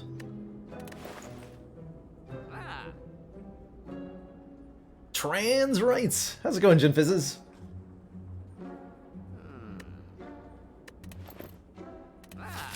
left behind, unfortunately. Was not to be. I have to fight a Reptomancer. It's kind of scary.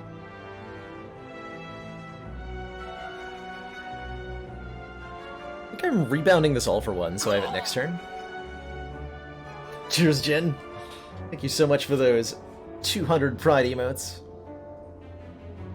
And thanks for dropping food on everybody.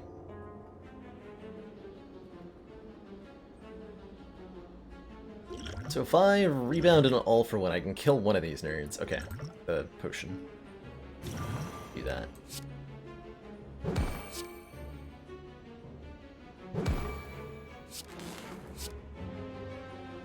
This gets blocked by Orichalcum, so I can actually get the back of the boot sequence next turn, guaranteed. Do I bother poison potioning this dagger? I have a buffer, we'll be fine.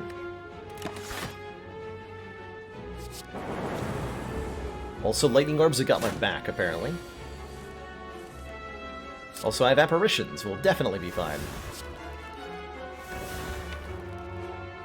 Defo.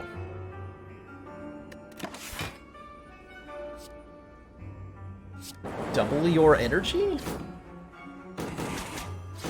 Sounds like exactly the sort of fancy nonsense this deck wants.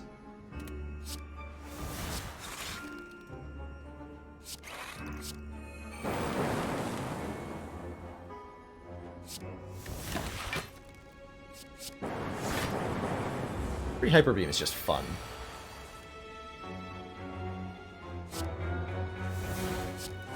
Double your energy? Question mark?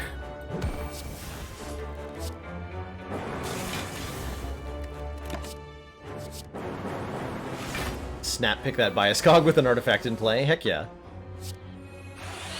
Don't even need to think about it.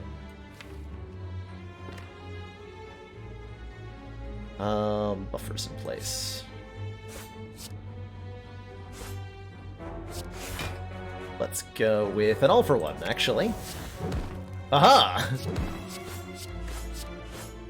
Man, that hologram is so good. Tiny chest. Upon pickup, gain 30 gold. And a second steam barrier feels pretty good, I think. Yeah. We might have too many cards now. At least too many zero-cost cards. Let me rebound, consume. Ooh, am I taking damage here? No, because I'm going to play Meteor Strike and kill this nerd. Good talk.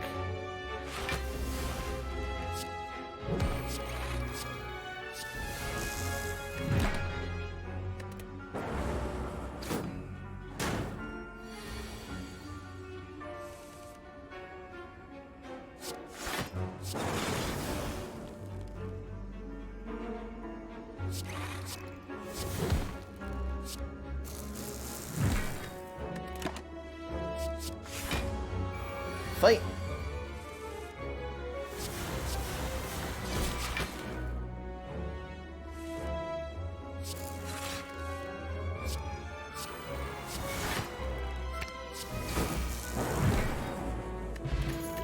Got him.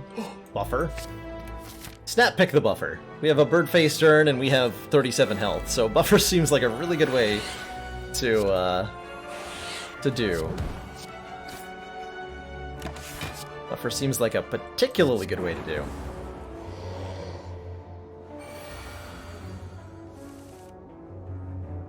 Double energy just sounds like a get-rich-quick scheme. There's many ways to get rich in the Spire. As it turns out. You can have illicit bets, illegal betting over the death of a pet. You can make prayers to forgotten deity things. You can just wish to be rich at the Mind Bloom event and you'll be rich. Apparently just works that way. Crazy.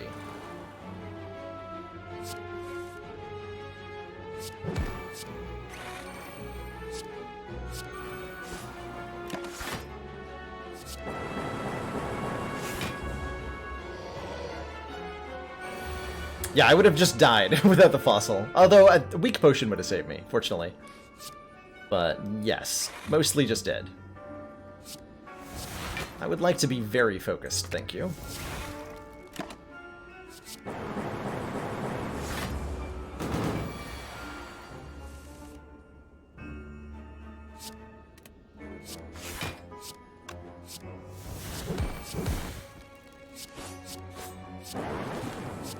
Order. Order!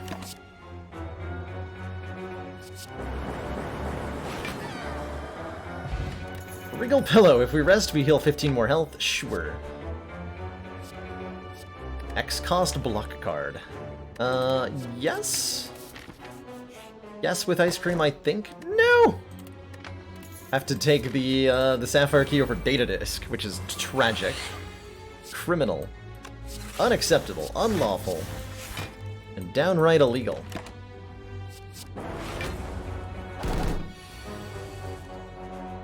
Downright illegal. Yeah, Pillow should have been in the chest. The other way around. Every time we hit this guy, he changes his attack intent. By the way. Just something to play around.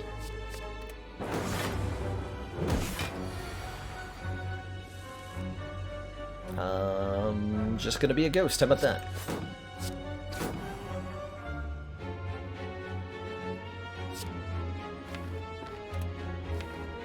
Yeah, the multicast lets me do some weird things. Actually, multicast might have been better.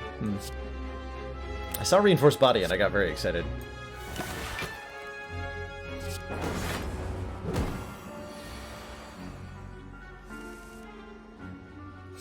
Just extremely excited.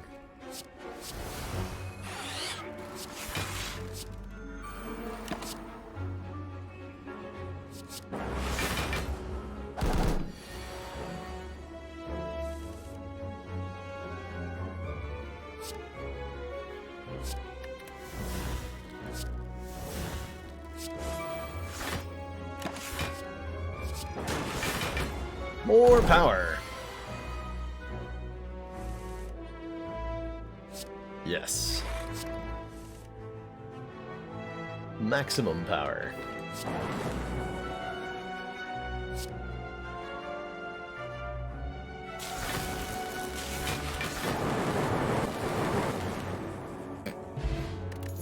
That is satisfying every time. Ooh, an actual one.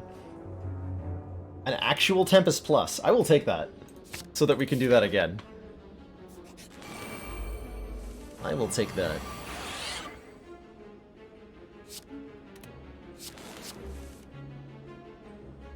It's not as impactful when you do it on turn 1. Funny story about that.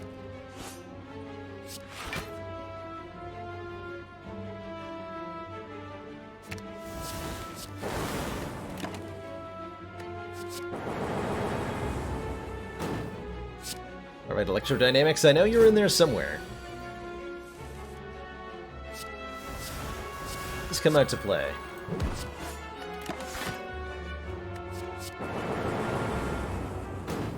You can just be intangible for this explosion, which is why I changed targets away from Exploder here. Because he's no longer relevant. I am intangible, so I can actually hit the spikers too.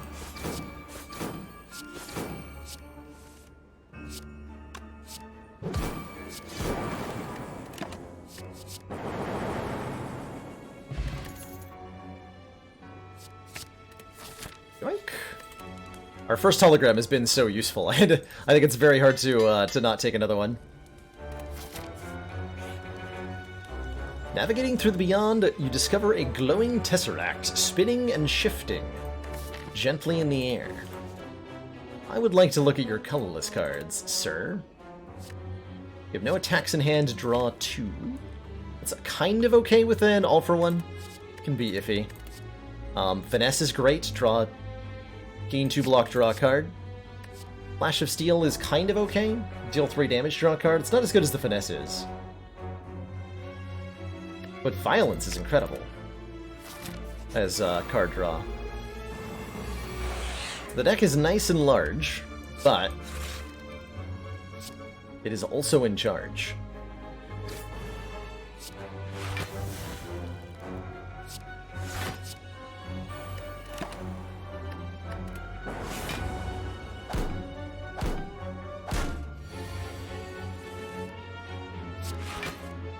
Honestly, pretty average size for a apparitions deck.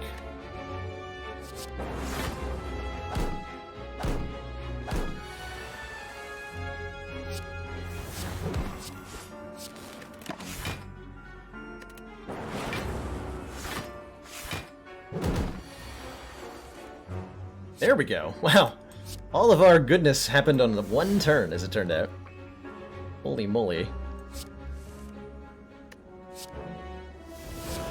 Holy moly. Wow, actually.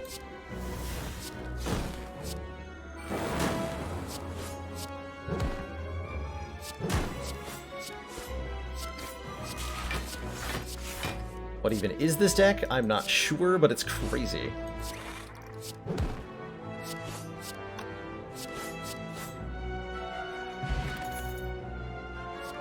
We do not want another claw. We actually don't. We don't want to slow down getting to that turn in each fight.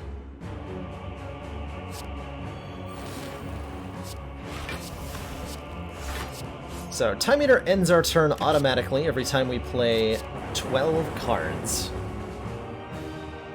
Doesn't matter, it's not per turn, just every 12th card will cause Time Eater to end our turn. Which is really quite rude.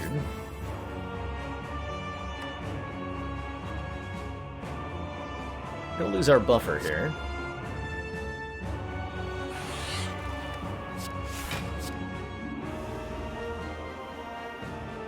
Cards next turn.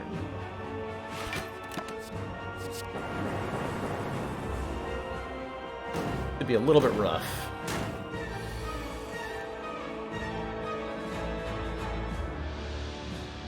Yes. Okay. See, I can like all for one go for the Ice Steam Barrier, but I ultimately can't really block this hit very well. So I might have to use a weak potion here, probably. I think this Echo Form needs to get put in play.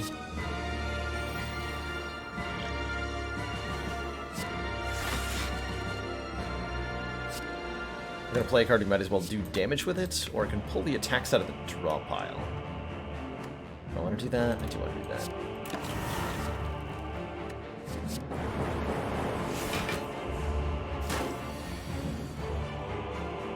But now that I have an Echo Form in play, I can get intangibled a lot more.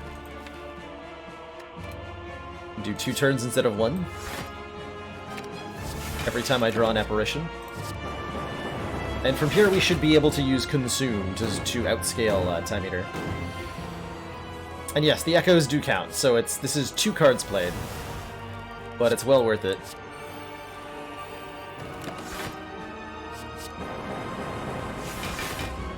To get 2 turns of intangibility.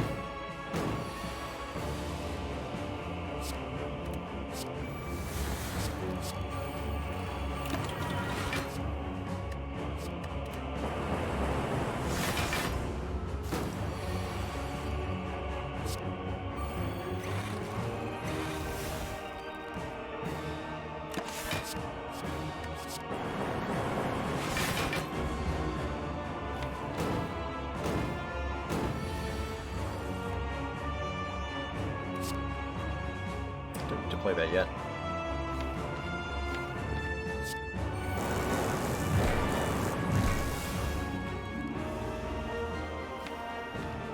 Okay, that'll set up our win con.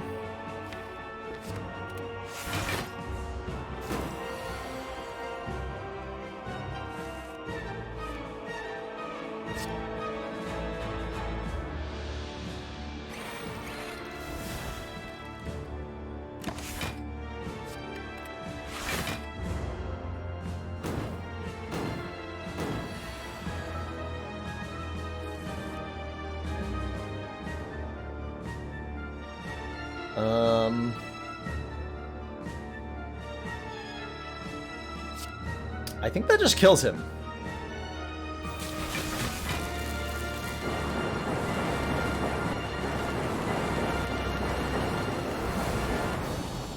Yup, that sure did. Good fight. GG Time Eater. To thump of deep pulsing dread can be felt throughout your core. Something a good year.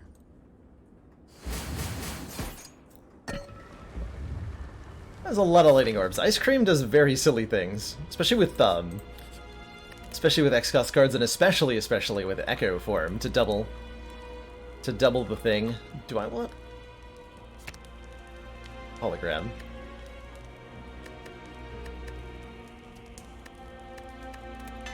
Dreamy Sigh, Ice Cream. You're so awesome. I don't have a real Echo form, do I? No. Some very powerful things available here in the shop.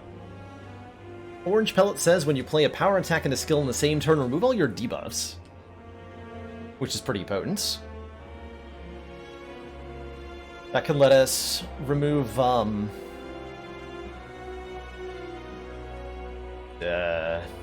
mean, we block Vulnerable from the heart. It can let us remove Frail.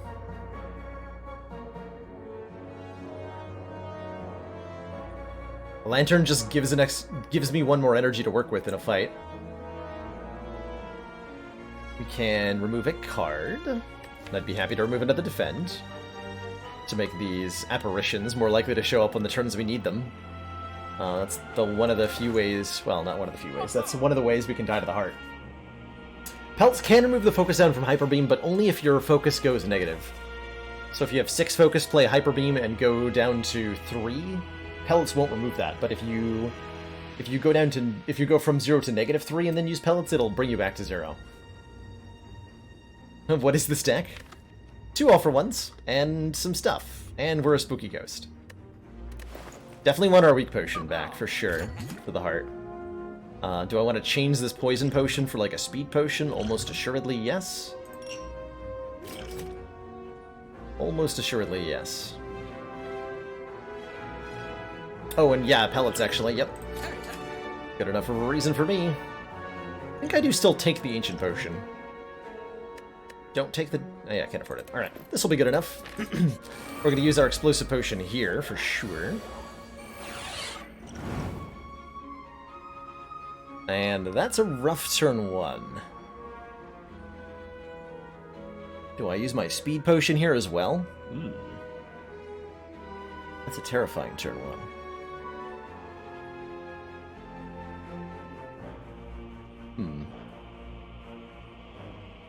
Not when I wanted to draw an all-for-one.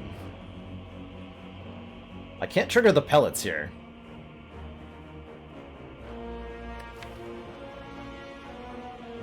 So I'm either using my Ancient Potion now and potentially losing to the heart, or I'm... The shield attacks first. Goes in order from left to right. So we can't, like, block this and then buffer. Yeah, it could turn and take 6. I'd rather not lose the buffer at all. I'm gonna go like that.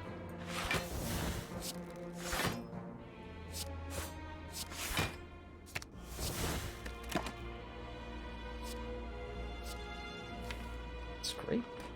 Yeah. Well, no. No, not scrape. I'm a spooky ghost.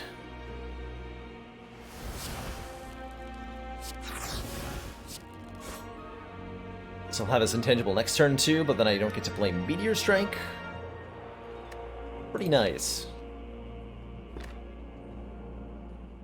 Unless I Energy Potion, but how many potions am I using here versus the Heart Fight?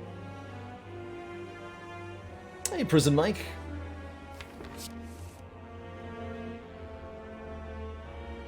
Alright, I will do this.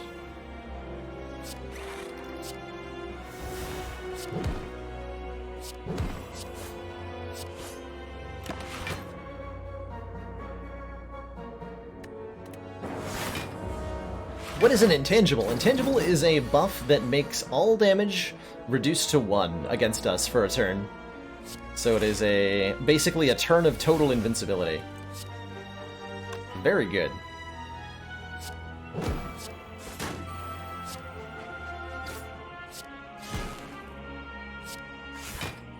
extremely good.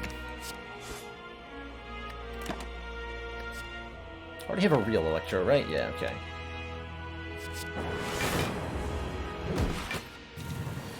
Fun fact, the shield's big hit on up to Ascension 18. Remember, we will be watching. Blocks for an amount equal to the damage it dealt, so if you are intangible, it blocks for 1 instead of, this would be the 99 block on lower Ascension. Hexanerd! Thank you so much for that $2 donation, bringing us to $1,000 even. We still have almost a third of the month to go. And we're... that looks like 95%, right? Yeah, 95% of the way to accomplishing the goal. Amazing. Incredible. Wonderful. I've been incredibly blown away by the ridiculous amount of support everyone has shown over this month. I'm really looking forward to doing 6-day streams again next month.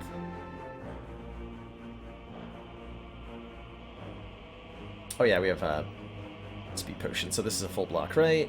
Yeah. Wait. Almost? Almost. Blown away, but you're still in your chair. Aha.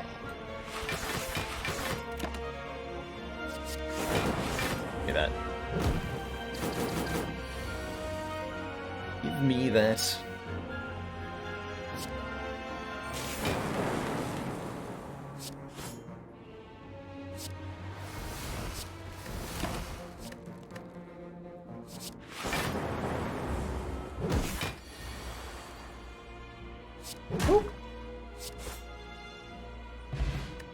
Vajra starts combat with 1 strength and we're offered, honestly, I want a second consume, because I would like to get lots of focus against the heart. 43 card deck, and 37 health. How will it go for us? Let's find out. Intangible do stack, yep. So if you play 2 on the same turn, that's 2 turns of being invincible. Alright, Orange Pellets, I'm gonna need you to block some stuff for me in this fight. Please don't kill me. Uh-oh.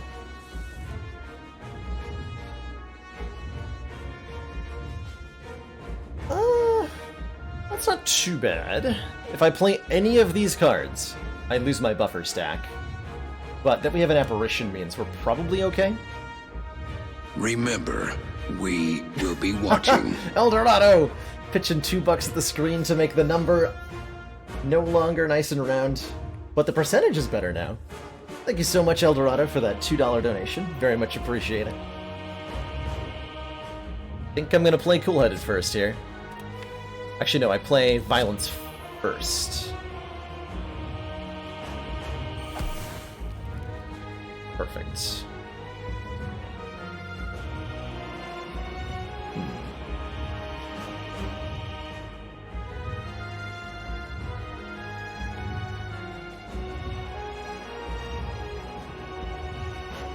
Rebound allows me to put a card on top of the deck. If I feel it necessary.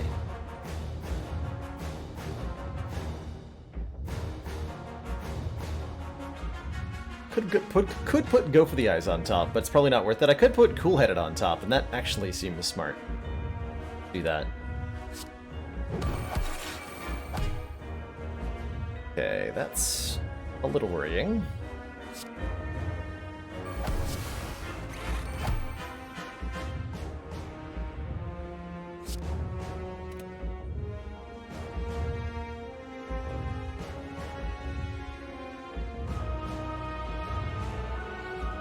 Sell Claw?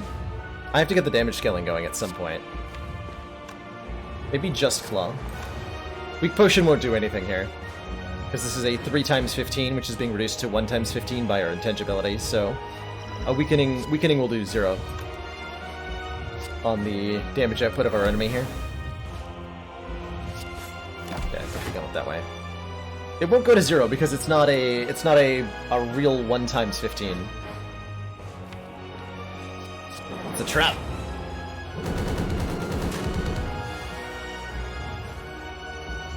Okay, that should be enough card draw to find another apparition. I think we're okay here.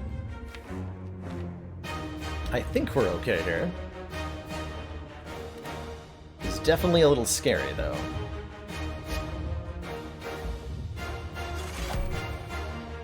So I overclock.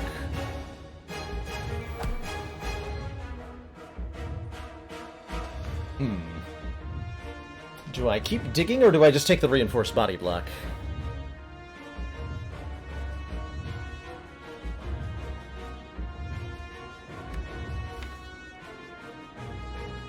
If I all for one, I get back a lot of claws. I gotta do damage somehow.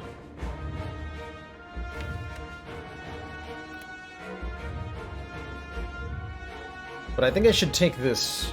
This is what, if I energy potion, this is 36 block. Plus another 15. Plus a weak potion. That should be enough block, just barely.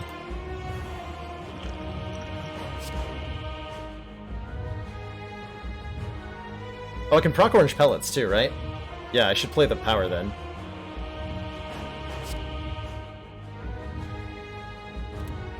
Almost forgot about those. Okay, let's reevaluate and look at what the numbers say.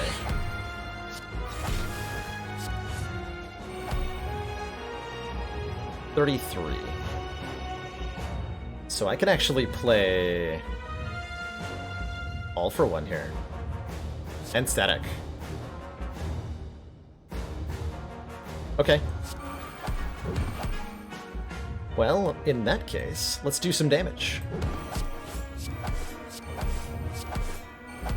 Do take a lot of beat of death damage there, but oh, is that ever worth it?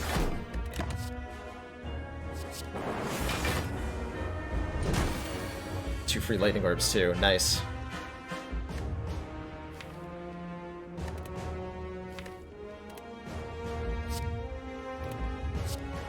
Let's hologram consume. More focus out.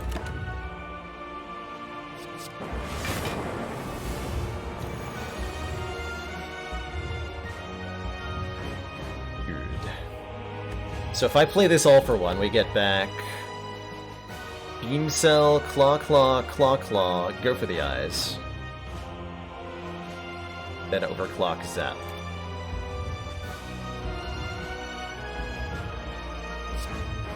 Okay.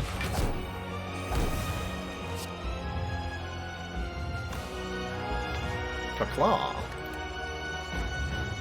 And I would like to make the heart vulnerable so I can hologram go for the eyes to help with that. Although hologramming Beam Cell was 1 damage better. Okay. So we hologram Beam Cell. Although, no wait, that'll cause it to not come back. Hologram go for the eyes. Changing my mind here.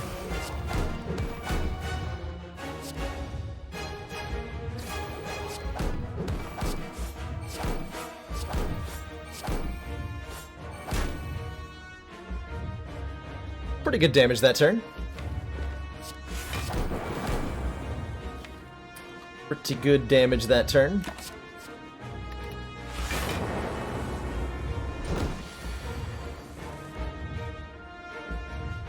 Easy game. Could block this one with Static Discharge if I wanted to. I don't need to play this apparition. I played Steam Barrier again, so I didn't take beat of death damage. Because I was out of block. Okay, that'll work. Oh, wait. I lose 1 stack of this. I'm still gonna play it. But that was a little bad. Speaking of beat of death.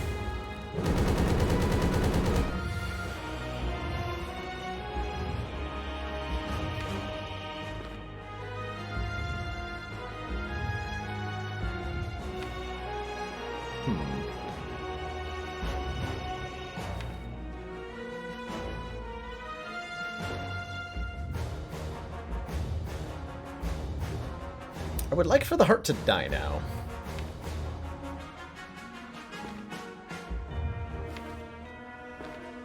I'm gonna lose my buffer if I play any of these cards. I think I need to play all of them.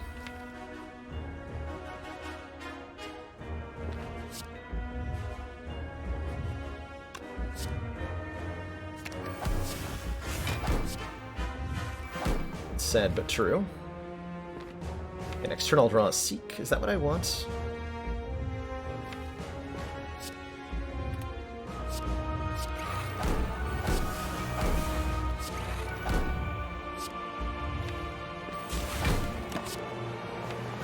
Yes.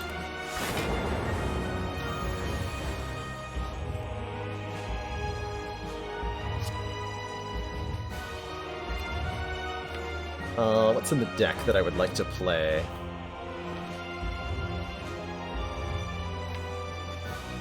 Big hit headed my way next turn, so I need to have enough block for that.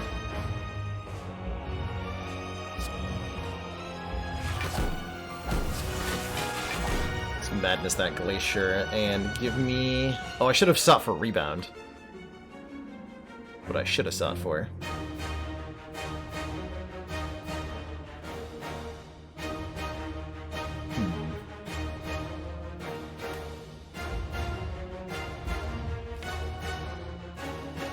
Just seek for the other Glacier and play it. Then I'm guaranteed to live next turn. I think I could have done some more optimal play to like guarantee a kill or something, but this is fine.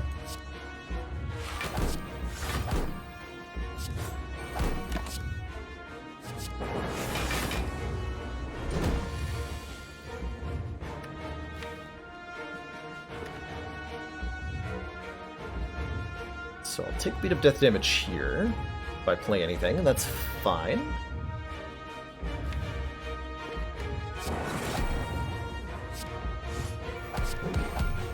Claw, claw. GG, Mr. Hart. There we go. All for one claw deck working beautifully. GG. Bit of a brain buster, those runs, though.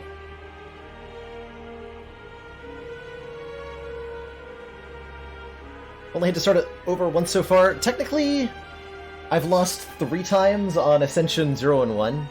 Mostly due to, like, to getting a little too silly on the runs.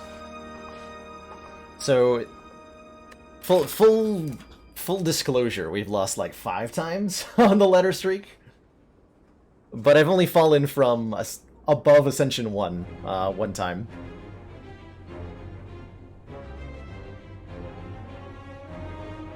I think our first failure was the most fun, though, because I took 3 copies of Grand Finale and a Snecko Eye on Silent, and it was beautiful.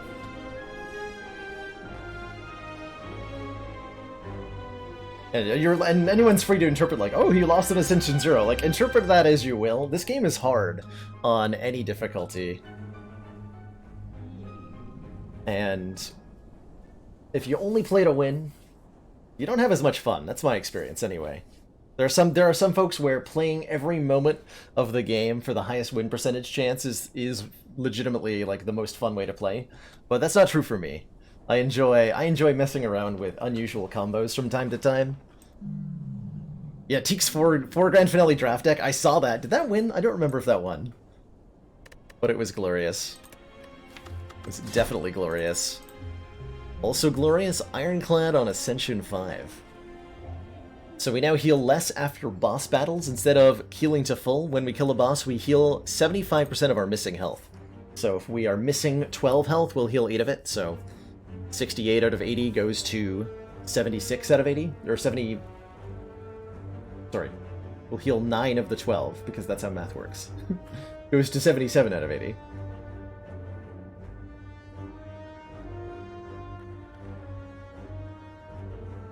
Yes, 8 is 75% of 12. Baylor math. Baylor math. If I don't make $200 this stream, does that mean I go back to the normal stream schedule? No, no, no. I didn't start the 6-day streams on the first of the month. So, as the little thing says under the bar, we have 11 days remaining. Buddha fool. But if you want to donate $200 right now, we could just like clear that up. You just clear that up. So what does our Act 1 look like? Whoa! Elite, fire, elite, fire, elite, elite, fire. I'm taking this path. What starting bonus allows me to take that path? That is the question. That's a hell of a path. I think a common relic is likely to give me the strength I need to tackle this many elites in a row. And it's one extra relic besides, so we'll come out of the act with 6 relics, assuming we get nothing from events. We could try to take a boss relic, and if we get something strong, like an energy relic, we go that way, and if we get something not strong, we go a different way. That's another way to do it. I like the boss relic swap on Ironclad quite a bit. Quite a bit. Ironclad can just do so much with most of the boss relics. Last time we did this, we got a Runic Pyramid on Ironclad, and it worked out really well.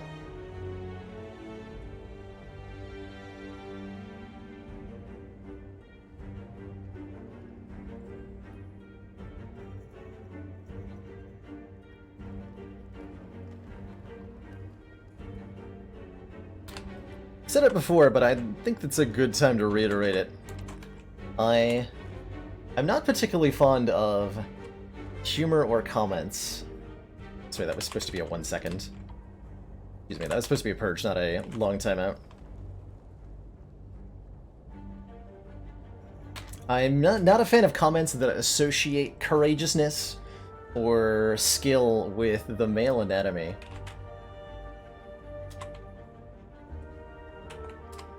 Because there's... It does. I think it does the other half of the population a great disfavor, and reinforces the idea that men are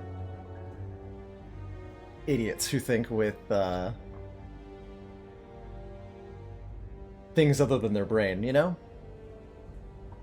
So I'd rather we not be a chat that uses that association in its day-to-day language.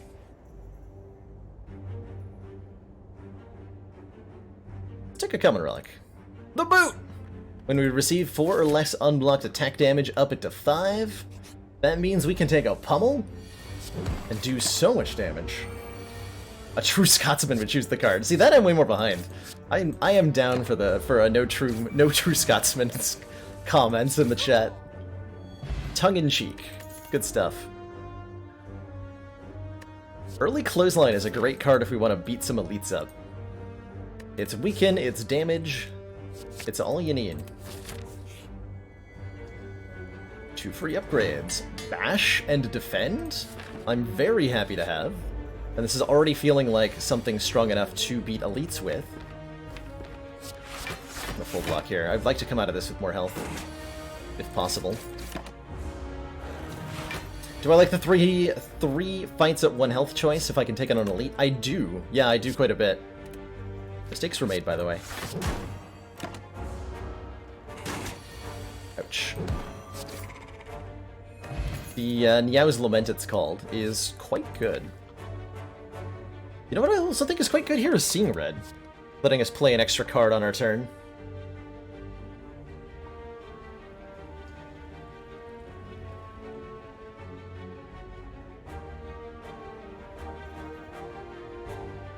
Yeah, I think that's well put, Senecan.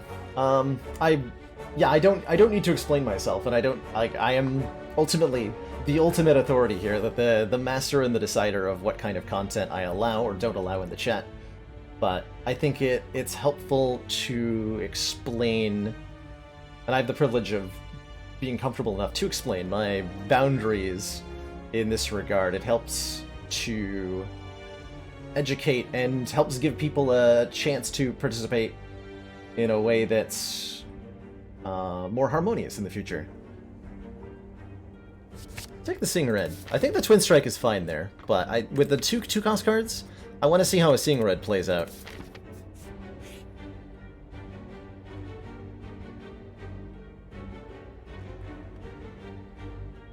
Do I want money or do I want to remove a strike this early? I'm down to take a strike out. Especially going in against Guardian at the end of the act. Let's remove 1 strike from the deck, and then fight a Gremlin Knob. It'll be great. It'll be fun. You're all welcome to attend, and this fight is going to hurt me. Oh boy. Ouch. Alright. That's mostly all I need Seeing Red to do, is let me play Bash Clothesline on the same turn. But we have taken a real pummeling on the way to this first elite, unfortunately. Unfortunately. Interesting options here. Barricade. Block is not removed at the start of our turn. An expensive, slow power. Not the sort of thing that helps particularly much against a Act 1 elite. Although it's good against Lagavulin. Sentinel gives us extra energy if I exhaust it, but I have no way to do so. Whereas Anger is a free attack, and I think that's just the sort of thing we need right now. To do something like beat Gremlinob is a free attack. Bouncing Red Bash Clothesline... that's fine. Let's get that out of the deck. Weaken the knob. Pummel the knob. Remember, we will be watching. Setsuk! Pitching 25 bucks at the screen. Thank you so much for that generous donation, Setsuke. 25 bucks, heck yeah, thank you so much. Just a little bit closer to one bonus stream every week next month. Which I am very excited to do. How much damage can I do on average when Gremlinob is vulnerable? Assuming I draw... Let's see, the minimum damage I can draw is 3 strikes worth. Which will do 27 damage, so I have to play this strike, okay?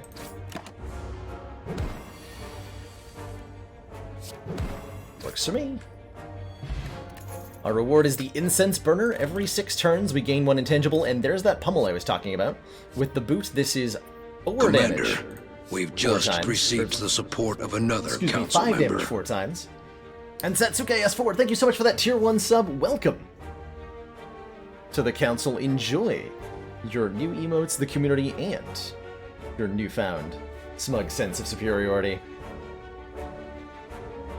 Glad you're liking the commentary. And glad you're having a good time hanging out. Yeah, call me a lily-livered milk drinker.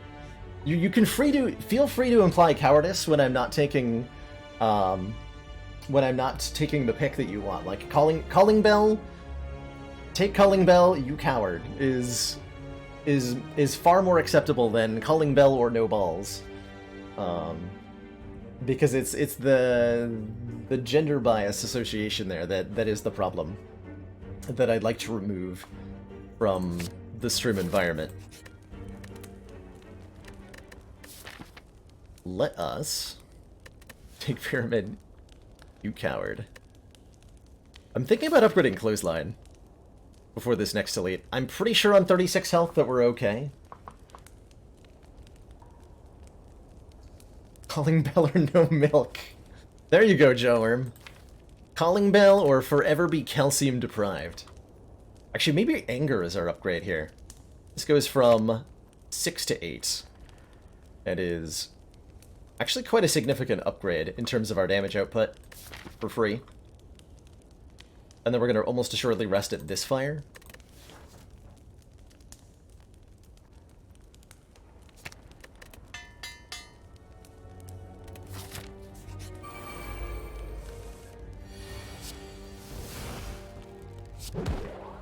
So in this fight, you really want to kill one of these sentries immediately to stop the assaults. Thanks to the boot we got there. Boot value.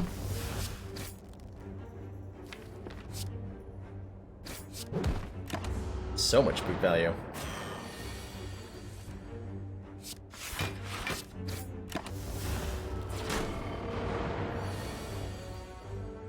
Ooh, I should have gone for this one first because of the intangible turn. Didn't think about that. I think it's fine though. Yeah, I should have killed this one.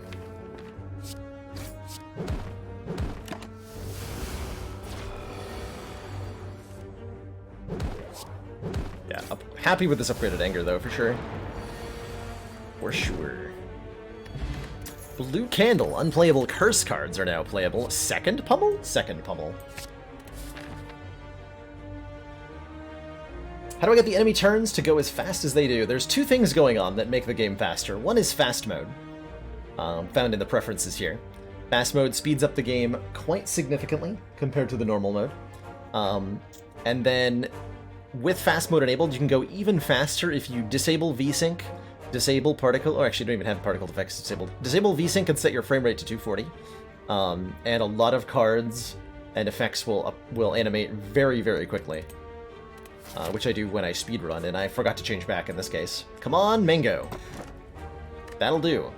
Paper Frog. Enemies with vulnerable take 75% more damage instead of 25% more.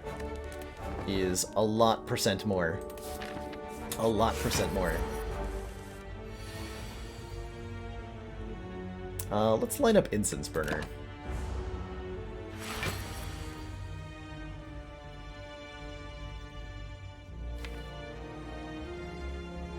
Perfect.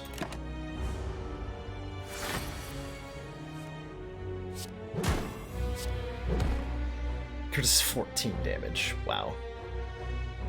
Okay, unfortunately all my defense are in my hand, but our skill potion might save us some health here. And Clothesline will definitely save us some health.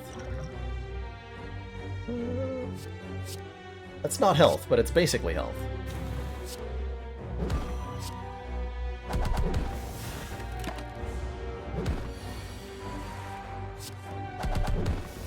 Dang.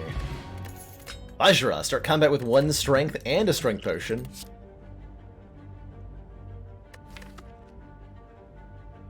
Kind of thinking about this Intimidate, but not really. Spoggness is an amazing card. I like it quite a lot. I like it quite a lot. Do we want to flex? I don't think so. Bell or no shards? Pick the bell. We have no way to damage ourselves other than the blue candle. I think this is a skip. I would really like a block card. We're looking for Shrug It Off, we're looking for Trugrant, we're looking for Power Through, we're looking for Flame Barrier, any of that. Please, any of that. Am I looking to fight a Grumlinob followed immediately by another elite? Yes. No, never mind. I'll just take a gambling chip. Okay, good talk. Alright, start of each combat, discard any number of cards and draw that many. Seems good to me.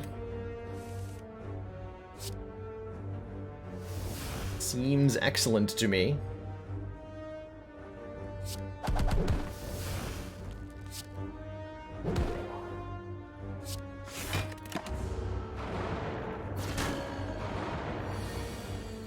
You moved a cat? What? Leave that cat alone. Or perhaps it was enjoying the moving. My favorite class has got to be Ironclad. Eldorado. I enjoy all 3 classes very, very much in this game. But the Ironclad holds a special place in my heart for being the wackiest of the 3. I can't resist a good wackiness. Just can't. The Dead Branch synergies, the exhaust decks, all of it. So good.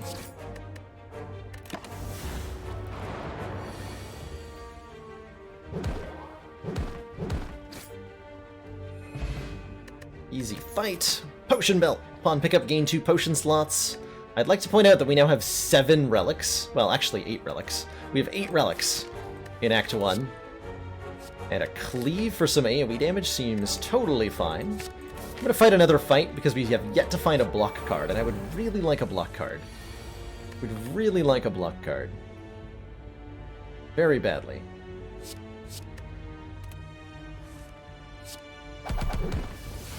Wait, I was supposed to kill that guy. Yeah, whatever. Doesn't matter.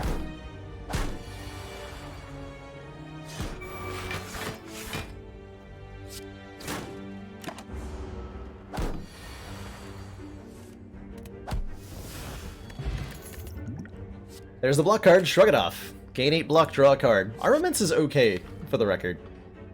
But I want the card draw of Shrug It Off right now. I might even upgrade that Shrug It Off. That's a good one, Sir Sneaky Tiki.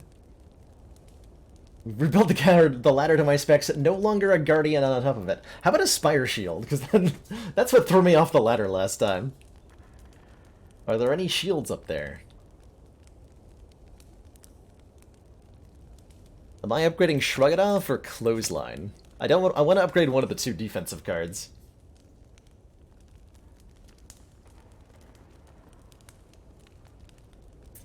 Spire shields are resisting our new laddering. Alright, I'll have to start drafting Melter more aggressively.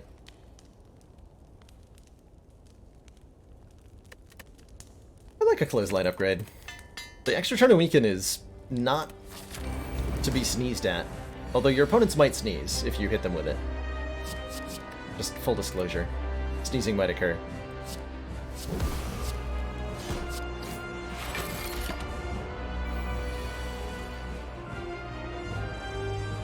Also, Guardian will hurt you if you don't have any block cards in your hand. One of our most valued supporters says continued support of the XCOM project. Thank you so much for those 9 months. Twitch Prime support. Keep trying to bribe the Spire Shield off the ladder at my request. Good luck. Good luck, Sir Sneaky. And Godspeed. Is there ever an argument for upgrading a defend over a Shrug It Off so that you can gain more block on the turn when you don't draw a Shrug It Off? Yes, Darth Calculus. I think there is totally a merit to increase. Well, actually, hold on. There's two things at play here. Let me rephrase that. I can see the logic that would cause that, right? The idea behind upgrading a defend over a shrug is to increase like your average block, so that on a bad turn you can take less damage. And there's two issues with that. First issue is that on any given turn of Slay the Spire, you draw all of your cards, and then you only play the cards you can afford to play, right? You have 3 energy and 5 cards, and usually that means you can't play everything. So you're only going to be playing the best cards in your hand. The better a card is, the more likely it is to get played. So making your best cards better is, generally speaking, better than making your worst cards better. Even if the exact amount, right? Even if you're getting 3 block either way. The other reason not to upgrade a defend on purpose has nothing to do with like averages or any of that, but it's because of specific events and items that specifically devalue an upgrade on a defend. There's an event in Act 2 that lets you upgrade all of your unupgraded strikes and defends, and if you find that event, then you'll have wasted the upgrade on the defend. There's a boss relic called Pandora's Box that transforms all of your strikes and defends into new cards, and those cards aren't upgraded, regardless of whether the original card was. So it's a waste of a defend upgrade if you take a Pandora's Box too. And these are the reasons, primarily, why I do not advocate upgrading strikes or defends ever. And not because the upgrade itself isn't that useful. Now, if you're in Act 3, upgrading a defend is actually fine, because you're past all of that, which is interesting. I think I'm gonna avoid taking more spikes damage, but somebody wanted to know, how many times does Guardian hurt you if you play a pummel? 1 time. Guardian's Sharp Hide is damage whenever you play an attack. Not damage whenever you hit him with unblocked attack damage. I wonder if I was meant to Speed Potion this turn. I think I Clothesline again. We're gonna go pretty low on health. I think I was supposed to Strength Potion, actually. I'm gonna do that now, because I am scared here. And I am gonna keep him weak. This is a bit of a race fight.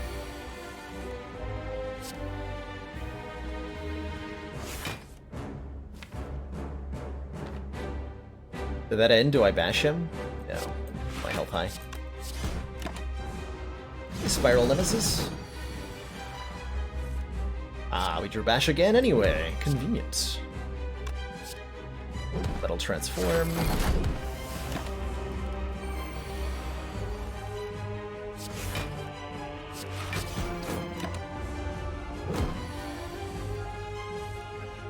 Good. 29 plus 19. Wait, is that enough?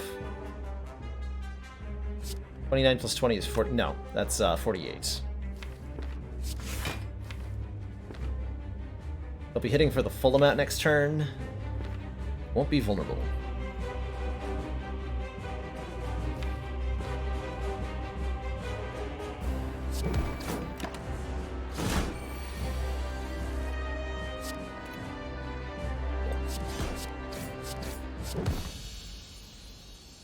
A little bit sketchy there, but we got through it. Ooh. very potent rare cards on offer here. On offer, get it? I made a pun.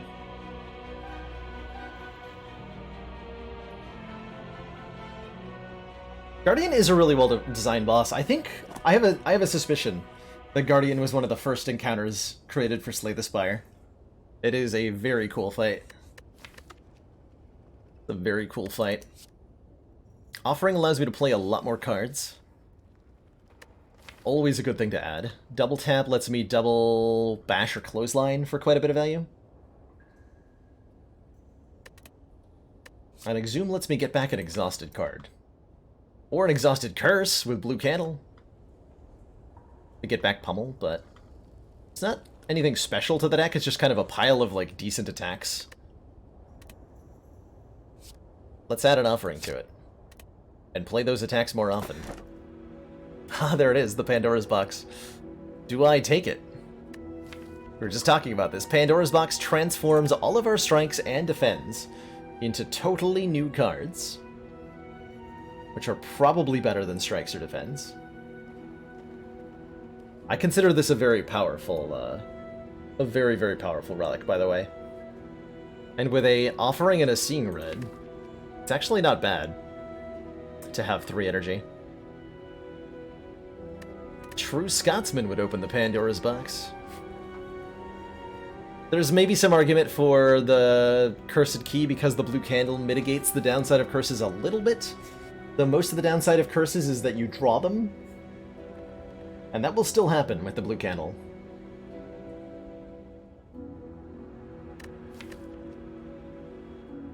This is a really potent deck. Minus the basic cards. I'm down to Pandora's here. We can deal with bad opening draws with the gambling chip, so I think it makes it a little bit safer to have random stuff in the deck. And we're likely to get some rare cards. Transformed cards become a card different than the original one, with equal probability across all cards, and that comes out to having a really high chance of being a rare card. The Coffee Dipper takes away resting, so we would no longer be able to sleep at rest sites, and I don't know that we're wanting to do that. Probably, especially with an offering, I might end up having to rest quite a bit. The Pandora's here. We got a Limit Break, an Exhume, a Reaper, and a Dark Embrace, alongside Rage, Infernal Blade, a Rupture, Wild Strike. Yeah, I like that. That looks fun. That looks really fun. Now we just need literally any strength. Although we already have Vajra, actually. So Limit Break is already giving us something. 4 rares, 3 uncommons. Like I said, it's a high chance to get rare cards off the Pandora's Box. And that is definitely showing up. 4 rare cards. Dark Embrace makes this... Makes a Offering, Exhume, and Limit Break, and Pummel... Man, that Dark Embrace is crazy card draw. Holy moly. Holy moly. We would like some upgrades as a priority now. Upgrades are good. So maybe, like, we want to upgrade probably some combination of Dark Embrace, Exhume, Offering, and Seeing Red. Getting our energy cost under control is currently a top priority. And I think going to this store is also currently a top priority. Yeah. To the store!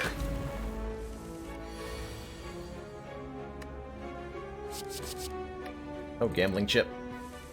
You are my hero.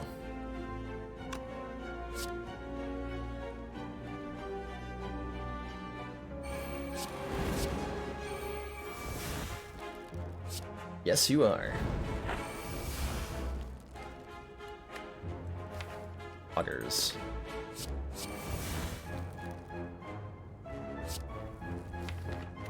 Yeah, I don't know why we're feeling like we're at risk at all. This seems like it's very effective. Extremely effective.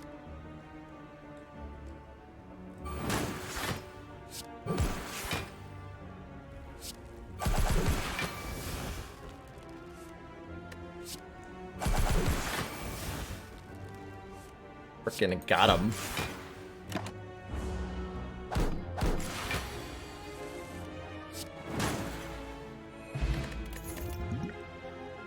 Luck cards. There. Now the deck's already fixed. All we have to do is, like, remove maybe Rupture? I think Rupture's our worst card. No, Wild Strike. I'll remove Wild Strike at the store. I don't like it. You know what I also don't like? Birds. Bird jerks. Just give me literally anything other than this.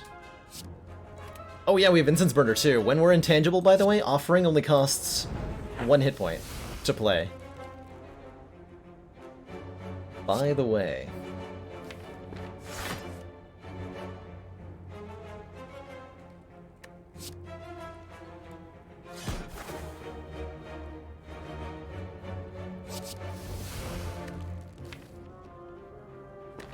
Let me headbutt that Exhume, actually. Oh, boot value on Reaper? I forgot that was a thing. They fixed that. That used to not work. But they patched that interaction to actually do something.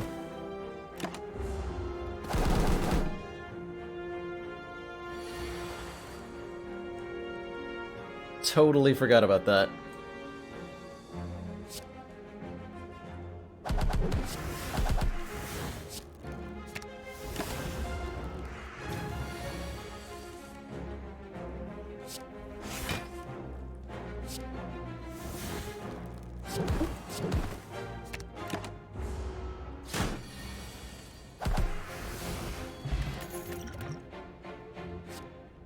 Deal damage, draw a card? Or we could try Havoc. Play the top card of your draw pile and exhaust it. I'd be down for this Havoc if it was upgraded. But I am not.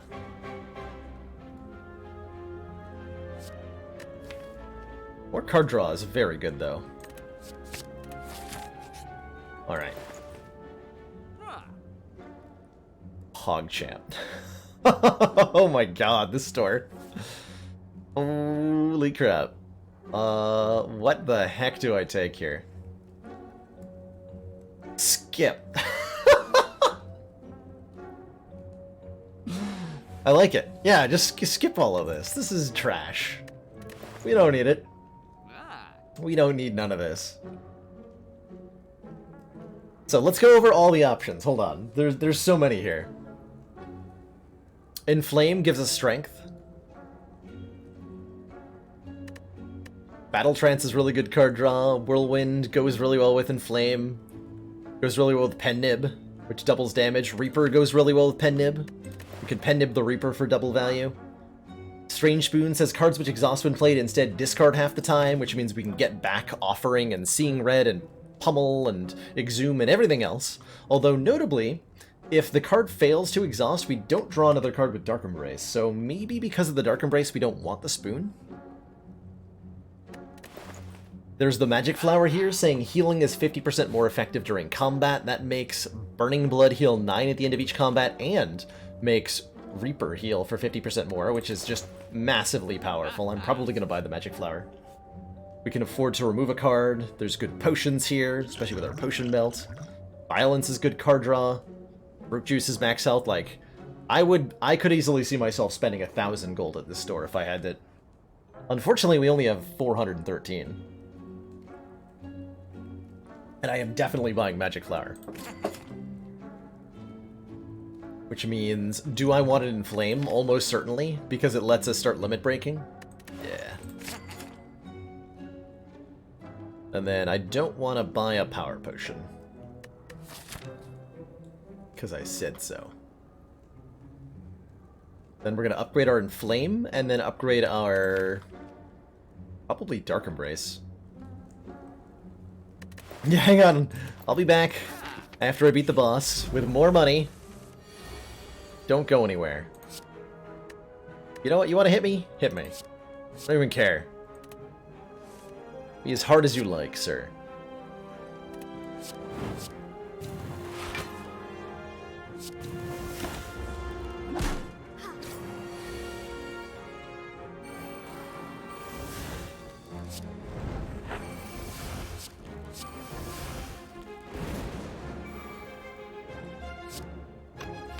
Betcha you won't.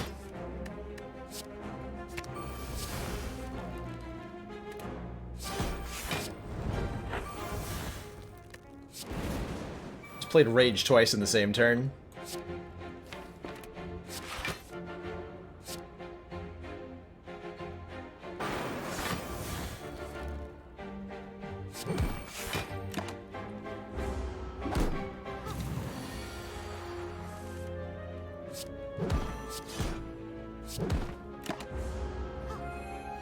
Would Limit Break be the priority upgrade? Only if the assumption is that we need to scale our strength up infinitely.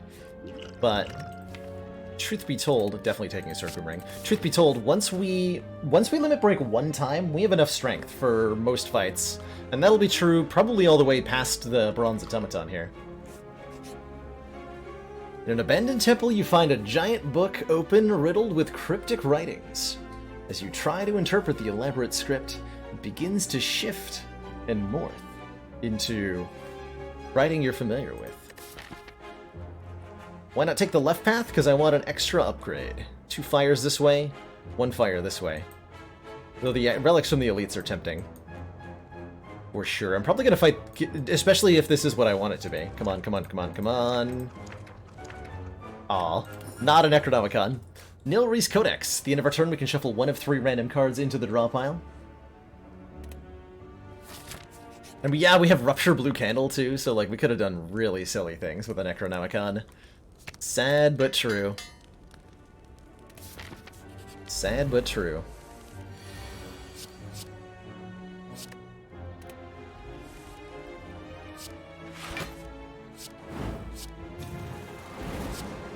Hiya!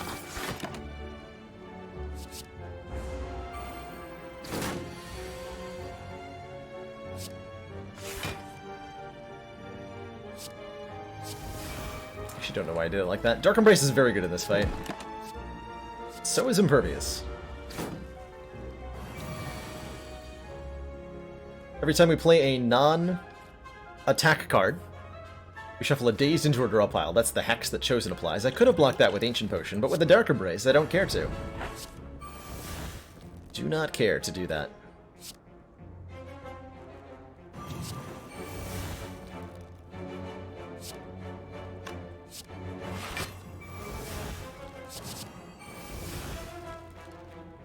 Behold.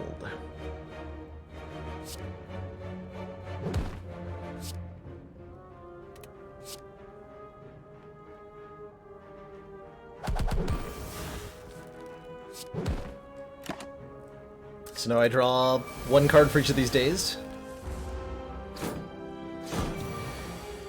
Because heck yeah.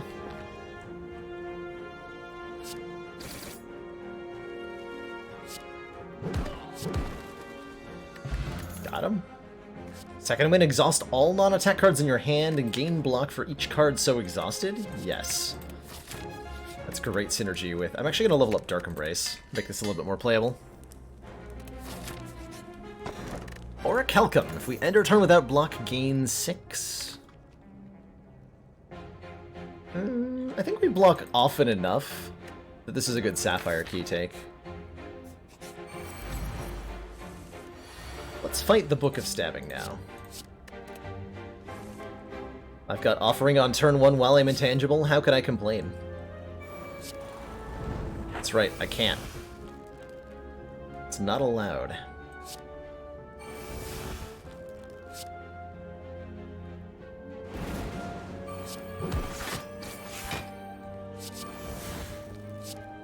Casual free immolate.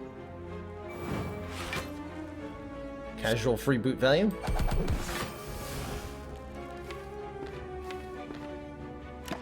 Good fight.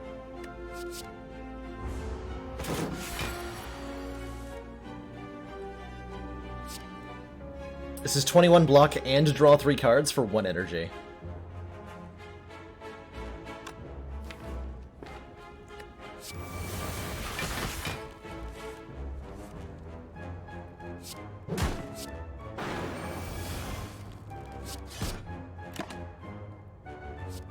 Seems good to me.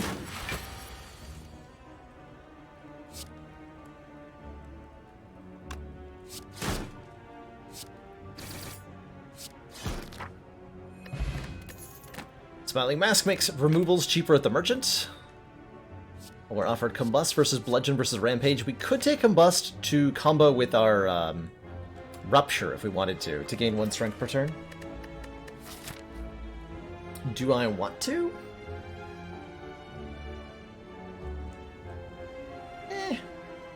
Not thrilled by the idea.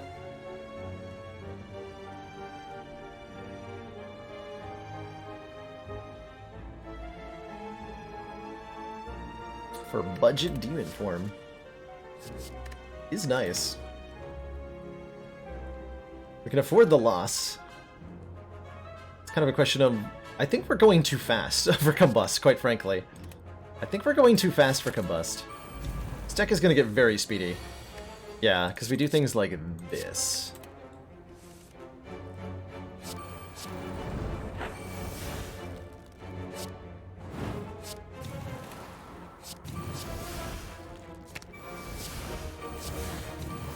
Like, what uses Combust when this is your turn 1? I'm not sure.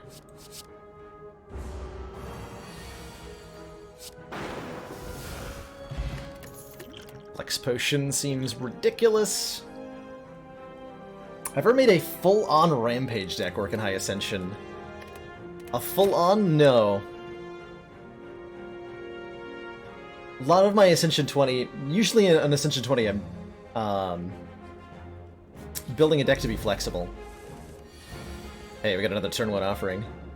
Don't mind if I do.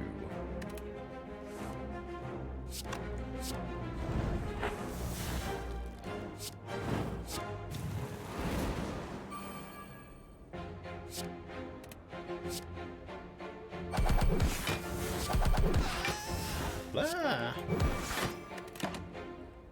Blah. No love for the Heavy Blade? Not on 3 energy, and not on upgraded, no. It's gotta be better than that to get me excited.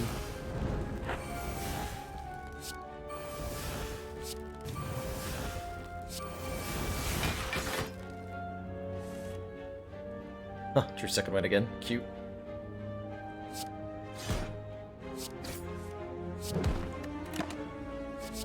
More limit breaks.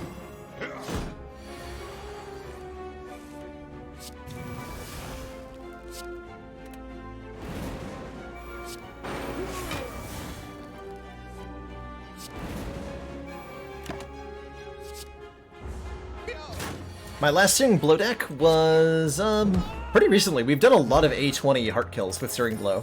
In fact, in the Spire data, our Searing Blow has a 100% win rate. I took it on 2 runs and won with both of them. So Searing Blow has seen some popularity on the channel. From me. Ooh, upgraded True Grit, yes please. That is a... Upgraded True Grit is better than Shrug It Off because of Dark Embrace. It's exhaust and card draw and block. I don't think I need a poison potion. I don't know what I'm gonna need these potions for, but I'm sure I'll do something fun with them at some point.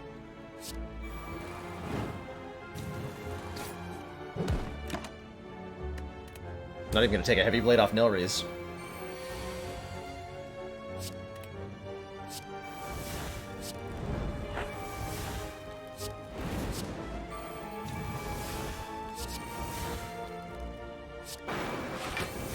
Yeah, give me 54 hit points, thanks.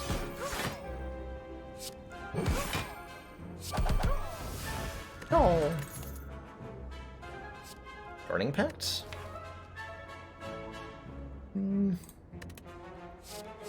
Nah. Don't want the Sword Boomerang either. In most cases, by the way, in a deck that I'd like a Heavy Blade in, or a deck that you'd picture wanting a Heavy Blade in, like this one, I prefer the Sword Boomerang. It's a 1 energy card that does very comparable damage to the Heavy Blade, and it's usually my priority pick. Seeing Red is pretty nice for the 1 energy. Exhume being free would be nice. Offering drawing more cards would be silly, though not necessarily useful. Great Seeing Red. If I ever do find a corruption, well, If we find a corruption, it's GG, so it's not gonna matter. Not gonna matter.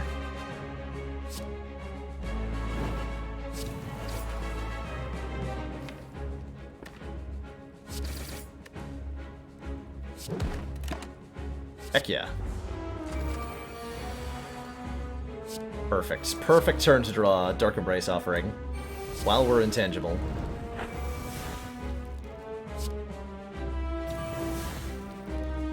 I want that other offering. I will take it.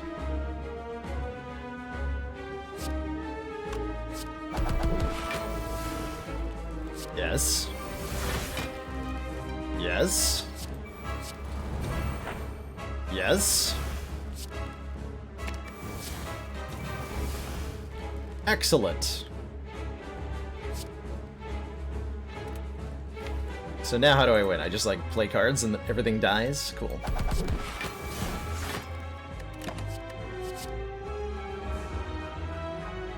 Wait, I needed that.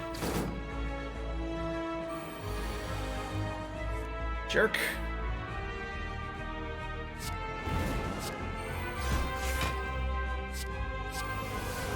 Bludgeon? So I'd like to point out this is turn 4? Turn 4 of the combat. Does this explain better why I didn't take that combust? This combust would have done, at most, 2 additional strength and, like, 10 damage to all enemies.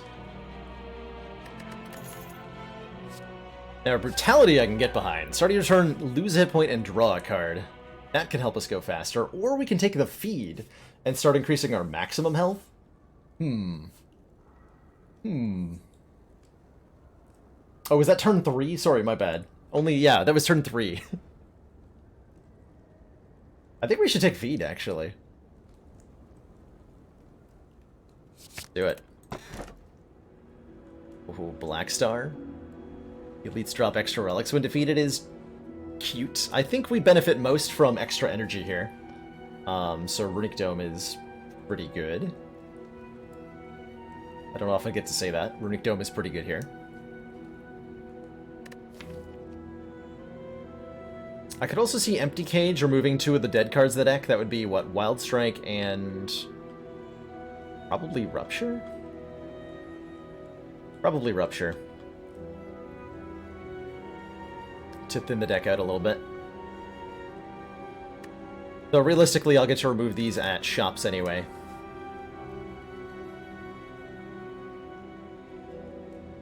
Yeah, let's do it up. How often do I get to deliberately take the Runic Dome? Gain an extra energy, but we can no longer see what our opponent is doing. Spooky. Spooky. The dome took us out of this world, it'll bring us back into it. Oh yeah, we have Smiling Mask too, so our removals are nice and cheap. To that end, I would like to fight quite a few elites. And get a few card removals. So, no idea if we're being attacked or not. Kind of scary. Not gonna lie, kind of scary.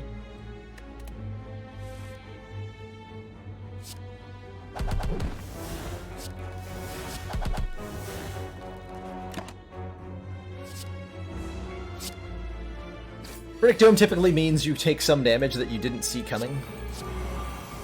But because we have Reaper, we can just get all that health back anyway.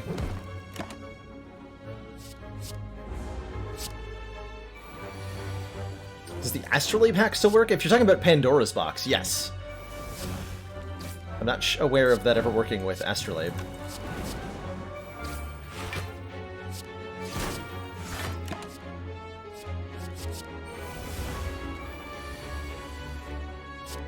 Oh, it's right, I have a feed. I was supposed to eat a couple of these guys. As it stands, I'll eat this. The spiky porcupine. Delicious. Delicious. Now that I have 4 energy, a Pommel Strike Plus seems excellent. A Weak Potion seems better than a... Dex Potion. Let's get that Wild Strike out of here. And do I want a Gremlin Horn? When an enemy dies, gain an energy and draw a card? I'm not sure. How often do we wait for Nilries to hit Exhume? Not very often. Don't think we're gonna worry ourselves too much about little minutiae like that. Would be nice to upgrade feed, but that's not gonna happen either. That's not gonna happen either. I don't think maybe I take Discovery, actually. Choose one of 3 random cards to add into your hand. Is pretty good. There was a weird bug that allowed Astrolabe to remove all your cards if you only had 3 in the deck. Huh. Never heard of that. Never heard of that. So, like, we could do things like take the potion, buy the Gremlin Horn, buy the Blood Vial. These are all, like, they all make us stronger.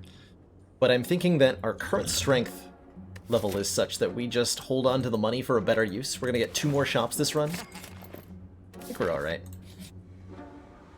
Spring Voices. Madnesses would be nice if I've got Dark Embrace in play nice and early.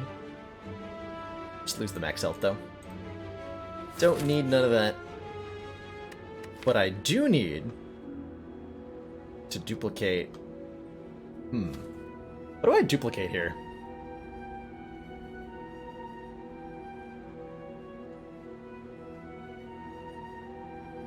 Offering is very tempting. Limit Break is very tempting. Exhume is very tempting. Dark Embrace Plus is a tempting upgrade. We would draw 2 cards every time we exhausted a card, which meant we could, like... We can cycle our deck in really weird ways.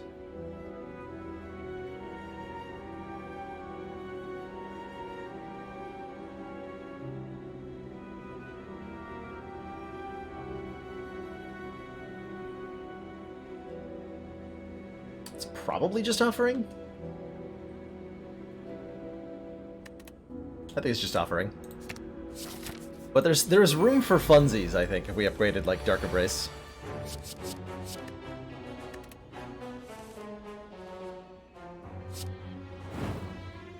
I like funsies.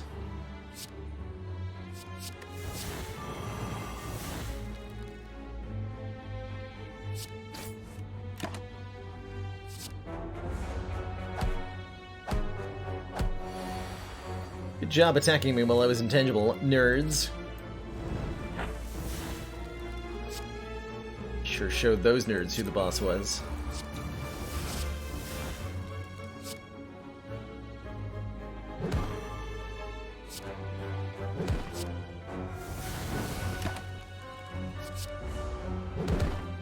Could have blocked that with Second Wind, but what would the point be? I've not played Reaper yet, and I would like to feed. So I gotta be careful here. I don't want to end the fight just yet. Or do I?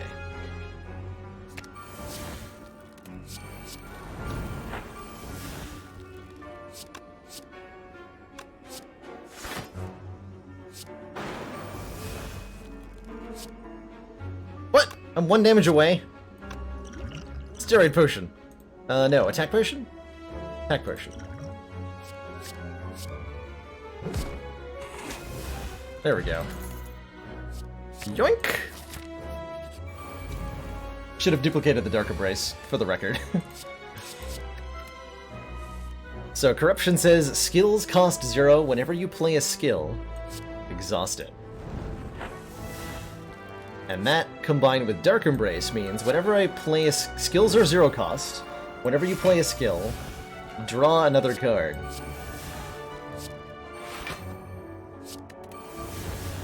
Which is totally fair and balanced. And not at all ridiculous.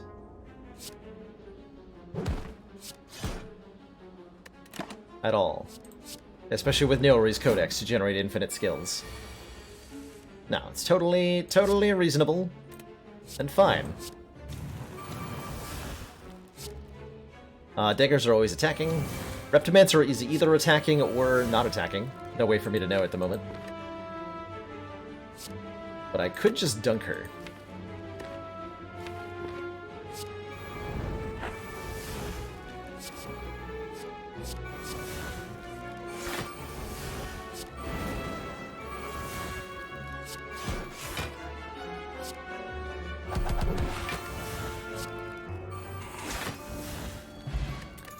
Pocket Watch. Whenever we play 3 or less cards on our turn, draw 3 extra cards at the start of the next turn. One of the most powerful relics in the game. Hey, we can get rid of Rupture here. See you later, Rupture. See you later. Do I just, like, fight 2 more elites? No, I want that store, so I go fight this elite. Nemesis! Nemesis. Nemesis has a big 45 damage hit that it occasionally does, but it can only do this attack on turn 2 or later. So the most damage we need to prepare for this turn is 7 times 3. I think I don't play Corruption yet. No, yes I do. What am I talking about? Of course I do.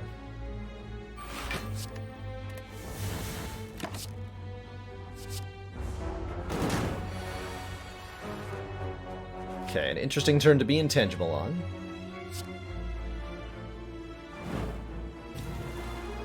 Not a bad one, mind you. Hello, Dark Embrace. Are you there?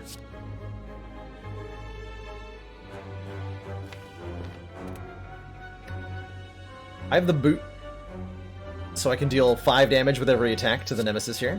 Wonder if I try, like, lean into that here. Seems hilarious.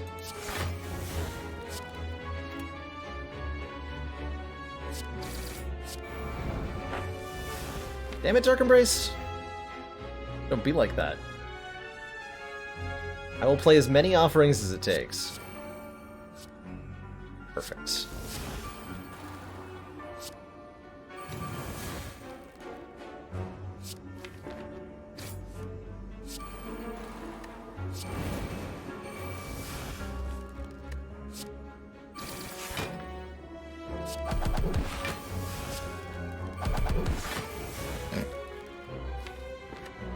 I like this.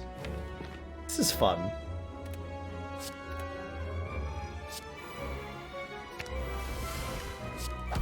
I'm gonna deactivate Pocket Watch. Oh no! Not Pocket Watch. I'm so sorry, Pocket Watch. I didn't mean it.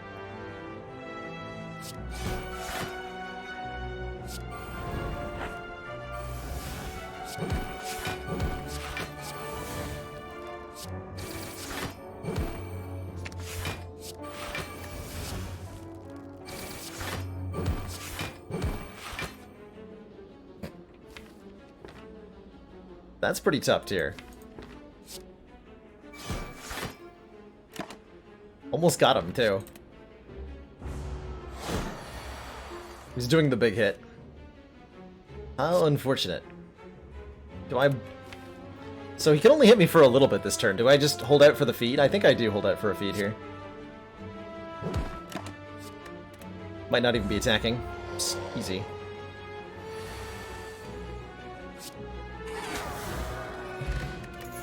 Easy peasy.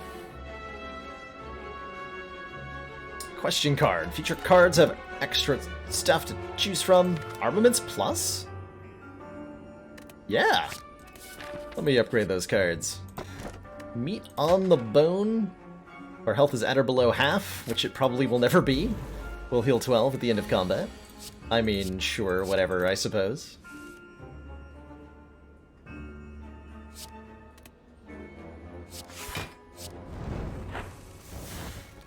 Sure, whatever, I guess.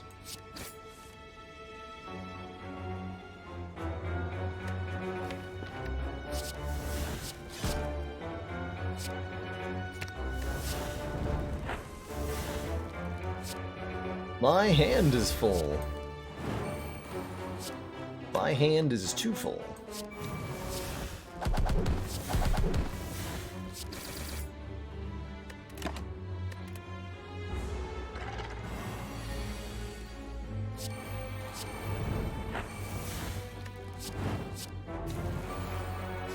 Yoink.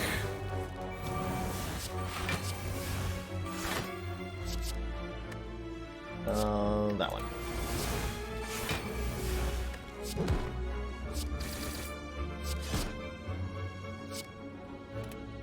26, no.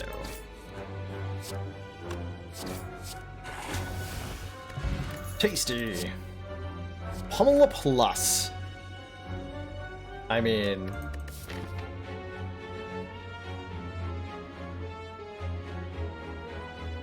maybe? Sure. 12 cards, match them to keep them. Would you like a bash? Not really. Actually, Warcry's fine. There's an Exhume here. No! Rip Exhume.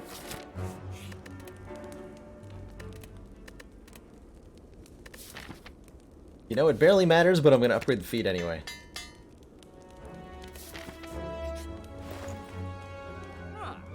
On pickup, raise your max health by 14. That'd bring us to 105. Pretty good. Dual wield can duplicate powers or attacks, which is crazy good. We could remove another card here, which would be...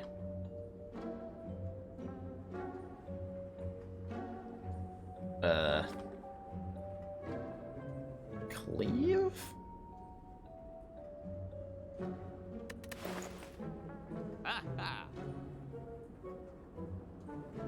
Mayhem does things on the turn after we play it, so I'm not too interested in it here. This deck could benefit a lot from removing 2 cards at the next 2 shops. What would Dual let me duplicate that would be really, really fun? Dark Embrace? Dark Embrace. Okay, that's fun enough that I'm gonna try. And another Shrug seems fine too, actually. We'll take the rest of this money to the next jump. Transient? Oh, hello, Transient. How nice to meet you today. Hope you're having a good one. Because I sure am.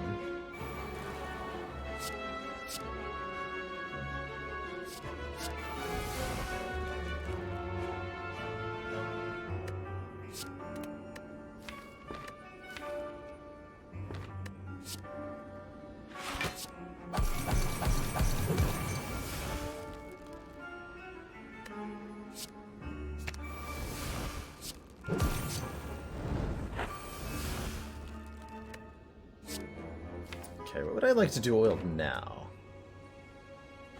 Not sure.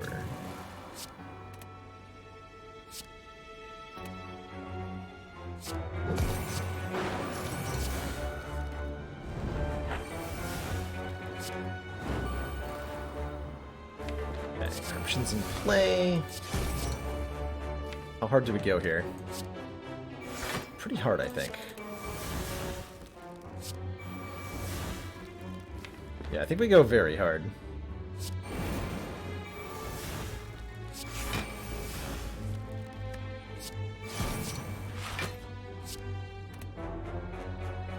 But dual wield pummel.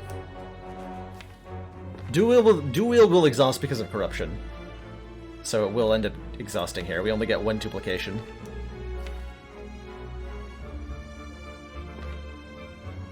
No powers left.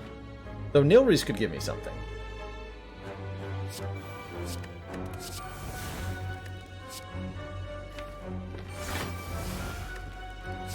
There's that limit break.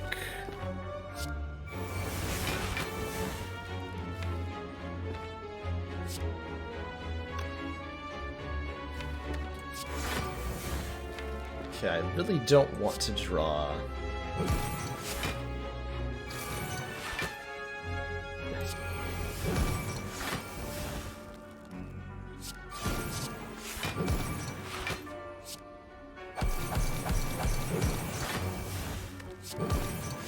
Okay, we did 354 damage on turn 1. Next turn I'm intangible and I have an offering. I'll take it. I'll take it.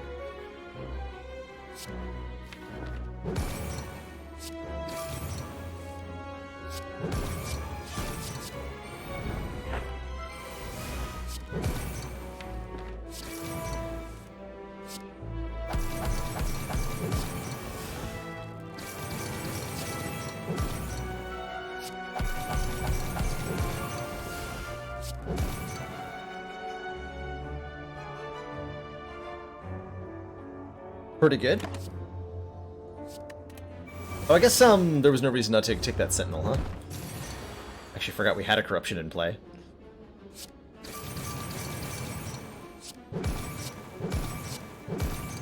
Delicious, delicious transient. Nom nom nom. Nom nom nom. Have I ever managed to kill this guy before 5 turns? I can't remember ever doing that. Don't know if that's ever happened. Don't know that that's ever happened.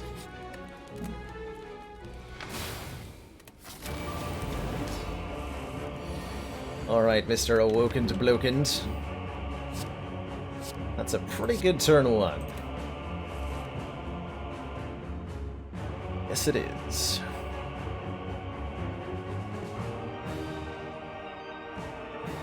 Although I'll just kind of take a bunch of damage here. So we give Awakened One 1 point of strength every time we play a power, which I'm going to do repeatedly on turn 1. Like, that's all I'm going to do, is play 3 powers. And then I'm going to take 25 damage. And it's going to be fine.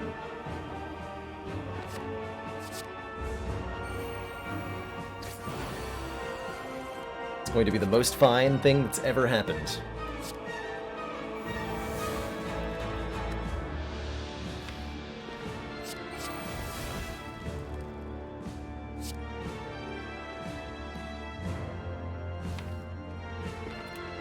Just on the discard pile.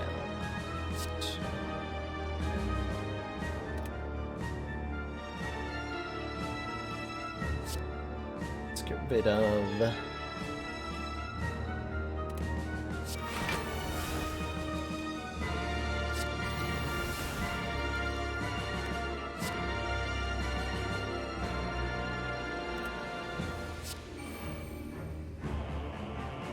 Sure, I'll take a metallicize here.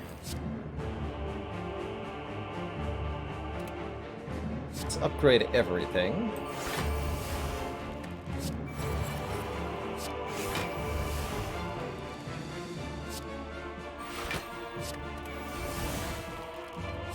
Hold on, I'm not done. This turn's gonna take a long time. And I'm gonna eat every single opponent. Deliciously.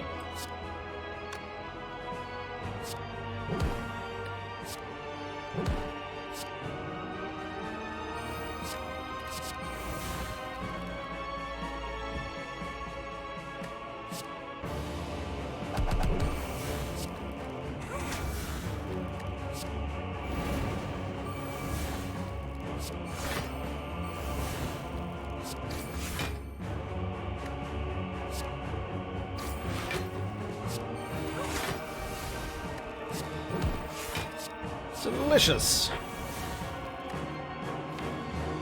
I'm exhuming, what, Sing Red here? Or no, Limit Break.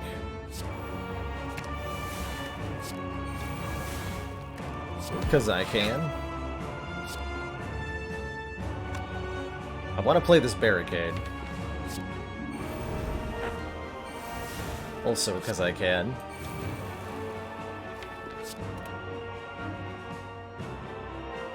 Just dueling feed too. You eat with your nose. I don't want to describe to you what hole the Ironclad eats the second bird with. Suffice to say, you don't want to know. You don't want to know.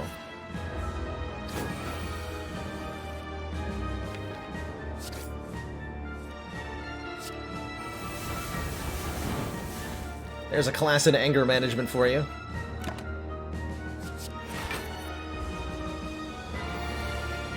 But you do want to know. Some things are better left unknown. Bailey, save yourself.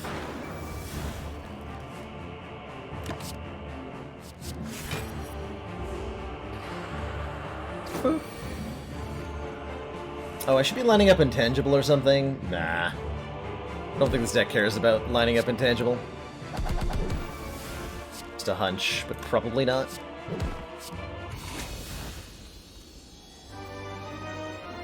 Delicious! 12 max health off the Awakened One fight. Heck yeah. To thump, a deep pulsing dread can be felt throughout your stomach as you devour the heart of the Spire.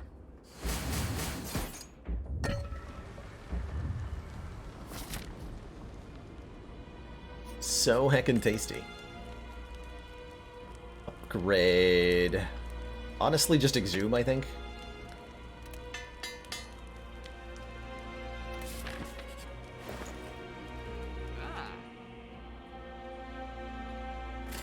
Sure. Combat reward screens now contain colorless cards and cards from other colors, and if I see an off-color card after the elites, I will take it. I will take it. Guaranteed.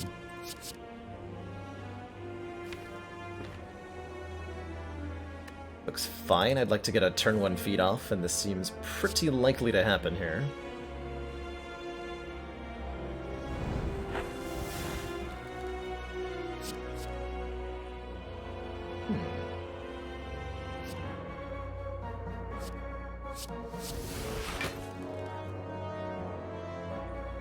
Okay, that's a bit of a rough turn 1. We didn't find the draw we were looking for, but we're not necessarily being attacked for a lot this turn.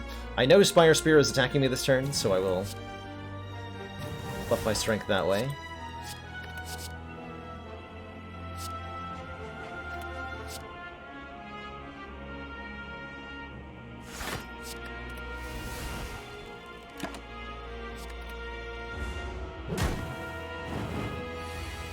Ouch, my hit points!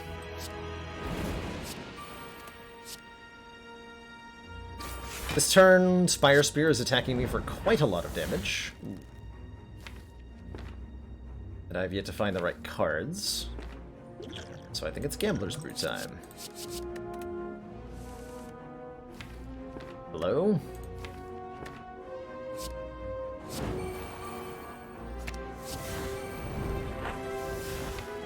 God damn it. Last card of the deck, but we got it. Okay. That was very rude.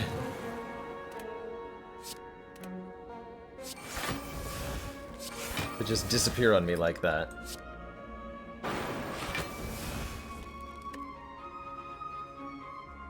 This is what, 60?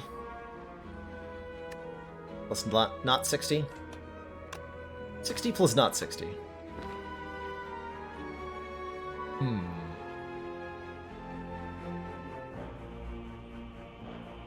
This is 108 total damage, so I don't kill this guy, but I do kill Spire Shield, who's not even attacking me this turn.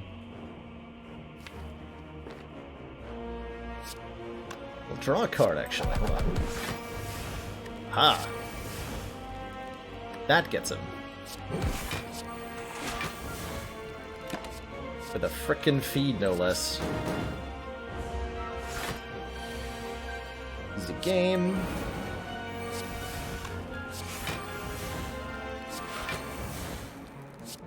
This is the big attack on Spire Shield. Always does it on turn 3. Always.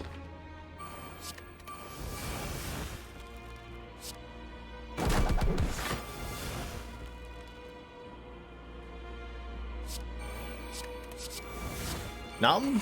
Nom. Delicious! Centennial Puzzle says, the first time we lose hit points each combat, draw 3 cards, and you better believe I'm taking Thunder Strike. Just cause I can. Deal 7 damage to a random enemy for each lightning channeled this combat. Wait. What?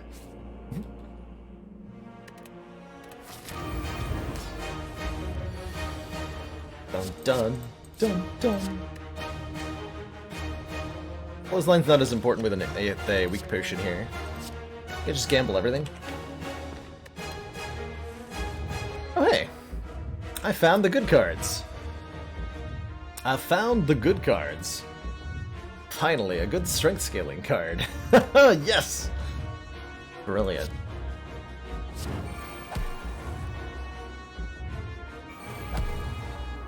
Brilliant.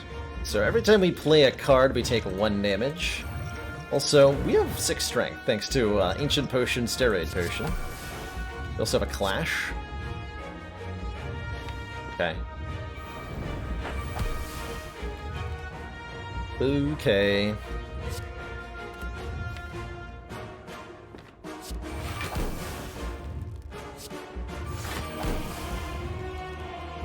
I don't retain this block, so I probably shouldn't use all of my block cards on turn 1. That's probably a good idea to not do. I could exhaust the Thunderstrike, but that's... feels rude. It just feels rude to do that to the heart. I'd like to play Inflame before Limit Break happens. Let's see if I can make it happen. Damn it.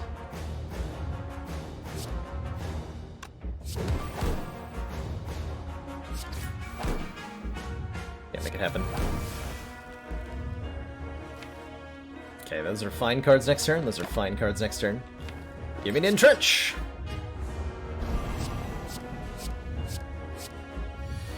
So we have a bunch of statuses added to the draw pile.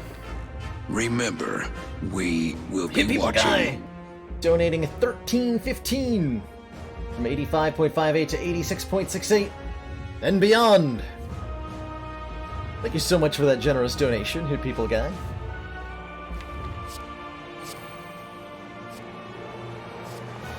Exhume gets back Limit Break, but doing it indirectly is one more card drawn off Dark Embrace, so we take the Exhume here. Get back our Limit Break. Play Inflame. Play Limit Break. Play Offering. Can I draw, like, a block card? There we go. That was definitely supposed to be my Speed Potion. Sadly. Sadly, that was supposed to be it. Oh well.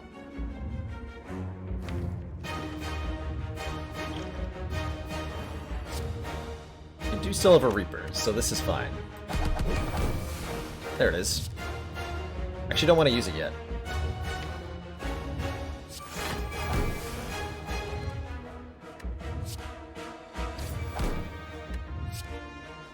That's too much damage. Okay, this is fine.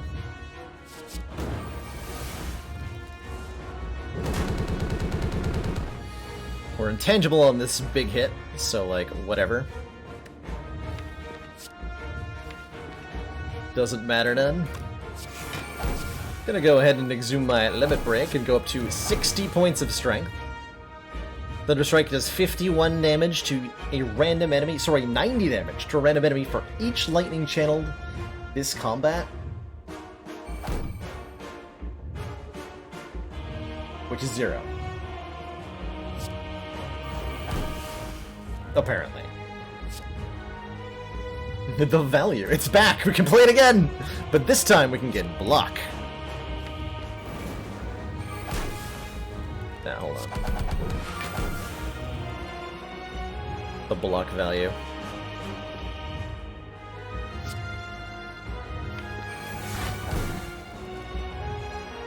The sheer block value.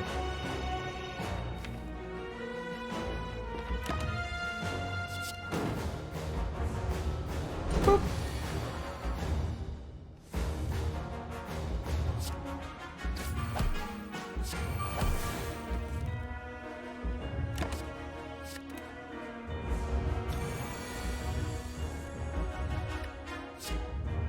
Nom nom nom nom nom. GG. Eat your heart out, Spire.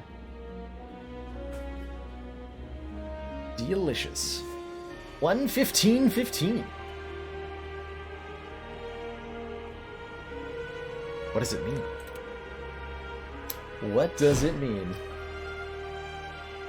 I like how the pun was bad enough to make Dark Twinge unlurk. Just to judge me silently. Excellent. That's how I know I've succeeded as a comedian / streamer. And at long last, the beta card art is mine. Excellent. You eat the heart, do you become the new heart? I mean, you are what you eat, right? So, clearly we take our place at the top of the Spire now. And wait for adventurers to come to us so that we can give them terrible draws and then kill them. GG. Well, we're all the way back up to Ascension 6 on the ladder climb. I'd call that a pretty successful day of stream. It is, unfortunately, time for both myself and the Spire to sleep. We've been live for nearly 6 whole hours. That's a lot of hours. That's as many as fingers I have on my hand, I think. I'm pretty sure. Thank you so much for joining me, everybody. It's been awesome to stram for all of you.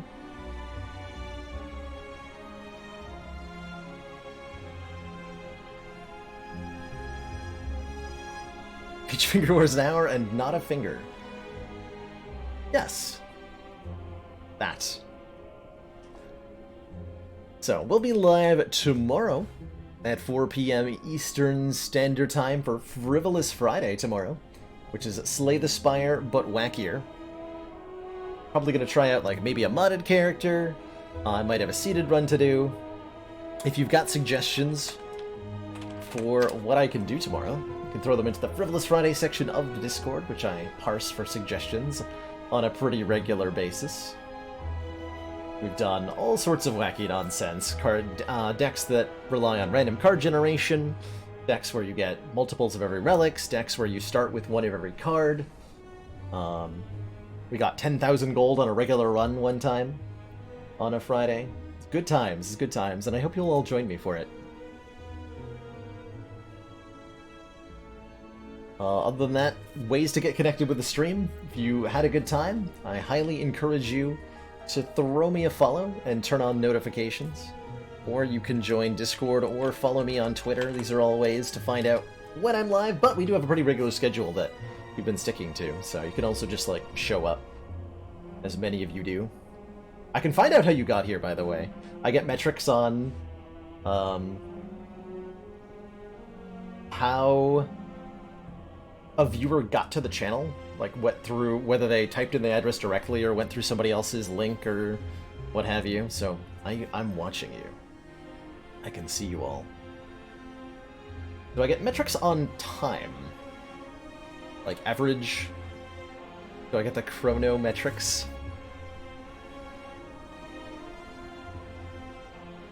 That's it, the stream's over.